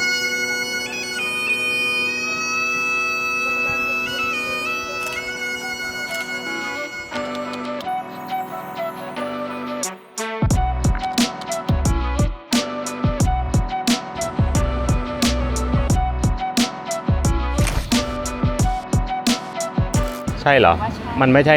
ฟู้ดทรัคแล้วนี่เขาอาจจะร่ำรวยแล้วหรอเป็นร้านแล้วเหรออ่ะไปดูครับใช่ไหมYes เพื่อนบอกป้ายเดิมใช่เลยไปฮะนี่คือร้านไทยลึกลับนะครับมันจะอยู่ใกล้กับไวท์แฟร์นะครับเทสโก้ครับเดินเลยมาหน่อยหนึ่งแล้วก็เข้าไปข้างในว้าวโอเคครับเป็นร้านที่อยู่ในซอกตึกนะฮะที่เราไม่รู้มาก่อนว่ามีร้านอยู่ตรงนี้ด้วยเขาย้ายอยู่ในนี้แล้วไม่เป็นฟู้ดทรัคแล้วนี่ฮะ10 ปอนด์ข้าวไก่แซ่บแท้ๆไม่น่าเชื่อนะร้านซ่อนอยู่ในนี้ชิมลาบแท้ของดีเลยเวลามายุโรปแนะนำให้พกอะไรอย่างนี้มาเพราะว่าเรากินแท็บวอเตอร์กันใช่ไหมก็คือแบบไปกดตรงไหนก็ได้อะไรอย่างเงี้ยเพราะนั้นมีอย่างเงี้ยเอาไว้ใส่แล้วเก็บความเย็นได้ด้วยแต่ที่นี่มีน้ำแข็งให้ด้วยสบายใจยอดเยี่ยมเมื่อกี้คุณป้าคนไทยเขาบอกว่าที่นั่งกินอยู่ให้ระวังเป๋าตังค์นะลูกมีของมีค่าแอบไว้แต่บอกให้ระวังอยู่ยุโรปแต่เราใช้กระเป๋าแพ็คเซฟนะครับมีล็อกทุกจุดนะฮะไปเที่ยวยุโรปก็สบายใจได้ระดับสูงกว่าปกตินะสบายใจได้โอเคครับเดี๋ยวเราไปขึ้นรถกันอร่อยมากนี่คือรสชาติไทยแท้คือเมื่อก่อนเขาเป็นฟู้ดทรัคแต่ว่าตอนนี้เขาย้ายมาอยู่เป็นร้านลับแล้วรับจริงอ่ะหาไม่เจอตอนแรก เรียบร้อยครับแต่ตอนนี้เราจะออกจากเมืองแคนเทอร์เบอรีนะครับก็เป็นเมืองหนึ่งที่อยู่ไม่ไกลลอนดอนมากครับรถประมาณ2 ชั่วโมงนะครับง่ายๆตีว่า2 ชั่วโมงครับนั่งรถไฟมาเที่ยวก็ได้ฮะสวยงามครับตามแบบฉบับเมืองที่เรียกได้ว่าหนึ่งในเมืองที่สวยที่สุดของสหราชอาณาจักรนะครับสวัสดีประชาชนทุกท่านครับผมอยู่ที่ออกฟอร์ดสหราชอาณาจักรเป็นที่เรียบร้อยแล้วนะครับเมื่อกี้เพิ่งขับรถเข้ามาถึงค่อนข้างเลทกว่าที่ตั้งใจไว้ประมาณ2 ชั่วโมงคือออกช้ากว่าแผนเนี่ยชั่วโมงหนึ่งแต่รถติดกว่าแผนชั่วโมงหนึ่งเหมือนกันนะครับรวมเป็น2 ชั่วโมงพอดียอดเยี่ยมไปเลยคุณผู้ชมจริงๆแล้วออกฟอร์ดเนี่ยหลายคนคุ้นชื่ออยู่แล้วครับเพราะว่าเวลาถ้าถามว่าคุณจบจากต่างประเทศจบจากที่ไหนที่มันฟังดูแล้วเท่ที่สุดหนึ่งในนั้นคือมีชื่อจบจากออกฟอร์ดนะครับแต่เดี๋ยวเราจะไปดูของจริงกันนะฮะนี่คือเมืองหนึ่งที่โอ้โหมาถึงปุ๊บเห็นคอกม้าเท่มากไปถ้าพูดถึงหนึ่งในเมืองมหาวิทยาลัยที่โด่งดังที่สุดในอังกฤษนะครับผมเชื่อว่าหลายคนเนี่ยนึกถึงเมืองนี้แน่นอนครับนี่คือเมืองออกฟอร์ดนะครับเป็นเมืองที่ก่อตั้งขึ้นในช่วงศตวรรษที่ 8โดยคำว่าออกฟอร์ดเนี่ยนะครับมาจากคำว่า Oxena Forda นะครับผมซึ่งเป็นภาษาอังกฤษเก่าแล้วนะมีความหมายว่าทางข้ามของวัวครับมาจากที่สมัยก่อนบริเวณนี้ครับเป็นจุดตื้นของแม่น้ำเทมนะครับทำให้วัวแล้วก็สัตว์ต่างๆนะครับเดินทางข้ามฝั่งไปได้ง่ายฮะและสิ่งที่ทำให้เมืองนี้ครับดังไปทั่วโลกเลยก็คือมหาวิทยาลัยออกฟอร์ดนั่นเองนะเป็นมหาวิทยาลัยเก่าแก่ที่สุดในโลกที่ใช้ภาษาอังกฤษนะครับเริ่มมีการเรียนการสอนนะครับมาตั้งแต่ปี 1096 นะฮะหรือว่าประมาณ900 กว่าปีที่แล้วนะซึ่งในปี 1209 นะครับเกิดเหตุการณ์สำคัญครับซึ่งอันเนี้ยบอกเลยนะว่าเป็นจุดเริ่มต้นครับที่ทำให้กำเนิดมหาวิทยาลัยคู่แข่งขึ้นมาครับซึ่งเขาเรียกเหตุการณ์นั้นว่า Town and Gown นะครับเป็นช่วงที่เกิดความขัดแย้งระหว่างชาวเมืองกับนักศึกษาซึ่งในตอนนั้นเนี่ยครับโอ้โหบอกเลยว่าบรรยากาศในเมืองเนี่ยเริ่มแย่ลงเรื่อยๆนะครับจนนักศึกษานะครับและอาจารย์ส่วนหนึ่งรู้สึกว่าอยู่ไม่ได้แล้วล่ะก็เลยตัดสินใจครับหนีออกมาและตั้งมหาวิทยาลัยใหม่ครับที่เมืองแคมบริดจ์ครับและนั่นก็คือที่มาของมหาวิทยาลัยแคมบริดจ์ที่ทุกคนรู้จักกันนั่นเองนะฮะซึ่งนี่ก็บอกเลยนะครับว่าเป็นที่มาว่าทำไม2 มหาวิทยาลัยนี้ครับถึงถูกเรียกว่าเป็นคู่แข่งกันครับและเขาเนี่ยก็ไม่ได้แข่งกันแค่เรื่องของวิชาการนะแต่เขาจะมีงานประเพณีที่จัดร่วมกันด้วยนะครับเรียกว่า The Boat Race นะครับผมซึ่งเป็นการแข่งพายเรือในแม่น้ำเทมนะครับก็ถือว่าเป็นสีสันที่เกิดขึ้นทุกๆปีเลยนะทุกวันนี้นะครับมหาวิทยาลัยออกฟอร์ดนะครับก็ยังอยู่ในอันดับต้นๆของโลกนะครับตามการจัดอันดับ QS World University Ranking นะครับล่าสุดนะครับออกฟอร์ดติดอันดับ4ของโลกนะครับและเป็นอันดับ2ของอังกฤษนะครับรองจาก Imperial College ของลอนดอนนะฮะและความพิเศษอีกอย่างหนึ่งของมหาวิทยาลัยนี้ก็คือเขาไม่ได้มีพื้นที่เดียวแบบมหาวิทยาลัยทั่วไปนะฮะแต่กระจายเป็นวิทยาลัยครับเกือบ40 แห่งทั่วเมืองเอาง่ายๆครับคือเป็นเหมือนเมืองย่อมๆที่หนึ่งเลยนะซึ่งหลายๆแห่งนะครับก็สวยจนถูกใช้เป็นโลเคชั่นถ่ายภาพยนตร์แฮร์รี่พอตเตอร์ด้วยครับเดี๋ยวไปดูกันนะครับว่ามีตรงไหนบ้างที่น่าสนใจ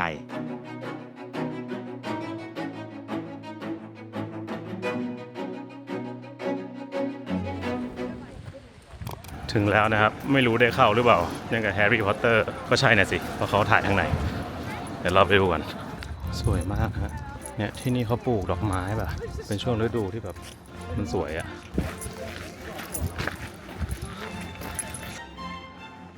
ถึงหน้าประตูแล้วนะฮะเขาบอกบัตรโซลเอาท์แล้วนะแต่ว่าเราจองมาก่อนเราจองมาเราเข้าไปดูว่าทันไหมปิดแล้วนะครับไม่ทันคือข้างในนี่ครับมันจะเป็นห้องเหมือนที่เราเห็นในฮอกวอตส์นะฮะแต่ว่าตอนนี้มัน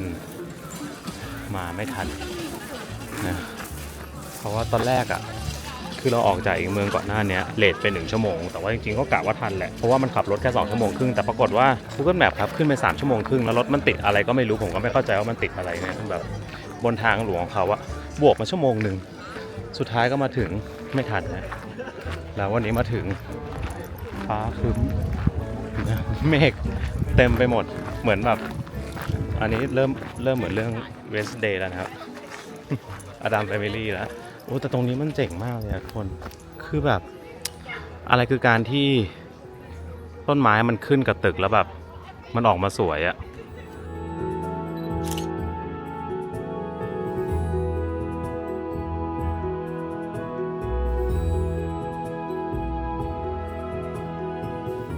ตอนนี้ฟ้าใสแล้วครับแดดออกแล้วต้องบอกว่าที่นี่ทั้งหมดนะครับที่เราเห็นเนี่ยไครสต์เชิร์ชเนี่ยคือเป็นโบสถ์นี่แหละแต่ว่าเป็นส่วนหนึ่งของมหาวิทยาลัยออกฟอร์ดแล้วก็ที่นี่ก็เป็นหลายจุดเลยครับเป็นอินสปิเรชันของฮอกวอตส์คล้ายๆออกฟอร์ดของแฮร์รี่พอตเตอร์เนี่ยสวยมากเขาบอกว่าเนี่ยเป็นที่เดียวในโลกนะถ้าผมเข้าใจไม่ผิดนะ ที่ใช้2ฟังก์ชันคือใช้เป็นโบสถ์และใช้เป็นมหาวิทยาลัยไปด้วยเท่มากสวยมากครับนี่มันแฮร์รี่พอตเตอร์ชัดๆทุกคนแล้วพอแดดออกปุ๊บโอ้โหมันเหมือนโลกใหม่อ่ะดูดิเราจะปลูกบ้านยังไงให้มันสวยอย่างนี้วะให้มันมีดอกไม้อะไรอย่างเงี้ยที่นี่ประตูปิดตอน2 ทุ่มครึ่งนะครับตอนนี้ยังไม่ปิดก็ตามสะดวกนะนี่ผมเดินกลับมาใหม่นะครับหน้าทางเข้าเพราะว่าตอนแรกมันฟ้าครึ้มมากตอนนี้แดดออกแล้วแดดออกแล้วสวยเลยก็เลยแบบต้องเดินมาถ่ายใหม่แล้ว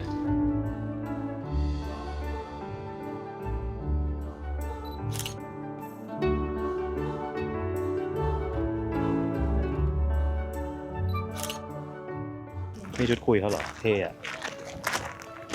จริงๆที่นี่มีออกฟอร์ดCastle and Prison นะครับก็คือเป็นปราสาทแล้วก็เป็นคุกด้วยแต่ว่าก็ไม่ทันแล้วแหละเพราะว่า5 โมงครึ่งก็ปิดแล้วนะครับเราก็เลยจะพาทุกคนไปเดินดูในเมืองออกฟอร์ดกันนะครับว่านี่เป็นหนึ่งในเมืองที่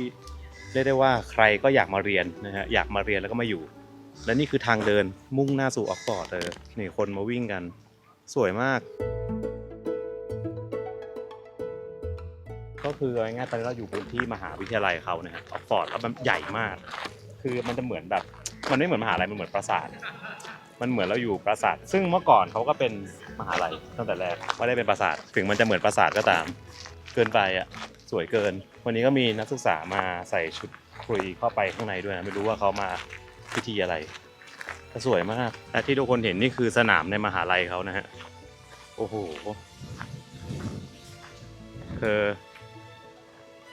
สวยเกินคำบรรยาย Christchurch Cathedral School of Fort ว้าวโหแค่ทางเดินก็สวยแล้วอะต้นไม้ที่ปลูกนี่เหมือนคัดมาแล้ว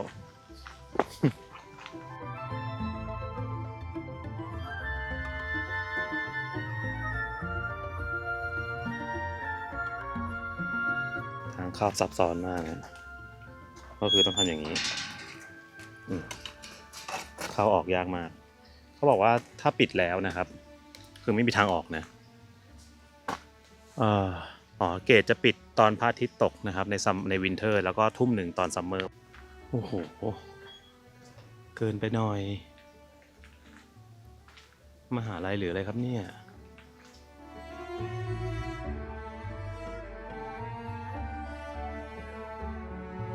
ทะลุรั้วมาอีกฝั่งหนึ่งแล้วเราก็มาโผล่ที่ไหนก็ไม่รู้ฮะโอ้โหมันเป็นแบบมันเรียกว่าเมืองดีกว่าที่นี่คืออะไรครับเป็นคอลเลจจากคอลเลจยังกับโบสถ์โอ้สวยมากตอนนี้พอเมฆไปปุ๊บสวยเลย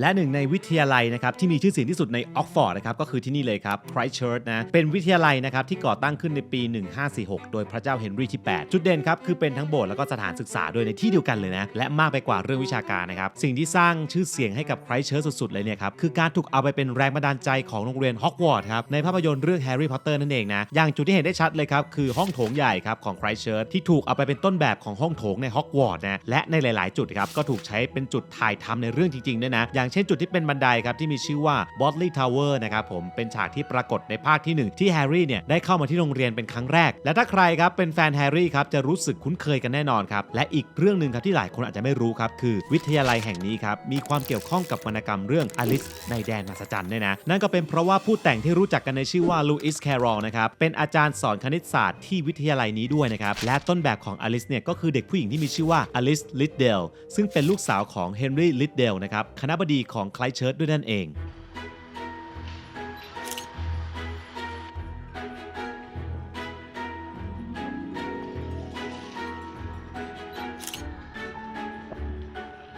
เราจะไปไลฟ์คลิปคาเมล่าเป็นอาคารกลมๆที่เป็นไฮไลท์ของฮอกวอตส์ ก็คือถือเป็นห้องสมุดทรงกลมที่แรกของอังกฤษ อืม แล้วก็เป็นนั่นแหละเป็น แต่เราเข้าได้แค่ข้างหน้า ใช่ ข้างในเข้าไม่ได้ แต่อันนี้เขาเขียนว่าเป็น University Church ก็คือเป็นโบสถ์มหาลัยโอ้โหเมืองสวยมากสวยเกินแล้วเราก็จะได้เห็นนักศึกษาค่อนข้างเยอะนะเพราะว่าแถวนี้ก็เป็นมหาลัยเนาะนี่ผมกำลังพยายามอ่านข้อมูลนะว่า The University Church of St. Mary the Virgin has been the official church of the University of Oxford site โอ้ปี1,200นะฮะตั้งแต่ปี 1,200 อ่ะแบบเก่าเกิน 1,200 ทุกคน800 กว่าปีจะ1,000 ปีแล้ว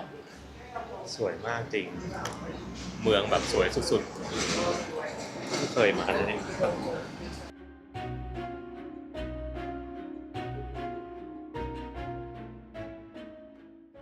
และอาคารที่ทุกคนเห็นอยู่ตอนนี้ครับนี่คือ Redcliffe Camera นะครับผมก็ต้องบอกว่าเป็นอาคารห้องสมุดทรงกลมที่เก่าแก่ที่สุดในอังกฤษนะครับมีจุดเด่นคือรูปแบบสถาปัตยกรรมสไตล์นีโอคลาสสิกสวยงามจนกลายเป็นหนึ่งในสัญลักษณ์ของออกฟอร์ดนะครับถูกสร้างขึ้นมาตั้งแต่ช่วงศตวรรษที่ 18 แล้วนะโดยได้รับทุนก่อสร้างมาจากจอห์น Redcliffe นะครับเขาเป็นนายแพทย์ชาวอังกฤษที่ประสบความสำเร็จมากๆฮะและได้บริจาคเงินจำนวนมากให้มหาวิทยาลัยนะครับซึ่งส่วนหนึ่งครับก็ถูกนำมาสร้างเป็นอาคารแห่งนี้สมัยก่อนเนี่ยนะครับถูกใช้เป็นห้องสมุดที่เก็บพวกหนังสือวิทยาศาสตร์ครับจนภายหลังเนี่ยนะครับก็ถูกรวมเป็นส่วนหนึ่งของห้องสมุดบอร์ดเรียนนะครับหรือว่าเรียกว่าเป็นห้องอ่านหนังสือมาจนถึงปัจจุบันนั่นเอง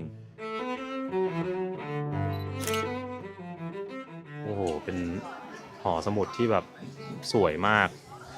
และข้างๆก็เป็นมอใช่ไหมพื้นที่ในมอแต่ว่าหอสมุดนี้คือคนเข้าได้คือต้องเป็นนักศึกษาเหรอว่าใช่ ใช่ไหมคนนอกห้ามเข้าไม่งั้นถ้าคนเข้าไปถ่ายรูปกันเลยเทะ ปัจจุบันมันเป็นห้องอ่านหนังสือที่เป็นส่วนหนึ่งของห้องสมุด ฮะ คือคนเอาหนังสือ มาอ่านแต่หนังสือไม่ได้เก็บที่นี่แล้วเก็บที่ไหนอ่ะ ก็เป็นห้องสมุดที่เราจะไปกัน อ๋อโอเคอันนี้เป็นแค่ห้องอ่าน ใช่ อ๋อสุดยอ มั ด นเป็นต้นแบบของพวกห้องสมุดทรงกลมในอังกฤษที่อื่น อ่า ๆพอนี้คือที่แรก สวยมาก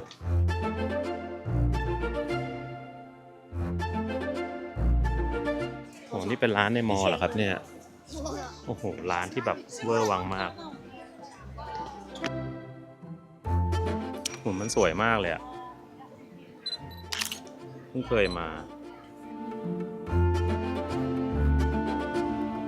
โอ้โหสวยเวอร์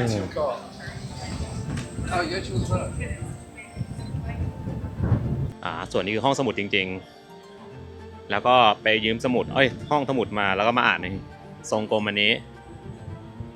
ชิล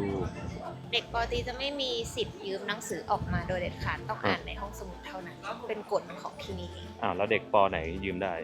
แบบอาจจะปโทปเอกยืมได้ อ๋อ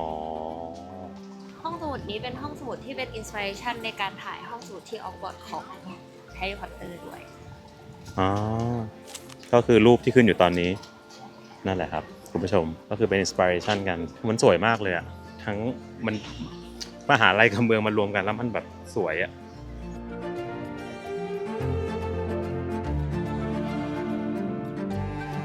อันนี้คือ เป็นสะพานข้ามแยกลาดพร้าวเหรอไม่ใช่ สะพานเชื่อมต่อตึก2 ตึก อ๋ออันนี้มันโบราณมากเนี่ยเขาเขียนดู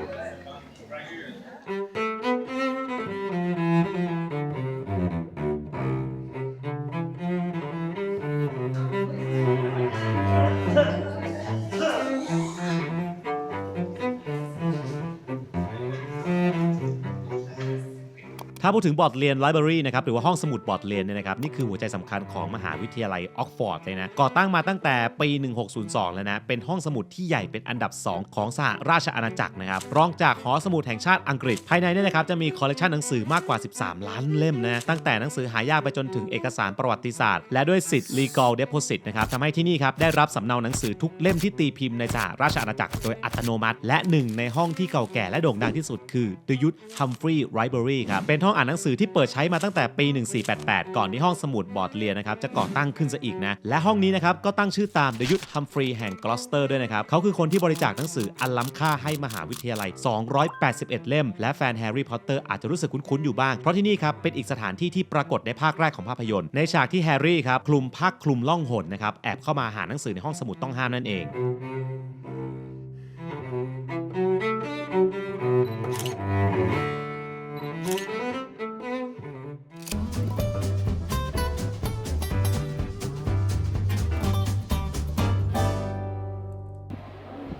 จริงๆมันไม่เหมือนมหาลัยนะมันเหมือนที่เที่ยว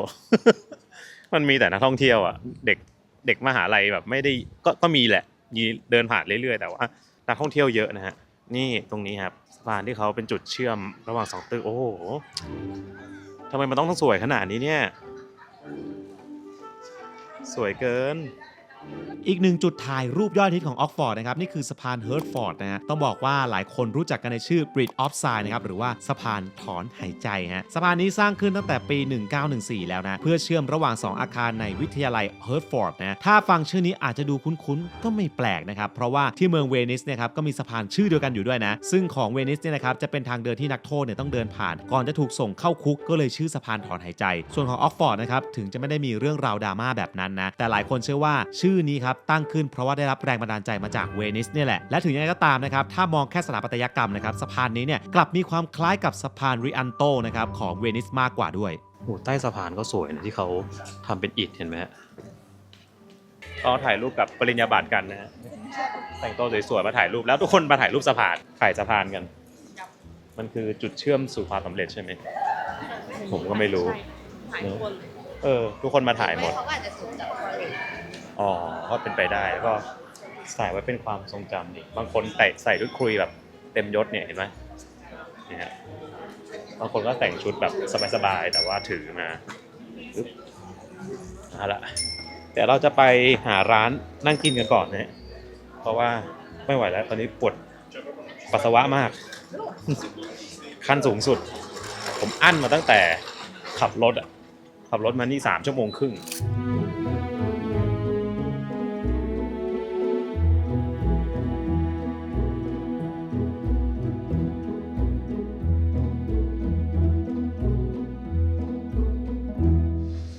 นี่ครับ Cover Market นะฮะ คราวนี้นะครับเรามาเดินดูบรรยากาศตลาดในออกฟอร์ดกันบ้างดีกว่าครับนี่คือตลาดในร่มที่เปิดมาตั้งแต่ปี 1774 เลยทีเดียวนะผู้ออกแบบนะครับคือสถาปนิกและวิศวกรชาวอังกฤษครับที่มีชื่อว่าจอห์นกวินนะครับจุดเริ่มต้นของตลาดนี้ครับเกิดขึ้นเพราะว่ากฎหมายที่ชื่อว่า Oxford My Way Act นะฮะซึ่งเป็นกฎที่ประกาศในปี 1771 เพื่อจัดระเบียบถนนสายหลักของเมืองครับโดยมีกฎชัดเจนว่าห้ามตั้งแผงขายเนื้อสัตว์และสินค้าอื่นๆริมถนนผลก็คือร้านเหล่านั้นต้องหาสถานที่ใหม่และในปี 1774 ครับตลาดในร่มแห่งนี้ก็ถูกสร้างขึ้นมาเพื่อให้พ่อค้าแม่ค้าเนี่ยย้ายเข้ามาขายอย่างเป็นระเบียบมาจนถึงปัจจุบันตลาดแห่งนี้ก็ยังคงคึกคักและเต็มไปด้วยร้านอาหารเครื่องดื่มเสื้อผ้าและเครื่องประดับอย่างหลายร้านที่เปิดต่อกันมาจนถึงรุ่นสู่รุ่นเลยทีเดียวมีตู้ไปรษณีย์โอ้ยโซนนี้ยังเปิดอยู่เลยมีเขานั่งดื่มกันนะฮะมีร้านคราฟต์เบียร์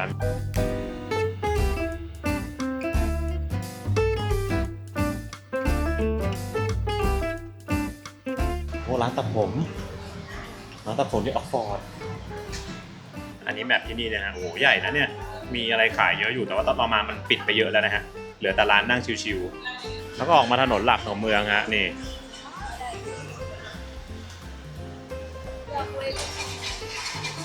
ข้างหน้ามีการประท้วงครับเพราะอะไรกันก็ไม่รู้ครับ Stop Starving Gaza อ๋ออันนี้เป็นการประท้วงให้ปาเลสไตน์นะครับที่ถนนกาซาเดี๋ยวเขามาเขย่านะเต็มเลย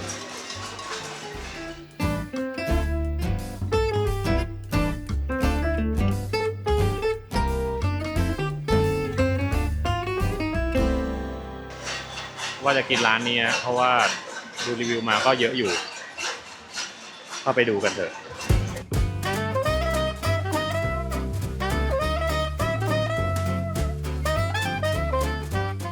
ข้าวมาแล้วครับนี่วันนี้กินสเต็กส่วนนี้คือสเต็กปลามันมีการแลกเปลี่ยนสินค้ากันเขาอยากได้ผักผมได้หอยสบายใจ เลยแล้วกัน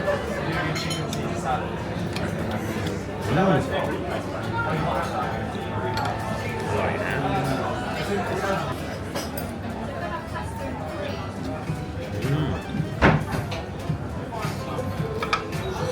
very good อร่อยนะ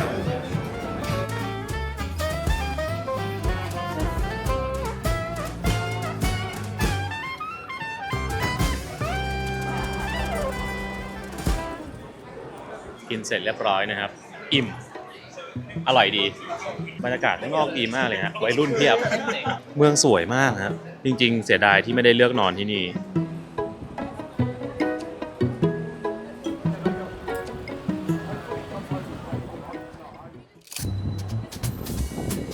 เดี๋ยวเราจะขับไปเมืองอื่นต่อนะฮะ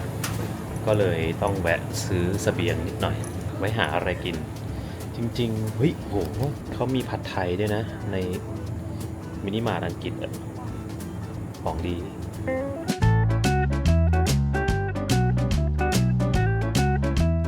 เขามีบัตรสมาชิก สมกับเป็นเด็กอังกฤษทำไง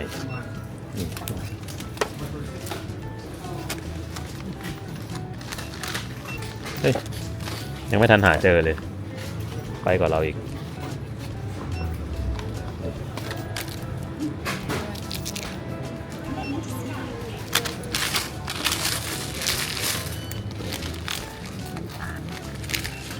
เฮ้ย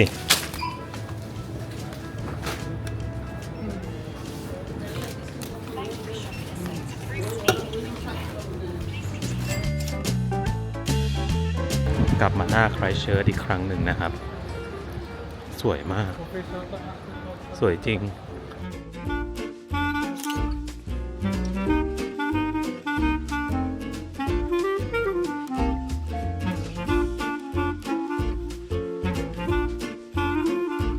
เอาจริงนะเสียดายที่มาไม่ทันเข้าไปข้างในเหมือนกันนะเพราะว่าเงินก็จ่ายไปแล้วแหละแต่แบบก็ทำยังไงได้ฮะคำนวณพลาดไม่เป็นไรฮะยังมีหมู่บ้านสวยๆเยอะแยะคิดว่าเดี๋ยววันหนึงจะกลับมาใหม่นะครับที่นี่ผมชอบมากก็คงมานอนด้วยเพราะรู้สึกว่ามันน่านอนมากไปขึ้นรถกันดีกว่าไปครับ จริงๆที่นี่ผมไม่ได้ไปที่หนึ่งสำคัญมากแต่ว่าไปไม่ทันนั่นคือออกฟอร์ดแคสเซิลนะครับแต่ว่าอยากให้ทุกคนได้ฟังเรื่องราวของที่นี่นิดนึงก็เลยเราจะเล่าให้ฟังแล้วกันว่าทำไมที่นี่ถึงน่าสนใจไปฟัง นอกจากสถานที่ที่เราไปกันแล้วนะครับออกฟอร์ดยังมีจุดหนึ่งที่ผมอยากแนะนำนะฮะถ้าใครมีเวลาไม่ควรพลาดนะครับนี่คือ Oxford Castle and Prison นะฮะนี่คือปราสาทและคุกเก่าแก่ที่เปิดให้เข้าชมได้นะมีประวัติยาวนานเกือบ 1,000 ปีครับด้านในเต็มไปด้วยเรื่องราวทางประวัติศาสตร์นะและตำนานเล่าขานที่สืบต่อกันมายาวนานอย่างหนึ่งในเรื่องที่โด่งดังที่สุดครับคือวิญญาณของแมรี่แบรนดี้นะครับผมเธอคือหญิงสาวที่ถูกตัดสินประหารชีวิตข้อหาวางยาพ่อตัวเองนะครับว่ากันว่าเธอใช้ช่วงเวลาสุดท้ายในชีวิตอยู่ในคุกของปราสาทแห่งนี้และจนถึงทุกวันนี้ครับก็ยังมีคนอ้างว่าเห็นเธอเดินวนเวียนอยู่รอบๆเรือนจำเหมือนกับว่ายังไม่ยอมไปไหนนั่นเอง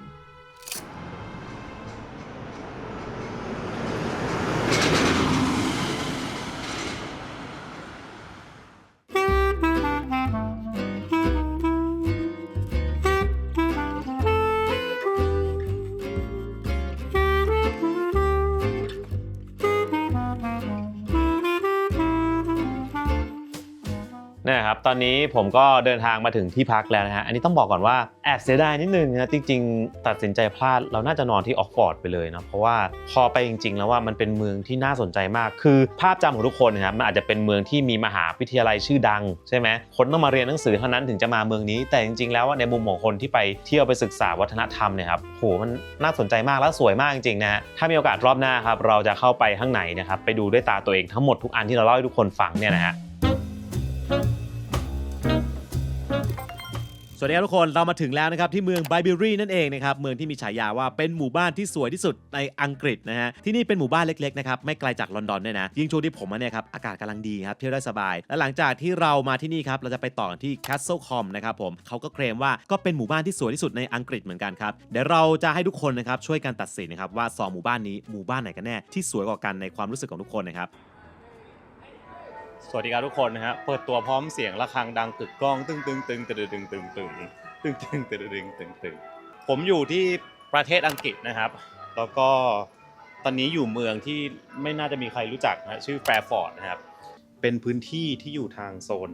ตะวันตกเฉียงใต้ของอังกฤษนะฮะที่นี่มีหมู่บ้านหนึ่งที่เขาบอกว่านี่น่าจะเป็นหมู่บ้านที่สวยที่สุดในประเทศอังกฤษจริงๆมันก็มีเข้าประกวดอยู่ 2-3 ที่นะแต่ว่านี่เป็นหนึ่งในนั้นนะฮะนั่นคือไบบูรีนั่นเองครับซึ่งไบบูรีเนี่ยไม่น่าไปนอนได้เพราะว่ามันเป็นหมู่บ้านเล็กๆใช่ไหมคือถ้าจะไปนอนต้องพวก Airbnb แล้วมันน่าจะเต็มหมดแล้วก็เดี๋ยวผมจะพาทุกคนไปดูครับว่าถ้าเขาบอกว่าสวยที่สุดในประเทศอังกฤษเนี่ยมันจะขนาดไหนเที่ยวนะฮะอันนี้คือโรงแรมเรานะครับ The Blue Hotel อันนี้คือปินโตนี่คือเย็นโกะคือตรงลานจอดรถหน้าโรงแรมเราเขาบอกว่าทุกวันพุธจะเป็นตลาดนะครับแต่ดีที่วันศุกร์วันพุธจะจอดรถไม่ได้โชคดีไปมาแล้วครับกุญแจห้องเบอร์ 5ไปโรงแรมรู้เลยนะว่าเป็นโรงแรมมีอายุแน่นอนตั้งแต่รุ่นไหนต่อรุ่นไหนที่ยุโรปจะมีโรงแรมแบบนี้เยอะเลยนะนี่คือโรงแรม4 ดาวเนี่ย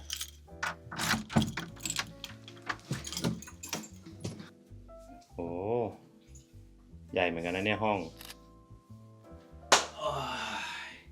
ไปนอนแล้วนะครับเดี๋ยวเจอกันพรุ่งนี้ฮะไปดูกันว่าเมืองที่ได้ชื่อว่าไม่ใช่เมืองสิหมู่บ้านที่ได้ชื่อว่าสวยที่สุดในสหราชอาณาจักรหรือในอังกฤษเฉยๆผมไม่มั่นใจเหมือนกันนะฮะไปดูกันแล้วกันนะว่าเป็นยังไงไปนอนแล้ว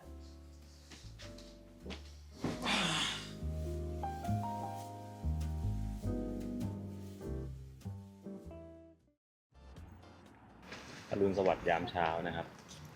จากเมืองแฟร์ฟอร์ดเมืองเล็กๆมากๆนะครับในชนบทอังกฤษนะครับโอเคตอนนี้เราเก็บของเรียบร้อยแล้วนะนี่สัมภาระเรามีเท่านี้นะฮะ3 คนจริงๆพอออกมานอนเมืองอย่างนี้บ้างก็รู้สึกดีเหมือนกันนะเพราะว่ามันแบบมันสงบไปฮะขึ้นรถกันดีกว่าจะไปไบบูรีประมาณน่าจะ10 กว่านาทีก็น่าจะถึงแล้วมั้งเพราะมันไม่ไกลนะ ถ้าใครนะครับเป็นคนที่หลงรักในธรรมชาติที่สวยงามแล้วก็ความเงียบสงบของอังกฤษนะครับแนะนำให้ทุกคนรู้จักกับ Cotswold ที่นี่คือเขตที่อยู่ห่างออกมาทางตะวันตกเฉียงเหนือของลอนดอนถูกเรียกว่าเป็น Area of Outstanding Natural Beauty นะครับหรือพื้นที่ที่มีความงามทางธรรมชาติที่โดดเด่นซึ่งก็ได้รับการอนุรักษ์นะครับจากรัฐบาลครับแล้วต้องบอกว่าหมู่บ้านในแถบนี้ครับจะโดดเด่นเรื่องของความสวยงามมากนะเพราะว่าเขานะครับยังรักษาสถาปัตยกรรมแบบดั้งเดิมเอาไว้ถึงกลับมีชื่อเรียกเฉพาะเลยนะครับว่าสถาปัตยกรรม Cotswold นะครับจุดเด่นคือจะใช้วัสดุที่มีอยู่ในท้องถิ่นทำให้มีโทนที่แบบอบอุ่นแล้วก็กลมกลืนกับธรรมชาติรอบๆด้วยนะซึ่งหนึ่งในหมู่บ้านที่ถูกขนานนามว่าสวยที่สุดในอังกฤษนะครับก็อยู่ใน Cotswold นี่แหละและจะเป็นที่ไหนไปไม่ได้เลยครับนอกจากที่นี่คือไบบูรีนั่นเองครับที่นี่นะครับเป็นหมู่บ้านที่มีความเป็นมาไม่ต่ำกว่า 1,000 ปีแล้วนะหนึ่งในคนที่ทำให้หมู่บ้านนี้ครับเริ่มเป็นที่รู้จักเลยก็คือวิลเลียมมอริสนะครับเขาคือศิลปินนักเขียนและนักออกแบบชื่อดังชาวอังกฤษคือในช่วงศตวรรษที่ 19นะครับเขาได้เดินทางมาที่หมู่บ้านนี้และเขาก็ได้กล่าวไว้ว่านี่คือหมู่บ้านที่สวยที่สุดในอังกฤษเลยรวมถึงในช่วงศตวรรษที่ 20ครับเคยมีบุคคลสำคัญจากเอเชียเดินทางมาที่นี่ด้วยนั่นก็คือจักรพรรดิฮิโรฮิโตะนั่นเองนะครับของประเทศญี่ปุ่นนี่ก็เลยเป็นหนึ่งในที่มาว่าทำไมนักท่องเที่ยวญี่ปุ่นเนี่ยถึงชอบมาที่เมืองนี้กันจังเลยนะฮะและด้วยความที่ว่าหมู่บ้านนี้ครับอยู่ติดกับแม่น้ำครับมีแม่น้ำไหลผ่านด้วยซึ่งก็คือแม่น้ำคลองนั่นเองเรียกได้ว่าเป็นแหล่งน้ำสำคัญของสัตว์หลายชนิดเลยฮะใครมาที่นี่ครับจะได้เห็นหงส์เนี่ยมาว่ายน้ำเล่นเนี่ยนะยิ่งทำให้บรรยากาศตรงนี้โอ้โหเหมือนในนิทานเข้าไปใหญ่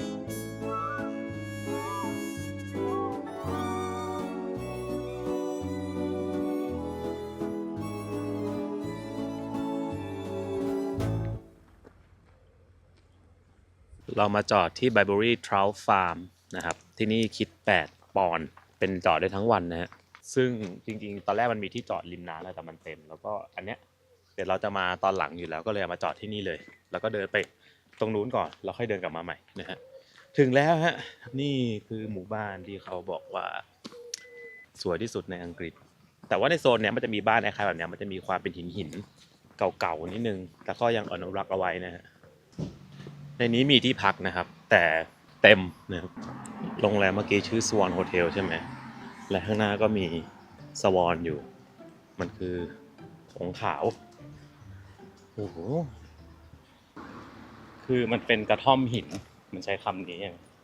ไอ้ตรงนั้นคือเขาบอกว่ามันเป็นเหมือนมุมถ่ายรูปที่แบบ คนมาเที่ยวจะถ่ายกันก็คือเป็นสัญลักษณ์ของ Cotswold จุดที่โดดเด่นที่สุดของหมู่บ้านครับคือตรงนี้ครับเรียกว่า Arlington Row นะครับผมซึ่งเป็นกลุ่มกระท่อมหินที่เรียงกันเป็นแนวยาวถูกสร้างขึ้นในปี 1380 นะฮะแต่เดิมเนี่ยถูกใช้เป็นโรงเก็บขนแกะของคณะนักบวชนะฮะซึ่งในยุคกลางเนี่ยขนสัตว์ถือว่าเป็นสิ่งที่มีราคามากนะเพราะว่าเอามาทำเป็นเสื้อผ้าแล้วก็สิ่งทอที่จำเป็นในชีวิตประจำวันได้จนต่อมาครับในช่วงศตวรรษที่ 17 ครับที่นี่ก็ถูกดัดแปลงครับให้กลายเป็นบ้านของช่างทอผ้าครับซึ่งเป็นอาชีพหลักของคนในพื้นที่ในช่วงเวลานั้นตัวบ้านแต่ละหลังนะครับสร้างขึ้นจากหินลามสโตนนะซึ่งก็เป็นหินธรรมชาติที่พบได้ในแถบนี้ครับมีสีเหลืองอ่อนคล้ายสีน้ำผึ้งที่ดูอบอุ่นแล้วก็คลาสสิกมากๆคิดดูว่าสวยจนเคยไปอยู่บนหน้าพาสปอร์ตของอังกฤษเลยนะแถมยังขึ้นชื่อนะครับว่าเป็นหนึ่งในกลุ่มบ้านที่ถูกถ่ายภาพมากที่สุดในเขตคอตโวลด์ด้วยแหละและแน่นอนนะครับว่าเรามาทั้งทีเราต้องเก็บภาพไปให้ได้ฮะคนมาดูนะตอนนี้คนยังไม่ค่อยเยอะนี่เป็นไง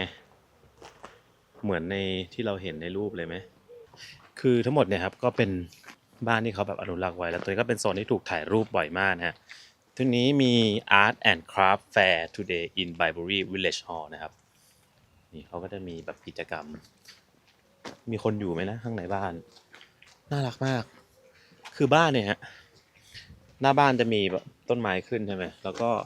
บ้านเนี่ยจะเป็นกระท่อมหินนะเป็นหินแต่ว่าหินมันเป็นหินที่คุมโทนมากๆแล้วก็เนี่ยโปะรอบๆส่วนหลังคาเนี่ยครับก็จะเป็นเหมือนหินเหมือนกัน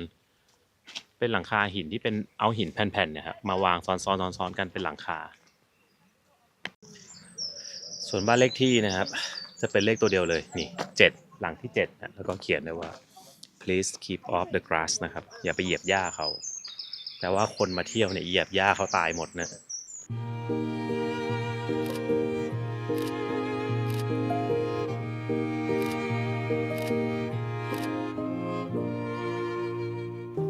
คือจะบอกว่าเรามาถึงที่เนี่ยตอนประมาณ9:15-20ประมาณเนี้ยหมายความว่าเนี่ยเวลาประมาณ10 โมงปุ๊บเนี่ยครับทัวร์แบบมหาศาลเลยเพราะฉะนั้นถ้าทุกคนจะมานะครับผมแนะนำให้มาก่อน9 โมงจะชิลจะได้ถ่ายรูปแบบอย่างที่คุณอยากถ่ายแต่ถ้ามาหลัง9 โมงครับโดนเนี่ยครับผมสวัสดีครับขอบคุณครับขอบคุณนะครับเจอคนไทยทักทายอ่ะโอ้บรรยากาศดีมากดีเวอร์ที่ทุกคนเห็นอยู่นี่นะฮะคือแม่น้ำโคนนะครับเป็นแม่น้ำสาขาของแม่น้ำเทมอีกทีหนึ่งแต่ใสมากใกล้หมู่บ้านจะมีโบสถ์ด้วยนะครับเดินประมาณ4 นาทีจากไอ้จุดเมื่อกี้คือใกล้มากจริงๆต้องบอกว่าที่นี่มันไม่ได้ใหญ่อะไรนะฮะแบบเป็นหมู่บ้านเล็กๆนะครับแล้วก็เพียงแค่ว่ามันดังแล้วมันสวยงามมากสงบอ่ะคือก่อนนักท่องเที่ยวมาคือรู้เลยว่าสงบคือแบบสงบมากๆ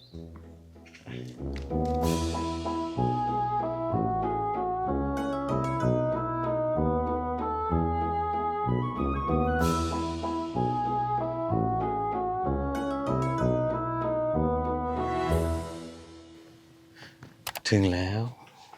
โอ้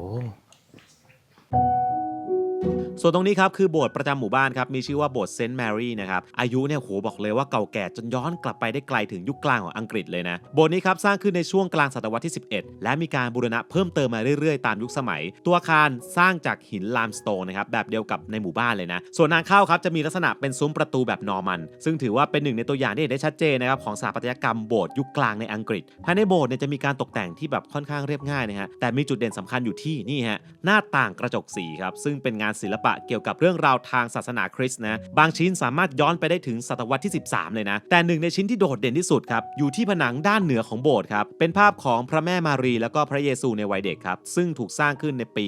1927 นั่นเองออกแบบโดยศิลปินกระจกสีชื่อดังในยุคนั้นครับอย่างคาร์ล พาสันนะและภาพกระจกสีชิ้นนี้เองครับก็ยังเคยถูกนำไปใช้เป็นลวดลายบนสแตมป์คริสต์มาสของอังกฤษในปี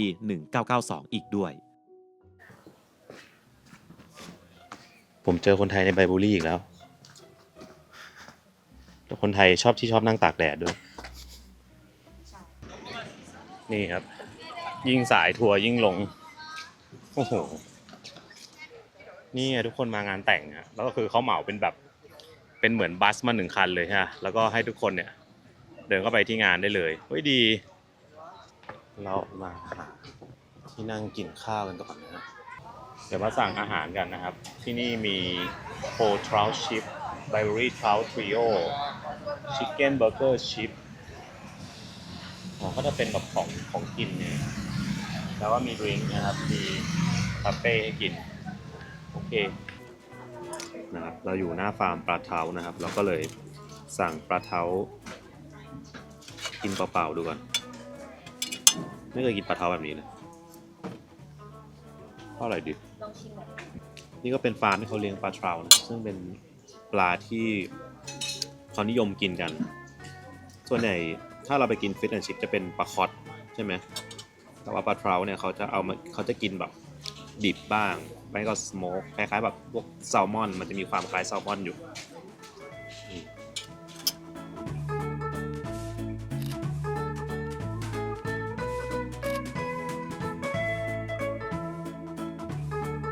และหนึ่งในจุดที่ถ้าใครไปไบเบอรี่นะครับก็ต้องแวะมาที่นี่ครับเพราะนี่คือฟาร์มปลาเทราที่เก่าแก่ที่สุดในอังกฤษที่ยังคงเปิดอยู่ฮะมีชื่อว่าไบเบอรี่เทราฟาร์มนะครับก่อตั้งมาตั้งแต่ปี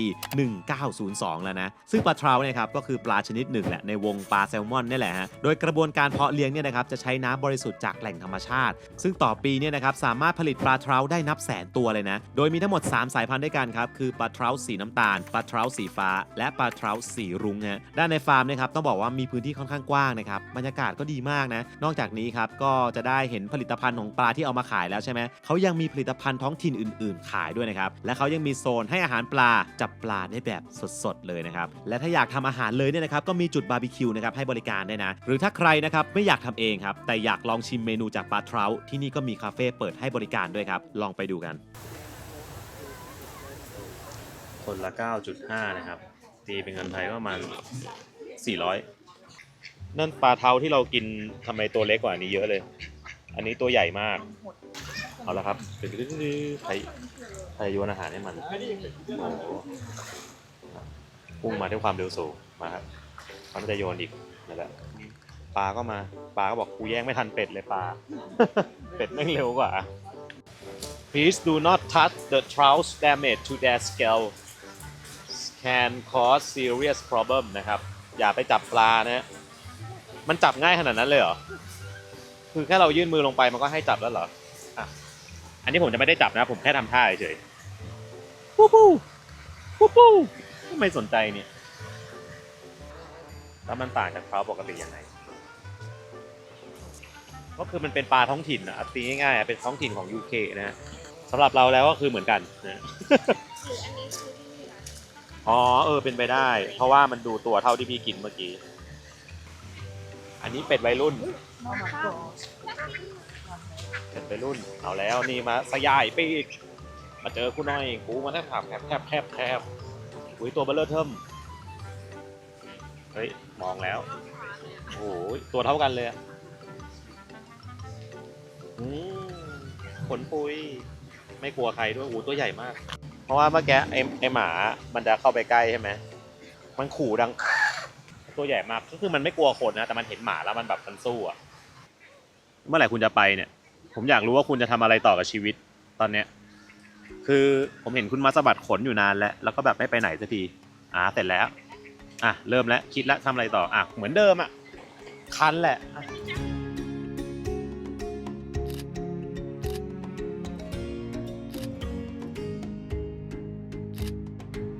ข้างในก็คือมีสนามเด็กเล่นนะจริงก็ดูมีอะไรให้ทำพอสมควรมีทอยเลทมีช็อปกับคาเฟ่เรามาดูนะครับนี่คือ Life Circle of Barbary Trout นะครับก็นี่ฮะเป็นไข่ก่อนแล้วกันนะเป็นไข่เสร็จฟักออกมานี่ฮะจะมีตาโผล่มาใช่ไหมตัวจิ๋วๆนี่ปุ๊บเสร็จปุ๊บก็จะเป็น early development นะฮะนี่ประมาณ31วันเดือนนึงเริ่มเป็นตัวอย่างนี้นะแล้วก็นี่ฮะโตขึ้นมาเสร็จปุ๊บเป็นลูกปลาอันนี้คือแบบเห็นเป็นตัวแล้วก็เต็มวัยเสร็จก็ไปวางไข่ใหม่เหมือนทุกคนเขาเข้ามาในเนี้ยก็เป็นฟีลแบบปิกนิกกันครอบครัวแฟมิลี่ตอนแรกผมก็สงสัยอยู่ว่าเขาเข้ามาทำอะไรกันก็คือนอกจากมาดูฟาร์มก็คือฟีลแบบปิกนิกเลยเนี่ยเด็กๆก็อาจจะได้มาเรียนรู้เป็นกิจกรรมที่ปกติเราอาจจะไม่ได้ทำกันนะฮะแล้วก็นี่นะฮะอันนี้เป็นโซนนี้เขาเรียกว่ากิจกรรมแบบ catch your own fishing ก็คือทุกคนจะตกปลาครับ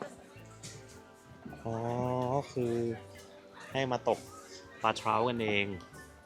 คือเขาตกใช่ป่ะตกเสร็จแล้วเขาเอาไปปิ้งเขาแร่เองด้วยตกเองแร่เอง กินเองกินเอง ใช่ โคตรดีอ๋อบอกว่าเขาบอกว่าปลาทั้งหมดที่จับเนี่ยจะต้องเอามาฆ่าแล้วก็จ่ายนะครับอย่าจับแล้วโยนกลับไปในน้ำเขาบอกนี่นะหลังจากตัดได้แล้วโปรดใช้ landing net นะครับเอามันขึ้นมาจากแบงค์ก็คือน่าจะเป็นบ่อเก็บนี่แหละแล้วก็บอกว่าเด็กอายุต่ำกว่า14ไม่ได้รับอนุญาตให้ฆ่าปลานะครับโอ้เขามีกำหนดอายุด้วยก็คือต้องเป็นผู้ใหญ่ทำเท่านั้นนะครับหรือไม่ก็เป็นสตาฟของเราทำเพื่อให้ทราวครับไม่ทรมานในกระบวนการนี้ฮะมันต้องแบบเชี่ยวชาญนิดนึงโอ้ตัวใหญ่มากเขาจับได้แล้วดินลาก่อนไอ้หนูแต่มันมีเยอะมากเลยนะก็คือเหมือนเราเห็นปลาเลยอะเราแค่เอาเหยื่อลงไปแล้วมันจะกินหรือเปล่าแค่นั้นเองอ๋อแล้วเขาก็จะมีไม้ฮะพอตกมาได้เสร็จปุ๊บก็จะไม้ทุบหัวปลาให้ปลาตาย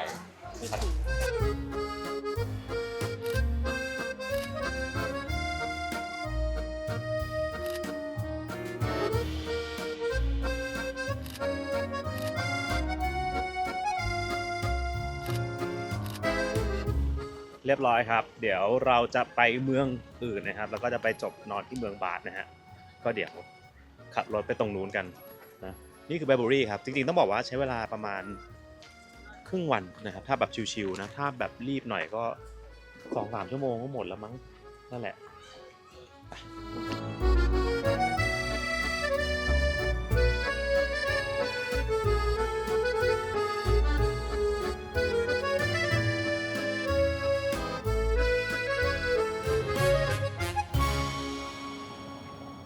จอดรถแล้วนะฮะจอดข้างนอกไกลมากคือที่เนี่ยที่จอดรถน้อยมากแล้วมันต้องออกมานอกหมู่บ้านไกลมากนะฮะเพราะว่าเรามาวันเสาร์ด้วยมันก็เลยแบบยิ่งหนักเข้าไปใหญ่เลยจริงๆเขามีลานจอดรถนะครับลานจอดรถเขาเนี่ยก็เดิน12 นาทีเหมือนกันแต่นี่เรามาจอดลานอะไรก็ไม่รู้ครับเพราะว่าลานจอดรถเต็มนะครับในหมู่บ้านก็เต็มตรงนี้นี่เดินเข้าไปประมาณน่าจะมี18 นาทีได้เราจะต้องเดินเข้าป่าไปในหมู่บ้านนั้นนะท้อเหมือนกันนะ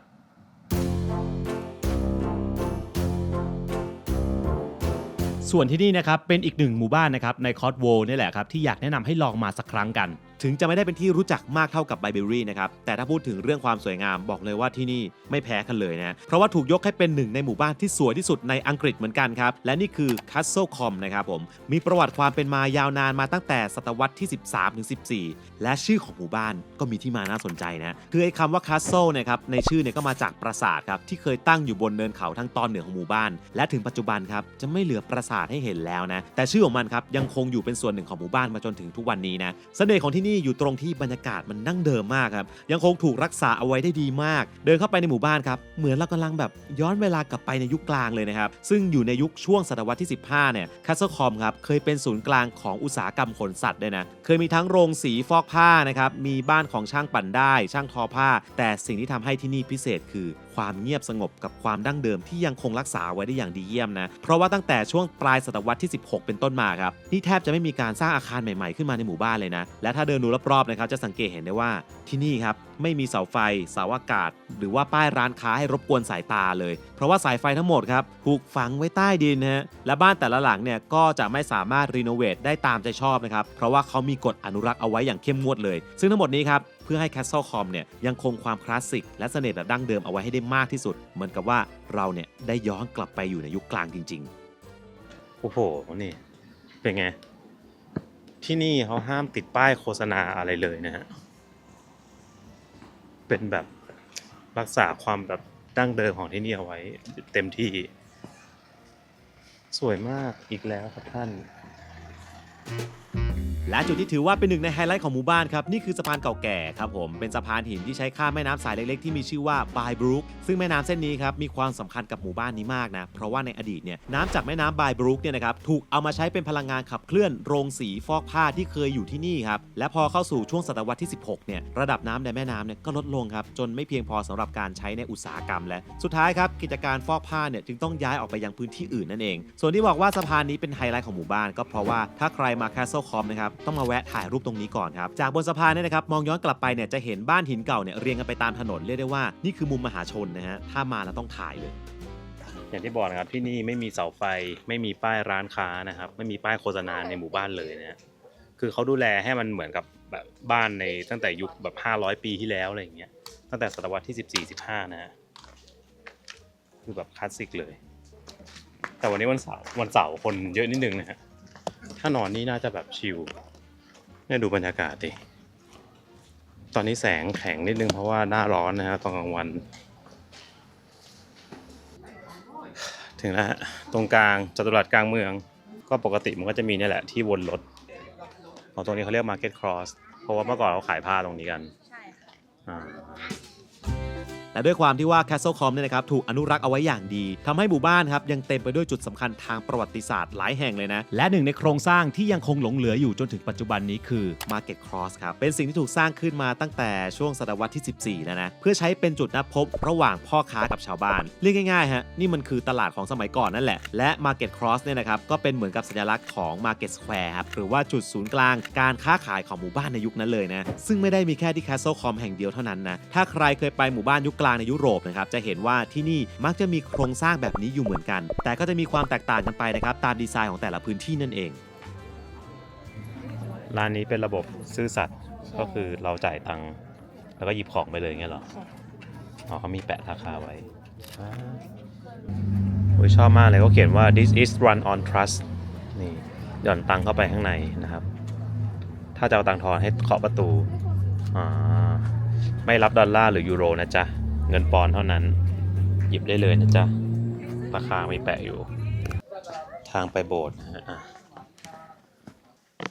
ทางเข้าลึกลับมากอีกหนึ่งจุดสำคัญนะครับที่ไม่ควรพลาดเลยนะครับถ้ามาเที่ยวที่ Castle Com นะครับนี่คือโบสถ์เซนต์แอนดรูอาคารโบสถ์ที่เราเห็นในปัจจุบันนะครับเริ่มก่อตั้งนะครับในช่วงศตวรรษที่13แต่จริงๆแล้วเนี่ยครับที่ดินบริเวณนี้เคยเป็นสถานที่ประกอบพิธีของชนเผ่าเคลโบราณมาก่อนนะก่อนที่ศาสนาคริสต์นะครับจะเข้ามาในอังกฤษด้วยซ้ำแต่สิ่งที่น่าสนใจจริงๆสำหรับที่นี่แล้วคือความเชื่อมโยงระหว่างโบสถ์กับประวัติศาสตร์ของหมู่บ้านครับย้อนกลับไปนะครับหลังปี1066เนี่ยที่อังกฤษถูกลุกรานโดยชาวนอร์มันพื้นที่ของ Castle Com นะครับถูกมอบให้กับขุนนางนอร์มันคนหนึ่งโดยลูกสาวของเขานะครับแต่งงานกับขุนนางอีกคนหนึ่งที่มีชื่อว่า Reginald de Dunstanville นะครับซึ่งภายหลังครับกลายเป็นบารอนคนแรกของ Castle Com นะและต่อมานะครับคนในตระกูลนี้ครับที่มีชื่อว่า Sir Walter de Dunstanville เนี่ยนะครับก็ได้กลายเป็นบารอนคนสำคัญของหมู่บ้านและเมื่อเขาเสียชีวิตจากการไปร่วมรบในสงครามครูเสดครับรูปปั้นหินของเขาเนี่ยก็ถูกสร้างไว้ในโบสถ์แห่งนี้อย่างที่ทุกคนเห็นนะนับจนถึงปัจจุบันนี้ครับต้องบอกว่านี่มีอายุเกือบ800 ปีเข้าไปแล้วนะและที่พิเศษสุดๆครับสำหรับคนชอบของโบราณนะคือฐานของหอระฆังครับเขามีนาฬิกาโบราณไร้หน้าปัดนะและยังคงทำงานได้อยู่จนถึงทุกวันนี้เลยนะถือว่าเป็นหนึ่งในนาฬิกายุคกลางนะครับที่เก่าแก่ที่สุดและยังใช้งานได้ในอังกฤษนั่นเองโอ้นี่ภาพตอนเขามาถ่ายหนังแต่บรรยากาศมันก็เหมือนยุคนั้นจริงๆนะก็คือพอเอารถมาวิ่งคือแบบใช่เลย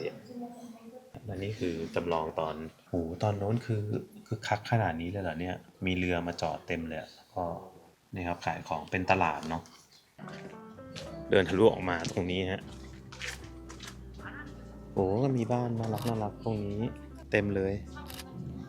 ข้างในนี้มันจะมีโรงแรมนะครับเป็นโรงแรมเป็นร้านอาหารเป็นคาเฟ่ชื่อ Manor House นะครับก็เป็นบ้านหลังใหญ่ๆเนี่ยอยู่ตรงนี้สวยมากแล้วคือสวนแบบกว้างอย่างกับในหนังเหมือนใช้จัดอีเวนต์ได้เลย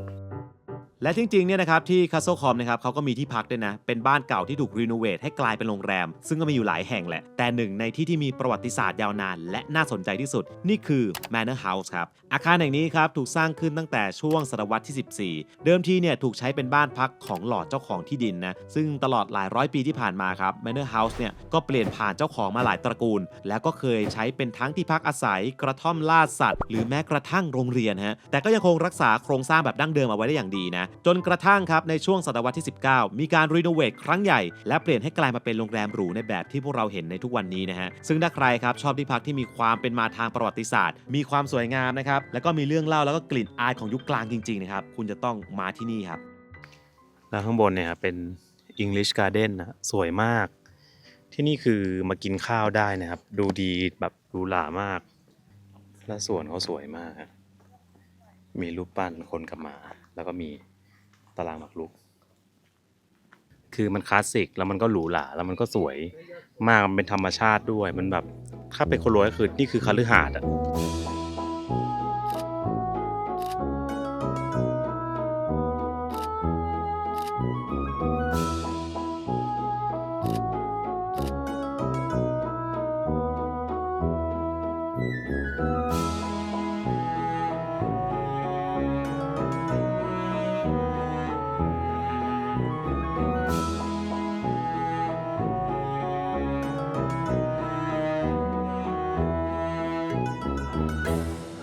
ครับตอนนี้เราถึงโรงแรมที่เมืองบาธเรียบร้อยแล้วนะฮะนี่ก็เป็น2หมู่บ้านนะครับที่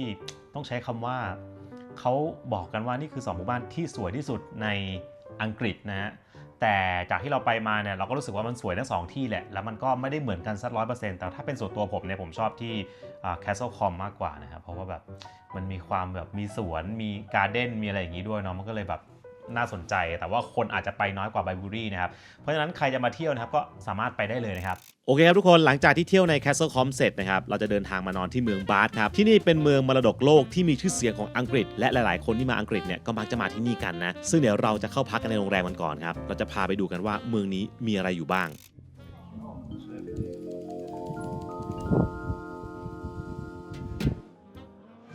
สวัสดีครับจากเมืองบาธประเทศอังกฤษนะสหราชอาณาจักรนะนี่เป็นหนึ่งในเมืองคลาสสิกนะครับที่ผมชอบมากของอังกฤษนะเคยมานี่เป็นรอบที่2นะรอบนี้จะไปสโตนเฮนจ์ด้วยเพราะว่า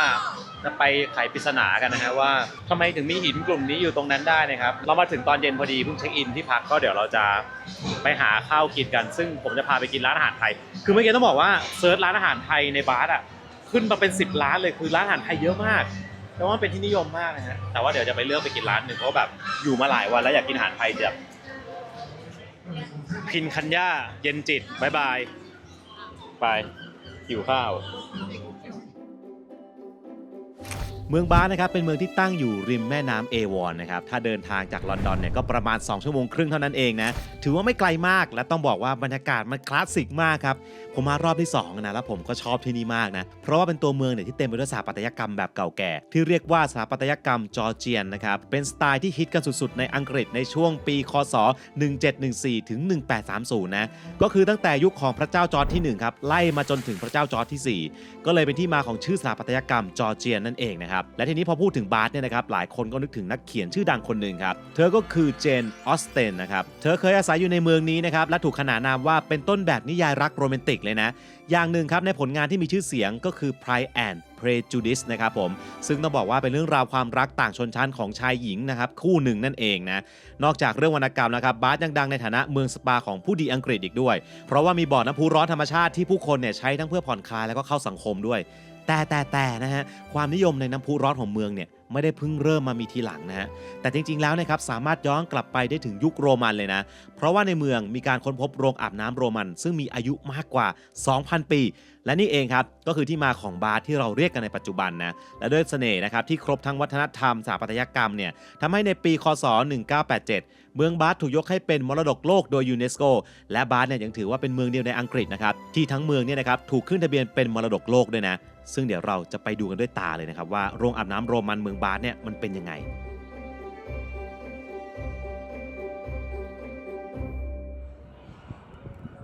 ร้านที่เสิร์ชไว้ชื่อว่าโรซ่าไทยไม่เคยกินหรอกนะแต่ว่าเห็นมีแบบเป็นอาหารจานเดียวก็เลยแบบเฮ้ยน่าสนใจลองดู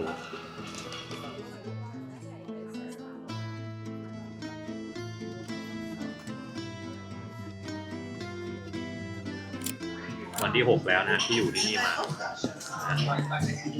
ต้องการอะไรเผ็ดๆก็เป็นในร่างกายของเราแบบไข่ดาวสไตล์ไทยนะ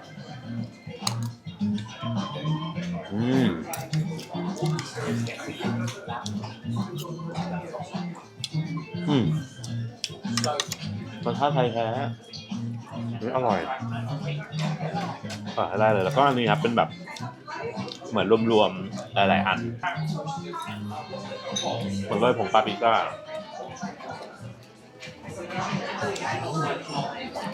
เยี่ยมฮะกินข้าวเลยครับ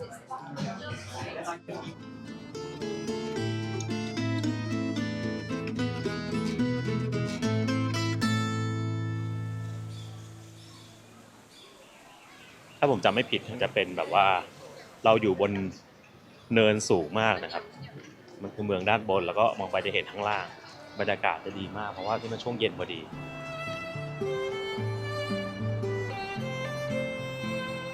หนึ่งในแลนด์มาร์คสำคัญของเมืองบาร์นะครับก็คือสะพานพาลนี่นะครับสะพานที่ถูกออกแบบโดยโรเบิร์ตอดัมนะและสร้างขึ้นในปี 1769 ถือว่าเป็นตัวอย่างที่สวยงามของสถาปัตยกรรมแบบจอร์เจียนนะครับจนกลายมาเป็นหนึ่งในสถานที่ที่ถูกถ่ายรูปมากที่สุดของเมืองความพิเศษของสะพานนี้ไม่ได้มีแค่ความสวยงามเท่านั้นนะแต่ยังเป็นสะพานไม่กี่แห่งในโลกที่มีร้านค้าอยู่ทั้งสองฝั่งทำให้เดินชมวิวแล้วก็ช้อปปิ้งได้พร้อมกันเลยนะส่วนชื่อพันนี่นะครับไม่ได้มาเล่นๆนะเป็นการตั้งตามฟรานเซสพันนี่เธอเป็นภรรยาของวิลเลียมจอห์นสโตนพันนี่ครับเจ้าของที่ดินรอบๆบริเวณนั้นในยุคนั้นนั่นเองนะและฟรานเซสเนี่ยแหละครับที่สั่งให้สร้างสะพานนี้เพราะว่าอยากให้เมืองเนี่ยเชื่อมต่อกันและพัฒนาต่อไปได้อย่างสวยงามนั่นเอง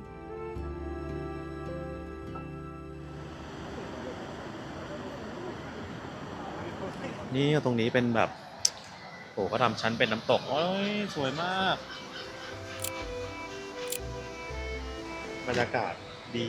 สุดๆคือต้องบอกก่อนว่าเนี่ยทุกคนเห็นเป็นสะพานอย่างนี้ใช่ไหมฮะแต่พอเราเดินมาตรงเนี้ยมันจะไม่รู้ว่าเป็นสะพานมันจะเหมือนอารมณ์เหมือนถนนปกติที่มีร้านสองข้างทางซึ่งเนี่ยเห็นป่ะปกติมากแต่พอเราเดินทะลุออกมาปุ๊บนี่เป็นสะพานนะโอ้เขาทำเนียนมากถ้าเป็นสะพานที่อยู่สูงจากน้ำด้วยนะไม่ได้แบบธรรมดาเนี่ยแหละครับยามเย็นของเมืองบาร์สวยมากจริงผมว่าภาพรวมมวลรวมของเมืองเนี่ยดีมากนะตอนเย็นแบบดีมากแล้วผมชอบมากคราวที่แล้วที่มาก็ไม่ได้นอนเลยแต่รอบนี้ผมมาตั้งใจมานอนเลยเพราะแบบอยากนอนเมืองนี้สักครั้งหนึ่งเดี๋ยววันนี้ก็เดินเล่นนะไปนอนแล้วก็เดี๋ยวพรุ่งนี้เช้าเรามาเจอกันผมจะพาทุกคนสำรวจเมืองบาร์กันแล้วไปจบที่สโตนเฮนจ์นะฮะ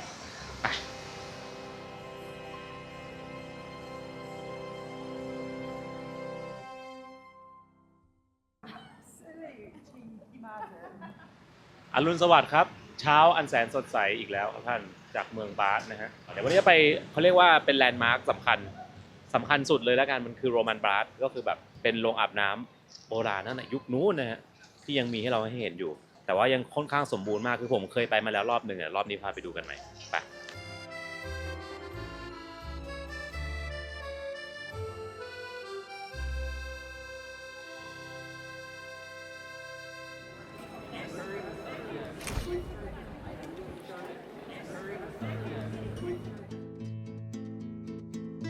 โรมันบาร์แห่งนี้นะครับถูกสร้างขึ้นมาตั้งแต่ช่วงศตวรรษที่1นะและถูกใช้จนถึงช่วงประมาณต้นศตวรรษที่5ก่อนที่ชาวโรมันจะออกจากอังกฤษไป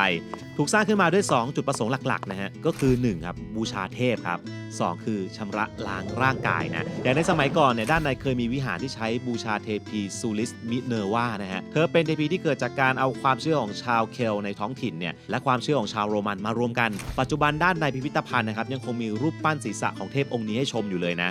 โดยการบูชาเทพีซูลิสมิเนอร์วาเนี่ยนะครับมักจะเกิดขึ้นตรงบริเวณน้ำพุศักดิ์สิทธิ์เนี่ยแหละมีลักษณะเป็นน้ำพุร้อนที่จะผุดขึ้นมาจากใต้ดินและมีอุณหภูมิความร้อนถึง46องศาโดยน้ำในบ่อเนี่ยจะผุดขึ้นมาทุกวันนะแล้วก็เป็นแบบนี้มายาวนานเป็นพันปีแล้วนะครับซึ่งในสมัยโบราณเนี่ยผู้คนนะครับก็มีความเชื่อกันว่านี่คือพลังของเทพเจ้าเพราะว่าเกินกว่าที่มนุษย์เนี่ยจะอธิบายได้นั่นเองนะและอย่างที่2ครับคือการอาบน้ำชำระล้างร่างกายนะครับน้ำจากบ่อน้ำพุร้อนจะถูกส่งต่อมายังห้องอาบน้ำต่างๆนะโดยมีห้องหลักที่เรียกว่า The Great Bath ตรงกลางเนี่ยเป็นสระน้ำใหญ่นะลึกประมาณ 1.6 เมตรรอบสระเนี่ยมีขั้นบันไดหินให้ลงไปนะครับและรอบด้านเนี่ยก็ทำเป็นซุ้มให้นั่งพักผ่อนแล้วก็พูดคุยกันได้นะซึ่งการอาบน้ำของชาวโรมันเนี่ยไม่ได้มีแค่เพื่อชำระล้างร่างกายนะครับแต่ยังเป็นแบบสถานที่พบปะสังสรรค์ในสมัยนั้นเลยนะครับเอาไว้แลกเปลี่ยนข่าวสารอะไรแบบนี้นะบางครั้งเนี่ยก็ถึงขั้นใช้พูดคุยทางการเมืองเลยทีเดียวนะครับรวมถึงหลายคนนะครับก็เชื่อว่าการได้มาแช่น้ำในสระนี้นะครับทำให้อาการเจ็บป่วยของตัวเองเนี่ยหายไปด้วยครับและภายในพิพิธภัณฑ์นะครับก็มีการจัดแสดงวัตถุโบราณในยุคนั้นด้วยและยังมีการใช้เทคโนโลยีจำลองภาพให้เราเห็นบรรยากาศจริงๆของโรงอาบน้ำในยุคโรมันด้วยอันนี้ผมชอบมาก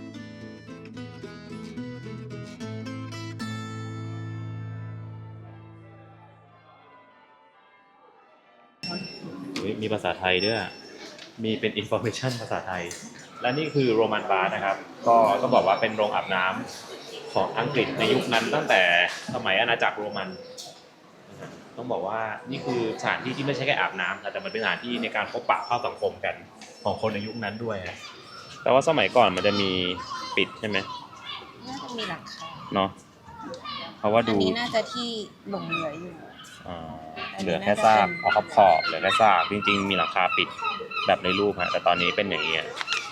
ลงไปดูชั้นล่างกันครับทางลงอยู่ไหนวะจริงๆผมเคยมาแล้วรอบหนึ่งนะตอนนั้นก็ยังงงๆอยู่ยังไม่ค่อยได้อ่านประวัติศาสตร์มากจำได้เขาจะมีทำเป็นภาพให้ดูในสมัยก่อนเลยนี่ไงเนี่ยเอาคนมาแสดงชอบมากนี่ครับที่เขาขุดเจอเนี่ยที่บอกว่าเป็นกอร์ดอน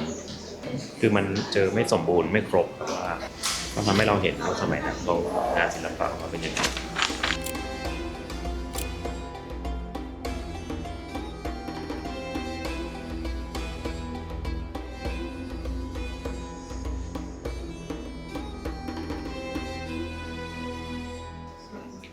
ศิลปะโมเสกนะสวยมากนะตอนนี้ชอบการที่ทำแบบจำลองยุคนึงให้เราเห็นภาพว่าตอนนั้นเนี่ยเขาอยู่ยังไงนะมีพัดตอนนี้นั่ง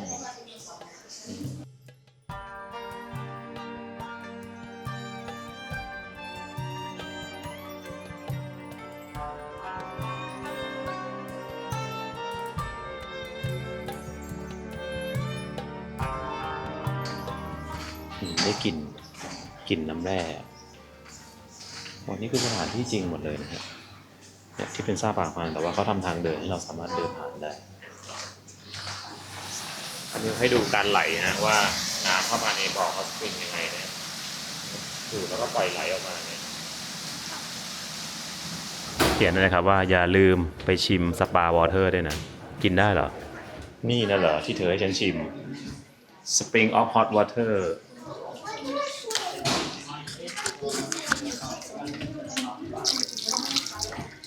ร้อนด้วย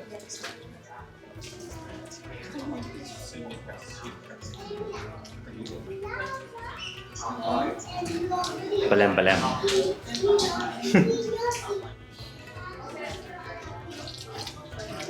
ละ เค็ม ปลาแรม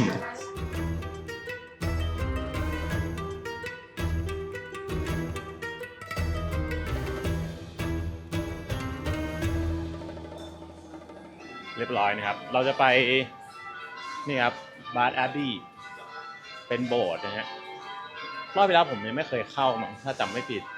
แล้วตอนนี้เขากำลังตีระฆังกันสนุกสนานมาก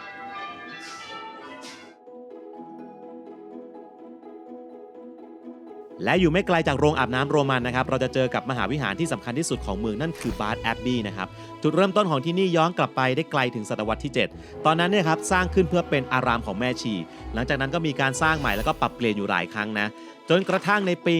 1499 บิชอปโอลิเวอร์คิงเขาได้สั่งให้สร้างโบสถ์ขึ้นมาใหม่และนี่แหละเป็นจุดเริ่มต้นของบาร์แอบบี้ที่เรารู้จักกันในทุกวันนี้นั่นเองนะแต่ยังไม่ทันจะได้อยู่ยาวนะครับในปี 1539 เนี่ยก็เกิดเหตุการณ์ครั้งใหญ่ในสมัยพระเจ้าเฮนรี่ที่ 8 ครับท่านทรงปฏิรูปศาสนาและยุบอารามต่างๆทั่วอังกฤษทำให้บาร์แอบบี้ถูกทำลายและปล่อยให้ผุพังไปครับจนถึงในรัชสมัยของพระนางอลิซาเบธที่ 1นะโบสถ์แห่งนี้ครับจึงได้รับการบูรณะขึ้นมาใหม่และกลายเป็นโบสถ์ประจำเมืองบาร์อย่างเป็นทางการปัจจุบันมหาวิหารแห่งนี้ยังมีชื่อเล่นว่าโคมไฟแห่งตะวันตกเนี่ยนะเพราะว่ามีหน้าต่างกระจกสีมากถึง52 บานทำให้ภายในโบสถ์เนี่ยนะครับสว่างด้วยแสงธรรมชาติแทบทั้งวันเลยถ้าใครมาเยือนเมืองบาร์นะครับบอกเลยว่าอันนี้ต้องแวะมาชมสักครั้งหนึ่งนะแต่ตอนที่ผมมาเนี่ยเขากำลังทำพิธีอยู่พอดีเลยนะฮะก็เลยชมแค่ด้านนอก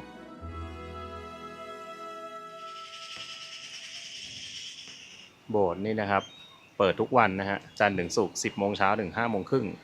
แต่ถ้าวันเสาร์จะเปิดถึง 6 โมงเย็นแต่ถ้าเป็นวันอาทิตย์จะเปิดตอนบ่ายนะครับถึงบ่าย 3:30 เพราะว่าวันอาทิตย์ปกติเนี่ยเขาโบสถ์จะใช้ทำพิธีอยู่แล้วนะครับเขาเลยเปิดตั้งแต่บ่ายโมงถึงบ่าย 3ก็คือมีเวลาให้เข้าชมประมาณ 2 ชั่วโมงครึ่งเอง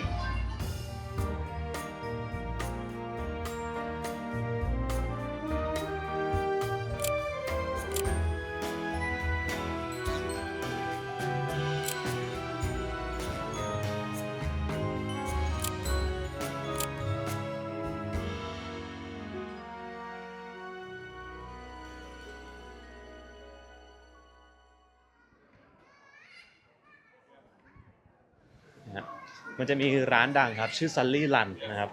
ผมอ่ะเคยกินแล้วนะครับอธิบายอย่างนี้ก่อนแล้วก็ไม่ค่อยชอบเท่าไหร่นะแต่เนื่องจากว่าเรามาเมืองนี้เราก็เลยคิดว่า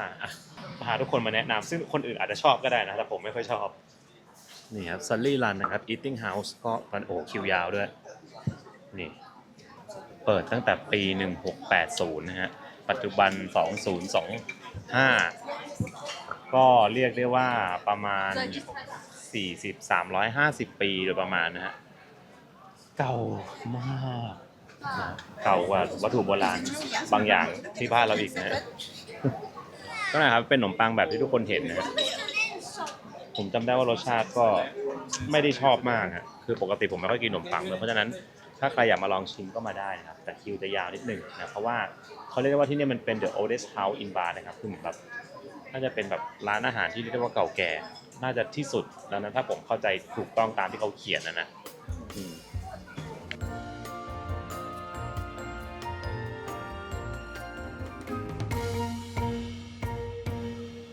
และไม่น่าเชื่อนะครับจากที่ตอนแรกจะกินนะครับเขาเรียกว่าอาหารเป็น historical food เลยประวัติศาสตร์เราจะมาจบที่ร้านไฟกายนะฮะจริงๆก็ผมเคยกินแล้วไฟกายกินที่เชียงไฮ้อร่อยดีนะรู้ว่ามันสั่งเป็นแบบนี้ได้ด้วยแบบไม่มีขนมปัง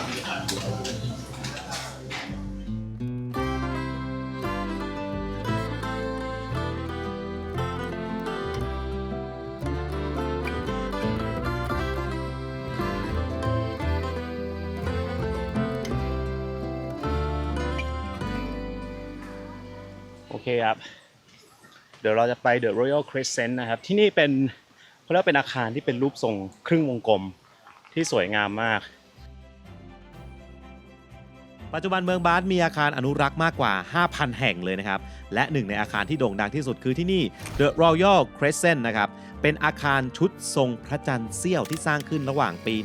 1767 ถึง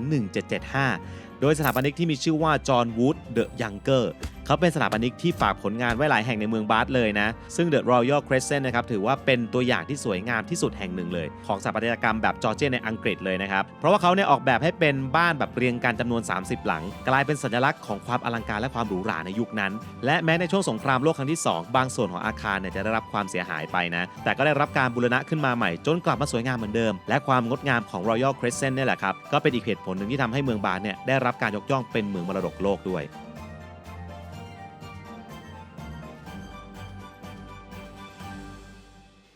แล้วมันก็กลายเป็นเหมือนพื้นที่สาธารณะฮะคนก็พาหมามาเดินเล่นพาจูงเด็กมาวิ่งถึงแล้วนะฮะแล้วข้างหน้าเนี่ยก็คือมันก็เป็นทุ่งหญ้ากว้างใช่ไหมคนก็มานั่งปิกนิกกันพักผ่อนกันคือมองตรงนี้มันจะไม่ค่อยดูอาจจะยังไม่ชัดเท่ากับเวลามองจากบนฟ้าก็จะเห็นว่ามันเป็นครึ่งวงกลมเนี่ยตรงนี้ก็เป็นโรงแรมด้วยฮะเผื่อใครอยากมานอนจะบอกว่าบรรยากาศมันแบบชิลมากคือถ้าเรามีเสื่อใช่ไหมมีเสื่อเสร็จปุ๊บเนี่ยปูเสื่อก่อนนะเสร็จปุ๊บมีปิ่นโตในปิ่นโตมีข้าวเหนียวส้มตำมีลาบ แล้วก็นั่งแล้วก็วิวแบบนี้โอ้โหสบายมากอย่างดี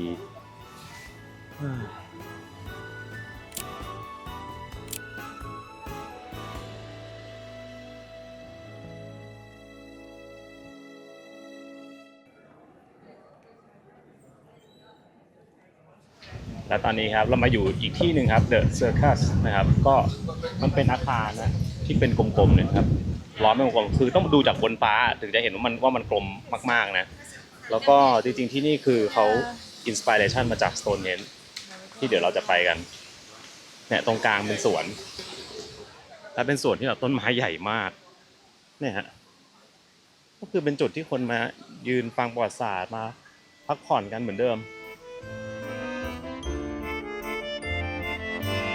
มากันอีกที่หนึ่งครับที่สำคัญเหมือนกันนะฮะที่นี่เรียกว่า The Circus นะครับเป็นอาคารที่ถูกสร้างขึ้นมาเรียงกันเป็นวงกลมรอบถนนวงเวียนดูแปลกตานะฮะแล้วก็อลังการมากๆซึ่งโครงการนี้เริ่มต้นขึ้นตั้งแต่ปี 1754 โดยสถาปนิกชื่อดังของเมืองที่มีชื่อว่าจอห์นวูด The Elder ครับ เขาออกแบบครับให้เป็นที่อยู่อาศัยสำหรับชนชั้นสูงในยุคนั้นนะและที่เป็นวงกลมนะครับก็เพราะว่าเขาได้รับแรงบันดาลใจมาจาก Stonehenge ครับหนึ่งในสิ่งมหัศจรรย์ของโลกที่จะพาทุกคนไปหลังจากนี้แหละแต่แล้วครับตัวของจอห์นวูด the Elder เนี่ยเขาก็เสียชีวิตก่อนที่งานนี้จะเสร็จครับทำให้ลูกชายของเขาที่มีชื่อว่าจอห์นวูด the Younger ครับมาเป็นผู้สานต่อและสร้างเสร็จสมบูรณ์ในปี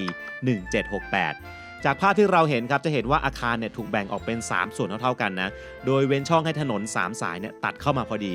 ซึ่งก็ทำให้เกิดความสวยงามแบบสมมาตรครับและลักษณะนี้เองทำให้หลายคนรู้สึกว่ามันมีความคล้ายกับ The Royal Crescent ครับซึ่งก็ไม่แปลกใจนะครับเพราะว่าผู้ออกแบบเนี่ยเขาคือพ่อลูกกันนั่นเอง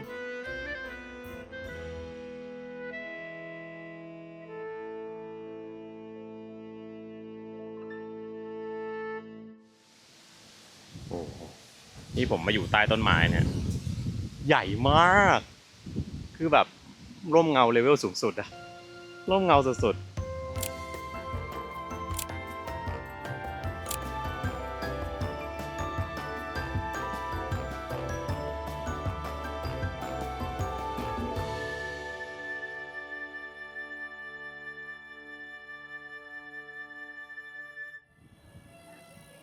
ที่ต่อมานะครับเราจะไปเป็นเขาเรียกว่าเป็นพิพิธภัณฑ์ครับ Mary Shelley House of Frankenstein ก็คือคนนี้เธอเป็นผู้ประพันธ์เขาเรียกว่าเป็นนิยายคลาสสิกของโลกเลย Frankenstein เนี่ยแล้วเขาเขียนที่เมืองบาสนะครับที่นี่ก็เลยมีการทำเป็นเหมือนอารมณ์แบบคล้ายๆแบบมิวเซียมนะฮะให้กับคนนี้ด้วยก็คือแบบข้างในมันจะจำลองนู่นนั่นนี่เอาไว้แล้วเราก็จองมาผ่านครูกนะครับมาเรียบร้อยแล้วครับจองรอบเวลามาเรียบร้อยล่วงหน้านี่ครับ Mary Shelley House of Frankenstein อันนี้น่าจะเป็นหน้าของเธอนะฮะผมไม่เคยเห็นเหมือนกัน แล้วทุกคนรู้ไหมครับว่าที่เมืองบาสเนี่ยนะครับไม่ได้มีแค่เจนออสเตนนะครับที่เป็นนักเขียนชื่อดังคนเดียวที่เคยอยู่นะแต่เมืองนี้ยังเคยเป็นที่อยู่ของผู้สร้างนวนิยายนะครับเรื่องดังอย่างแฟรงเกนสไตน์ขึ้นมาด้วยเธอมีชื่อว่าแมรี่เชลลี่นะครับในปี 1816 เนี่ยเธอเริ่มเขียนแฟรงเกนสไตน์ตอนที่เธออยู่ที่เมืองนี้เนี่ยแหละซึ่งในตอนนั้นเนี่ยเธอมีอายุเพียง 19 ปีเท่านั้นเองนะเนื้อเรื่องหลักๆเล่าถึงนักวิทยาศาสตร์ชื่อวิกเตอร์แฟรงเกนสไตน์เขาได้สร้างสิ่งมีชีวิตประหลาดขึ้นมานะครับที่เรียกว่าแฟรงเกนสไตน์ซึ่งหลังจากตีพิมพ์นะครับนิยายเรื่องนี้บอกเลยครับว่าโอ้โหแบบโด่งดังมากจนถูกนำไปดัดแปลงเป็นภาพยนตร์การ์ตูนและงานศิลปะมากมายนะและปัจจุบันในเมืองบาสครับก็มีการสร้างพิพิธภัณฑ์ขึ้นมามีชื่อว่า Mary Shelley House of Frankenstein ด้านในพิพิธภัณฑ์เนี่ยนะครับจะมีทั้งหมด4ชั้นซึ่งก็เป็นการบอกเล่าเรื่องราวทั้งหมดของ Frankenstein ห้อง Escape Room นะครับก็จะมีธีมต่างๆนะแล้วยังมีหุ่นจำลอง Frankenstein ตรงตามที่ Mary Shelley บรรยายเอาไว้ด้วยนะนอกจากนี้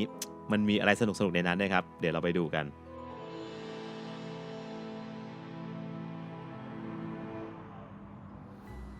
มีเสียงกรี๊ดซะด้วยตอนนี้เขาบอกเขาก็มีการกล่าวต้อนรับก่อนแล้วจองตั๋วมาแล้วเรียบร้อยสามารถเข้าได้เลยแล้วเดี๋ยวเราไปดูข้างในกันเขาบอกให้ดูทีละห้องนะโอเคพีสตาร์ทีอ่ะใช่ฮะก็เป็นนิยายแบบไซไฟสยองขวัญนะครับแฟรงเกนสไตน์วิทยาศาสตร์เนี่ยพีสตาร์ทีให้นำซะด้วยเอาละครับนี่มันบ้านผีสิงหรือเปล่าเฮ้ยตกใจเห็นอะไรก็ตกใจไปหมดอันนี้ก็คือ Mary Shelley โอ้ยเขาสวยมากเลยนะดูสินี่ครับก็คือข้างในจะเป็นข้อมูลนะเป็นประวัตินะครับส่วนตัวของผู้ประพันธ์ก่อนแล้วก็มีหน้าของเธออยู่ตรงนี้ซึ่งน่ากลัวแฮะ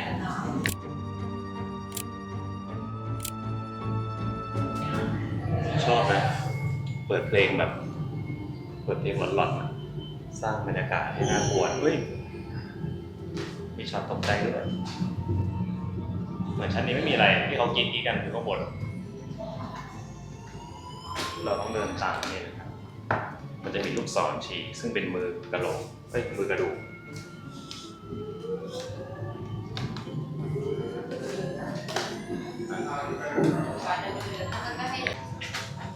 ไปต่อสิไบรอันโอเค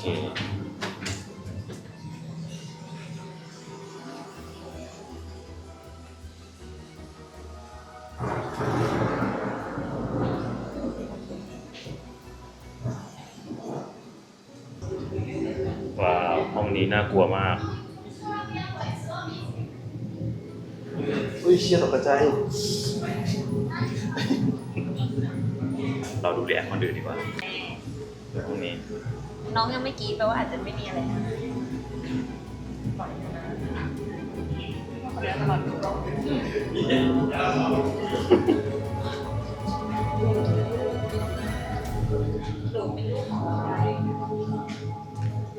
หนูมาจับ อันนี้เขาบอกให้ฟังนะ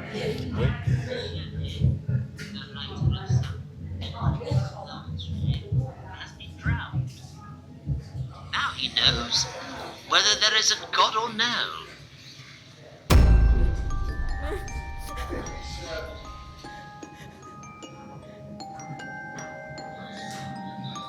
โอ้โหต้องบอกว่าหนังที่เกี่ยวกับแฟรงเกนสไตน์มีเยอะขนาดนี้เลยเหรอเนี่ย อันนี้เธียเตอร์รูมนะครับก็คือห้องนี้ดูหนังได้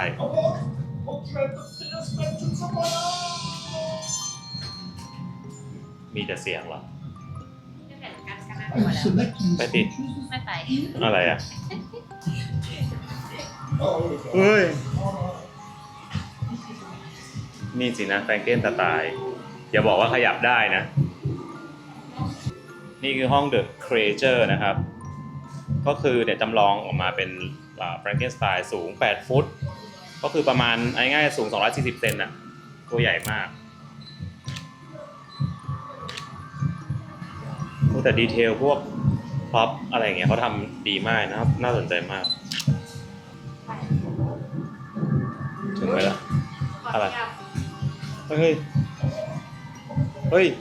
เฮ้ยขยับตอนแรกยังไม่ขยับเลยเฮ้ยยี่ตาเฮ้ยแล้วเราเข้ามาตั้งนานเขาไม่ขยับอ่ะเขามองแล้วอ่ะยังไงล่ะเฮ้ยเขามองผมอ่ะ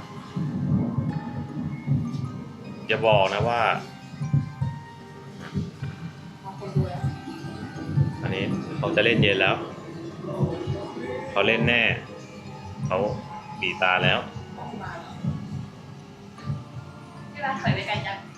ไม่ถอยจะเก็บรีแอคทุกคนมันต้องมีรอบที่มันจะแสดงอะไรแน่ๆนี่ฮะด้านข้างมีโหลดองนะฮะโอ้โหของดีจัดของดีพี่เก็บไว้เถอะเกลียดประมาณมากแบบแย่ๆจับแล้วแย่ๆ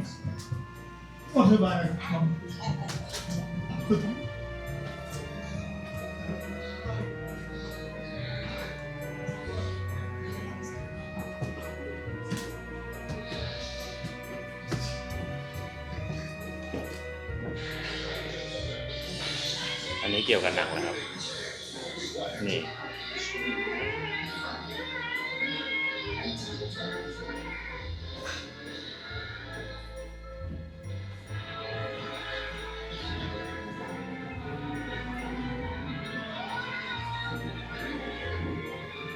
แจ็คกี้ดูเฮ้ยแฟรงเกนสไตน์เอง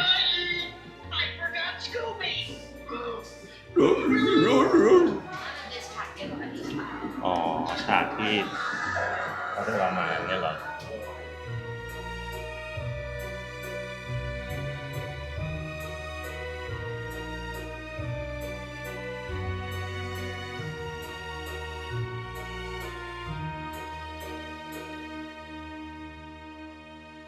ในวันที่แฟรงเกนสไตน์เป็นพรีเซนเตอร์นะครับเบียร์ยี่ห้อหนึ่ง แฟรงเกนสไตน์เป็น อะไรครับ พ เนี่ รี ย เซนเตอร์ยาข้อเข่าย าข้อเข่าเหรอฮะอ๋อเพราะว่านั่งบ่อยนะครับโอ้เขาเป็นพรีเซนเตอร์เยอะอยู่นะ นี่จำแบตเตอรี่จะหน่อย แต่เอ้ยอันนี้เหมาะเพราะว่าเขาต้องช็อตไฟฟ้าถึงคุณขึ้นมาได้นี่เป็นพวกแบบว่าของที่ระลึกและของเล่นของเล่นอ๋อชั้นบนสุดเป็นโรงหนังนะครับมีหนังให้นั่งดูเป็นที่นั่งดูหนังเลยมีคนนั่งดูกันอยู่โอ้เขามีบาร์ด้วยครับ Bloody Mary Bar นะครับแต่น่าจะเปิดแค่ตอนกลางคืน และข้างล่างสุดคือทอยเลทครับ อะไรอ่ะ มีเขียนด้วยอ่ะ Beware for I am เฮ้ยอันนี้น่ากลัวแล้ว It's not suitable for โอเคครับ มีคำเตือนเยอะนะครับ เย็น ถึงเวลาแล้วอ่ะ เปิดมาเป็นห้องน้ำ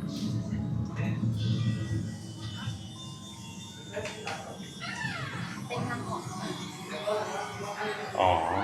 ไม่รู้ ไม่มันต้องลงข้างล่าง เขามีนักแสดงจริงๆด้วยเขาบอก Warning นะครับ Live action do not touch ไปครับ อ๋อ แล้วปิดด้วยบ้านผีสิงก็มาสิ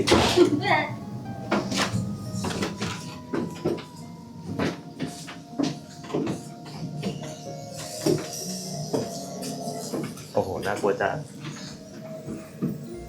รู้แล้วว่าทำไมกรี๊ดกัน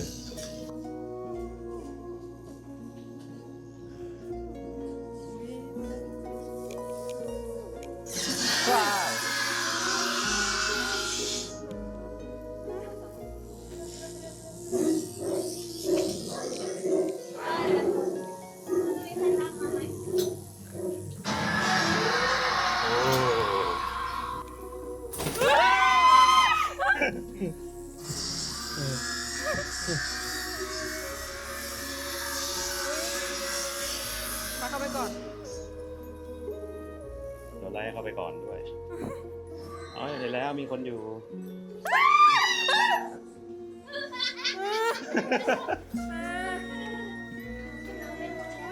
เขาอยู่นี่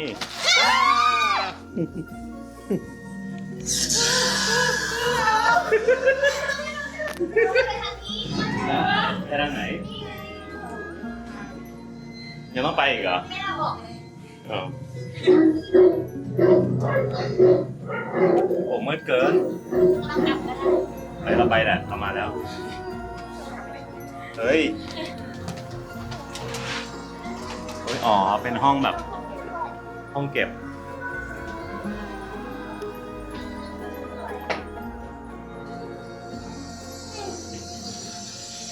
โอ้โหเขาทำเป็นแบบไม่มีอะไรมาแปะที่ตู้แน่เลย เพราะว่ามีรูปมือ มีมืออยู่ นี่ไงอุ้ย น่ากลัว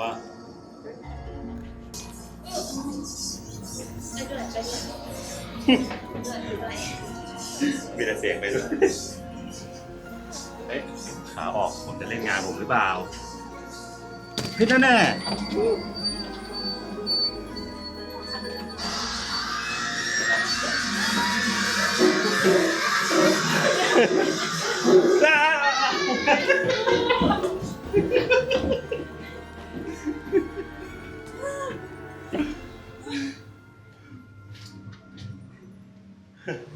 จบด้วยบ้านมีสิ่ง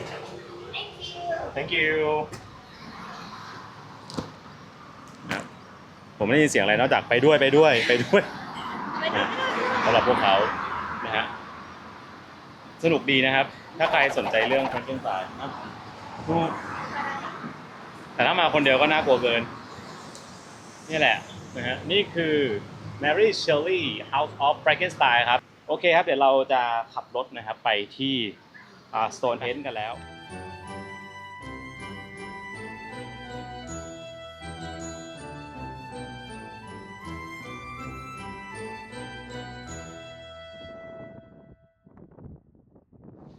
ถึงแล้วนะครับที่สุดท้ายของเราครับนี่คือ Stonehenge นะครับคือหลายๆคนมา Stonehenge เนี่ยมักจะบอกว่าดูไม่เห็นมีอะไรเลยก็เป็นแค่หินตั้งๆแต่จริงๆแล้ว Stonehenge นั้นมันมีสตอรี่แล้วก็เรื่องราวเพราะว่ามันเกิดขึ้นในยุคสมัยก่อนที่แบบนานมากครับในสมัยที่มนุษย์ยังไม่มีเทคโนโลยีแล้วก็สงสัยว่าเฮ้ยเขาเอาหินนี้มาตั้งได้ยังไงมันเลยเป็นร่องรอยของอารยธรรมโบราณนะครับซึ่งมันเป็นความเก่งกาจของมนุษยชาติในสมัยก่อนนะก็เลยเป็นที่มาของ Stonehenge เองไปฟังประวัติก่อนแล้วกันไป ห่างออกมาจากเมืองบาสประมาณชั่วโมงหนึ่งนะครับเราจะเจอกับที่ราบซอลบรีนะครับที่นี่เป็นที่ตั้งของหนึ่งในสถานที่ที่โด่งดังที่สุดในโลกเหมือนกันนะฮะ Stonehenge นั่นเองครับหนึ่งในสิ่งมหัศจรรย์ของโลกยุคโบราณนะ Stonehenge นะครับคือกลุ่มหินนับร้อยก้อนที่ถูกจัดเรียงทับซ้อนกันเป็นวงกลม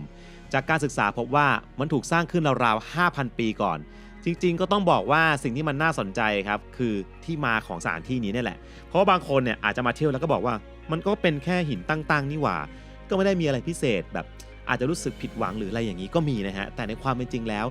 เราต้องฟังที่มาที่ไปครับที่น่าสนใจคือที่นี่นะครับยังไม่มีใครรู้แน่ชัดนะครับว่าใครเป็นคนสร้างแล้วสร้างทำไมแล้วสร้างขึ้นมาได้ยังไงในยุคที่ยังไม่มีเทคโนโลยีแบบนั้นครับเลยทำให้เกิดทฤษฎีสมคบคิดมากมายนะครับรวมถึงทฤษฎีปกติด้วยนะบางคนมองว่านี่อาจจะเป็นสุสานโบราณนะครับหรือไม่ก็เป็นอนุสรณ์สถานทางศาสนาครับเพราะว่ามันมีความสัมพันธ์กับการเคลื่อนที่ของดวงอาทิตย์ครับอย่างเช่นในวันพฤษมายันนะครับซึ่งเป็นวันกลางวันที่ยาวนานที่สุดของปีนะดวงอาทิตย์เนี่ยจะขึ้นตรงกับหินที่มีชื่อว่าฮิลสโตนนะครับและอีกทฤษฎีหนึ่งครับที่หลายคนน่าจะเคยได้ยินกันครับก็คือจริงๆแล้วคนที่สร้าง Stonehenge เนี่ยอาจจะไม่ใช่มนุษย์ฮะแต่เป็นสิ่งมีชีวิตที่มาจากนอกโลกครับซึ่งที่มาของความคิดนี้ก็คือถ้าเราไปดูชนิดของหินบางส่วนที่เอามาสร้างเป็น Stonehenge นะครับหนึ่งในนั้นคือหิน Blue Stone นะครับซึ่งประเด็นครับมันไม่ใช่หินที่อยู่ในพื้นที่นี้นะแต่มันอยู่ไกลถึงเวลครับซึ่งห่างออกไป200 กว่ากิโลเมตรฮะมันก็เลยเกิดคำถามว่าแล้วในยุค 5,000 กว่าปีก่อนเนี่ยเขาขนหินที่หนักหลายตันเนี่ยฮะมหาศาลขนาดนี้มาได้ยังไงครับแต่ไม่ว่าจะเป็นทฤษฎีไหนครับสิ่งที่เรารู้แน่ๆเลยก็คือ Stonehenge เนี่ยยังคงเป็นปริศนานะครับที่ดึงดูดผู้คนจากทั่วโลกให้มาเห็นเสน่ห์ของมันนั่นเองนะครับและตั้งแต่ปีคศ1986นะครับ Stonehenge เนี่ยก็ได้รับการขึ้นทะเบียนเป็นมรดกโลกจากยูเนสโกด้วย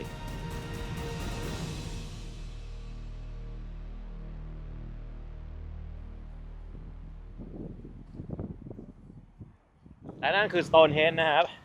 เดี๋ยวเราจะไปดูของจริงกันผมมาดูรอบที่2แล้วก็จะบอกทุกคนว่า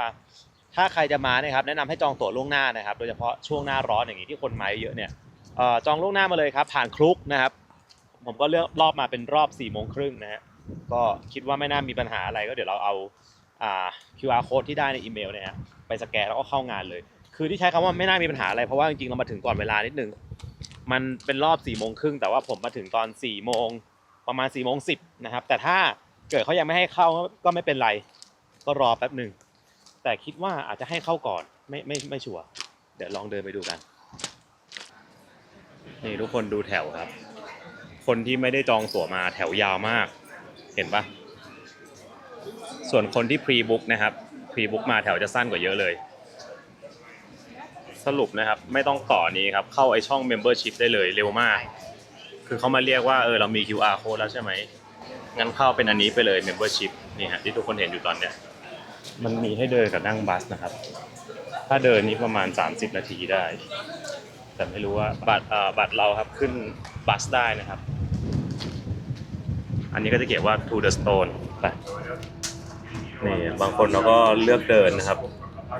เดินก็คือประมาณ30 นาทีได้ไกลอยู่นะ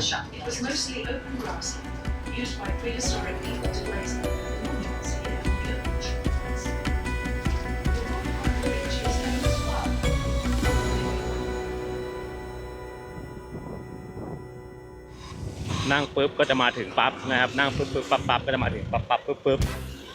ไกลนะเนี่ยถ้าเดินนะฮะต้องบอกว่า Stonehenge นี่คือแบบเขาก่อสร้างตั้งแต่ก่อนยุคประวัติศาสตร์อีกนะครับคือนานมากและที่มันมหัศจรรย์เพราะว่าเขาเอาหินเนี่ยไปเช็คดูแล้วนะครับว่ามันเป็นหินที่มาจากที่ไหนสรุปว่ามันเป็นหินที่อยู่ที่เวลนะครับซึ่งห่างจากตรงนี้ประมาณ200 กว่ากิโลคำถามว่าเลยก็คือว่าแล้วมนุษย์ในยุคนั้นนะครับใช้วิธีไหนในการเอาหินจากตรงโน้นครับมาวางตรงนี้แล้วมีรูปร่างแล้วไม่ได้วางมั่วๆด้วยนะทั้งหมดเนี่ยมีการออกแบบนะครับให้มีความสอดคล้องกับเรื่องเกี่ยวกับดวงอาทิตย์ด้วยแล้วก็ใช้ทำพิธีกรรมต่างๆด้วยนั่นก็เลยเป็นสิ่งมหัศจรรย์ในยุคโบราณนั่นเองว่าทำได้ยังไงบางครอบครัวมาเดินเหมือนเป็นสวนสาธารณะเฮ้ยข้างๆมีน้องแกะ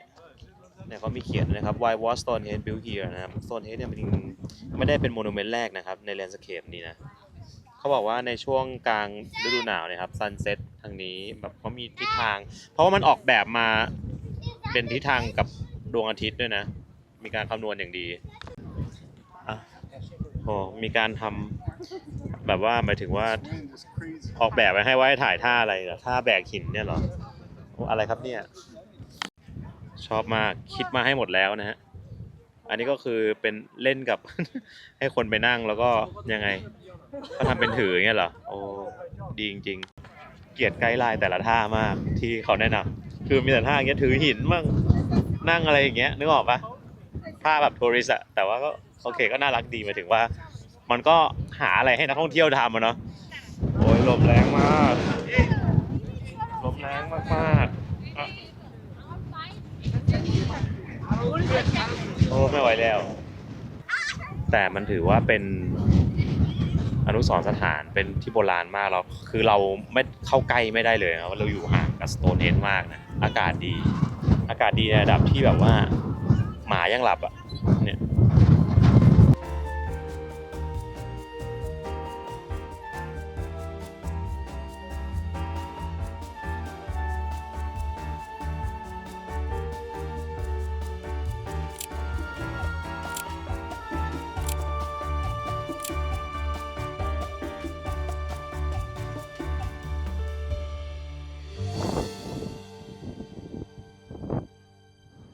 โอเคฮะเรียบร้อยครับเดี๋ยวเราจะขับรถนะครับไปนอนแถวฮิตโธรนะครับใกล้สนามบินกันใช้เวลาประมาณ1.5 ชั่วโมงนะฮะออกมาแล้วนะฮะนี่ข้างนอกเขาจะมีบ้าน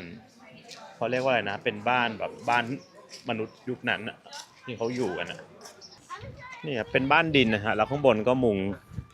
เนี่ยมุงด้วยอันนี้แล้วก็โอ้เขาก็นอนเอาไม้มาเหมือนไม้มาสานกันแล้วก็นอนตรงกลางน่าจะเอาไว้ก่อไฟได้ครับมีหลุมตรงนั้นก็ไว้วางของคืออยู่กันง่ายๆแบบนี้นะอันนี้ที่น่าสนใจกว่าคือหินแต่ละก้อนที่เราเห็นในสโตนเฮนจ์เนี่ยน้ำหนักประมาณ25 ตันนะฮะเขามีหินเอามาตั้งตรงนี้แล้วก็มีการบอกด้วยว่า it would have about 100 strong people to move this stone นะโอ้โหเขาบอกว่าใช้100 คนในการทำให้มันแบบมันแบบแทบจะเป็นไปไม่ได้เลยคนเดียวนะครับก็19 คนทุกคนดูสิว่าอันนี้คือเขายกตัวอย่างให้ดูหรอว่าจะมูฟคือต้องใช้วิธีนี้หรอนี่จะมี exhibition ด้วยนะครับเราสามารถเข้ามาดูได้นี่มีเล่าเรื่องราวต่าง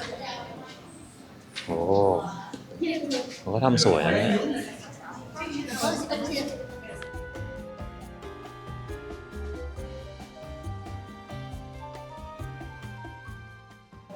โอ้ยทำเป็นภาพอย่างนี้ให้ดูดีมากเลยอ่ะได้เห็นว่าแบบในตอนนั้นเขาทำไอ้วงๆเนี้ยมันไม่ได้มีที่เดียวเห็นไหมฮะมันมีหลายที่เลยนะแต่แค่โซนเห็นมันเด่นมาก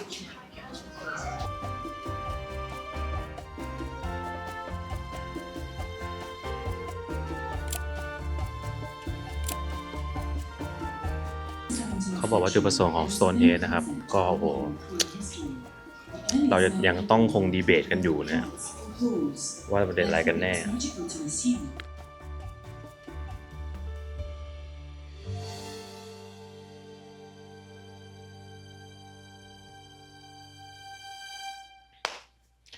รียบร้อยฮะตอนนี้มาอยู่ใกล้ๆกับสนามบินฮิตโธรเรียบร้อยแล้วนะฮะก็ต้องบอกว่าเมืองบาธเนี่ยเป็นเมืองที่อยู่ไม่ไกลลอนดอนเนาะแล้วก็เดินทางไปง่ายแต่เมืองเป็นเมืองที่ผมชอบมากเพราะว่าแบบมันมีเสน่ห์มันเป็นเมืองเก่าแล้วก็มีความคลาสสิกแต่ว่าก็ยังมีความสมัยใหม่อยู่คนก็เยอะนะฮะเพราะฉะนั้นถ้าใครอยากมาเที่ยวเมืองบาธครับก็ลองมาเที่ยวได้เลยนะฮะอังกฤษเป็นอีกประเทศหนึ่งฮะที่ค่าวีซ่าอาจจะแรงหน่อยนะแต่ว่าสวยงามครับควรมาดูสักครั้งนะครับผมจบจาก Stonehenge นะครับผมเราจะขับกันมาที่ลอนดอนนะครับเพื่อมานอนใกล้ๆกับสนามบินครับเพื่อที่วันรุ่งขึ้นเนี่ยเราจะเดินทางกลับไทยกันแล้วนะครับเป็นยังไงบ้างครับสำหรับ8 วัน 7 คืนนะครับที่ประเทศอังกฤษหลังจากที่เรามาหลายๆที่นะครับทำให้รู้สึกเลยว่านอกจากลอนดอนแล้วเนี่ยนะครับอังกฤษเนี่ยยังมีอีกหลายเมืองที่น่าสนใจนะและถ้าใครชอบประวัติศาสตร์กับสถาปัตยกรรมคลาสสิกนะผมว่าต้องหลงรักกับประเทศอังกฤษแน่นอนครับและถ้าใครชอบดูยาวๆแบบนี้นะครับฝากทุกคนกดไลค์กดแชร์กด Subscribe ให้เราด้วยนะครับเป็นกำลังใจให้กับทีมงานของเราทุกคนด้วยนะครับสำหรับวันนี้ลาไปก่อนสวัสดีครับ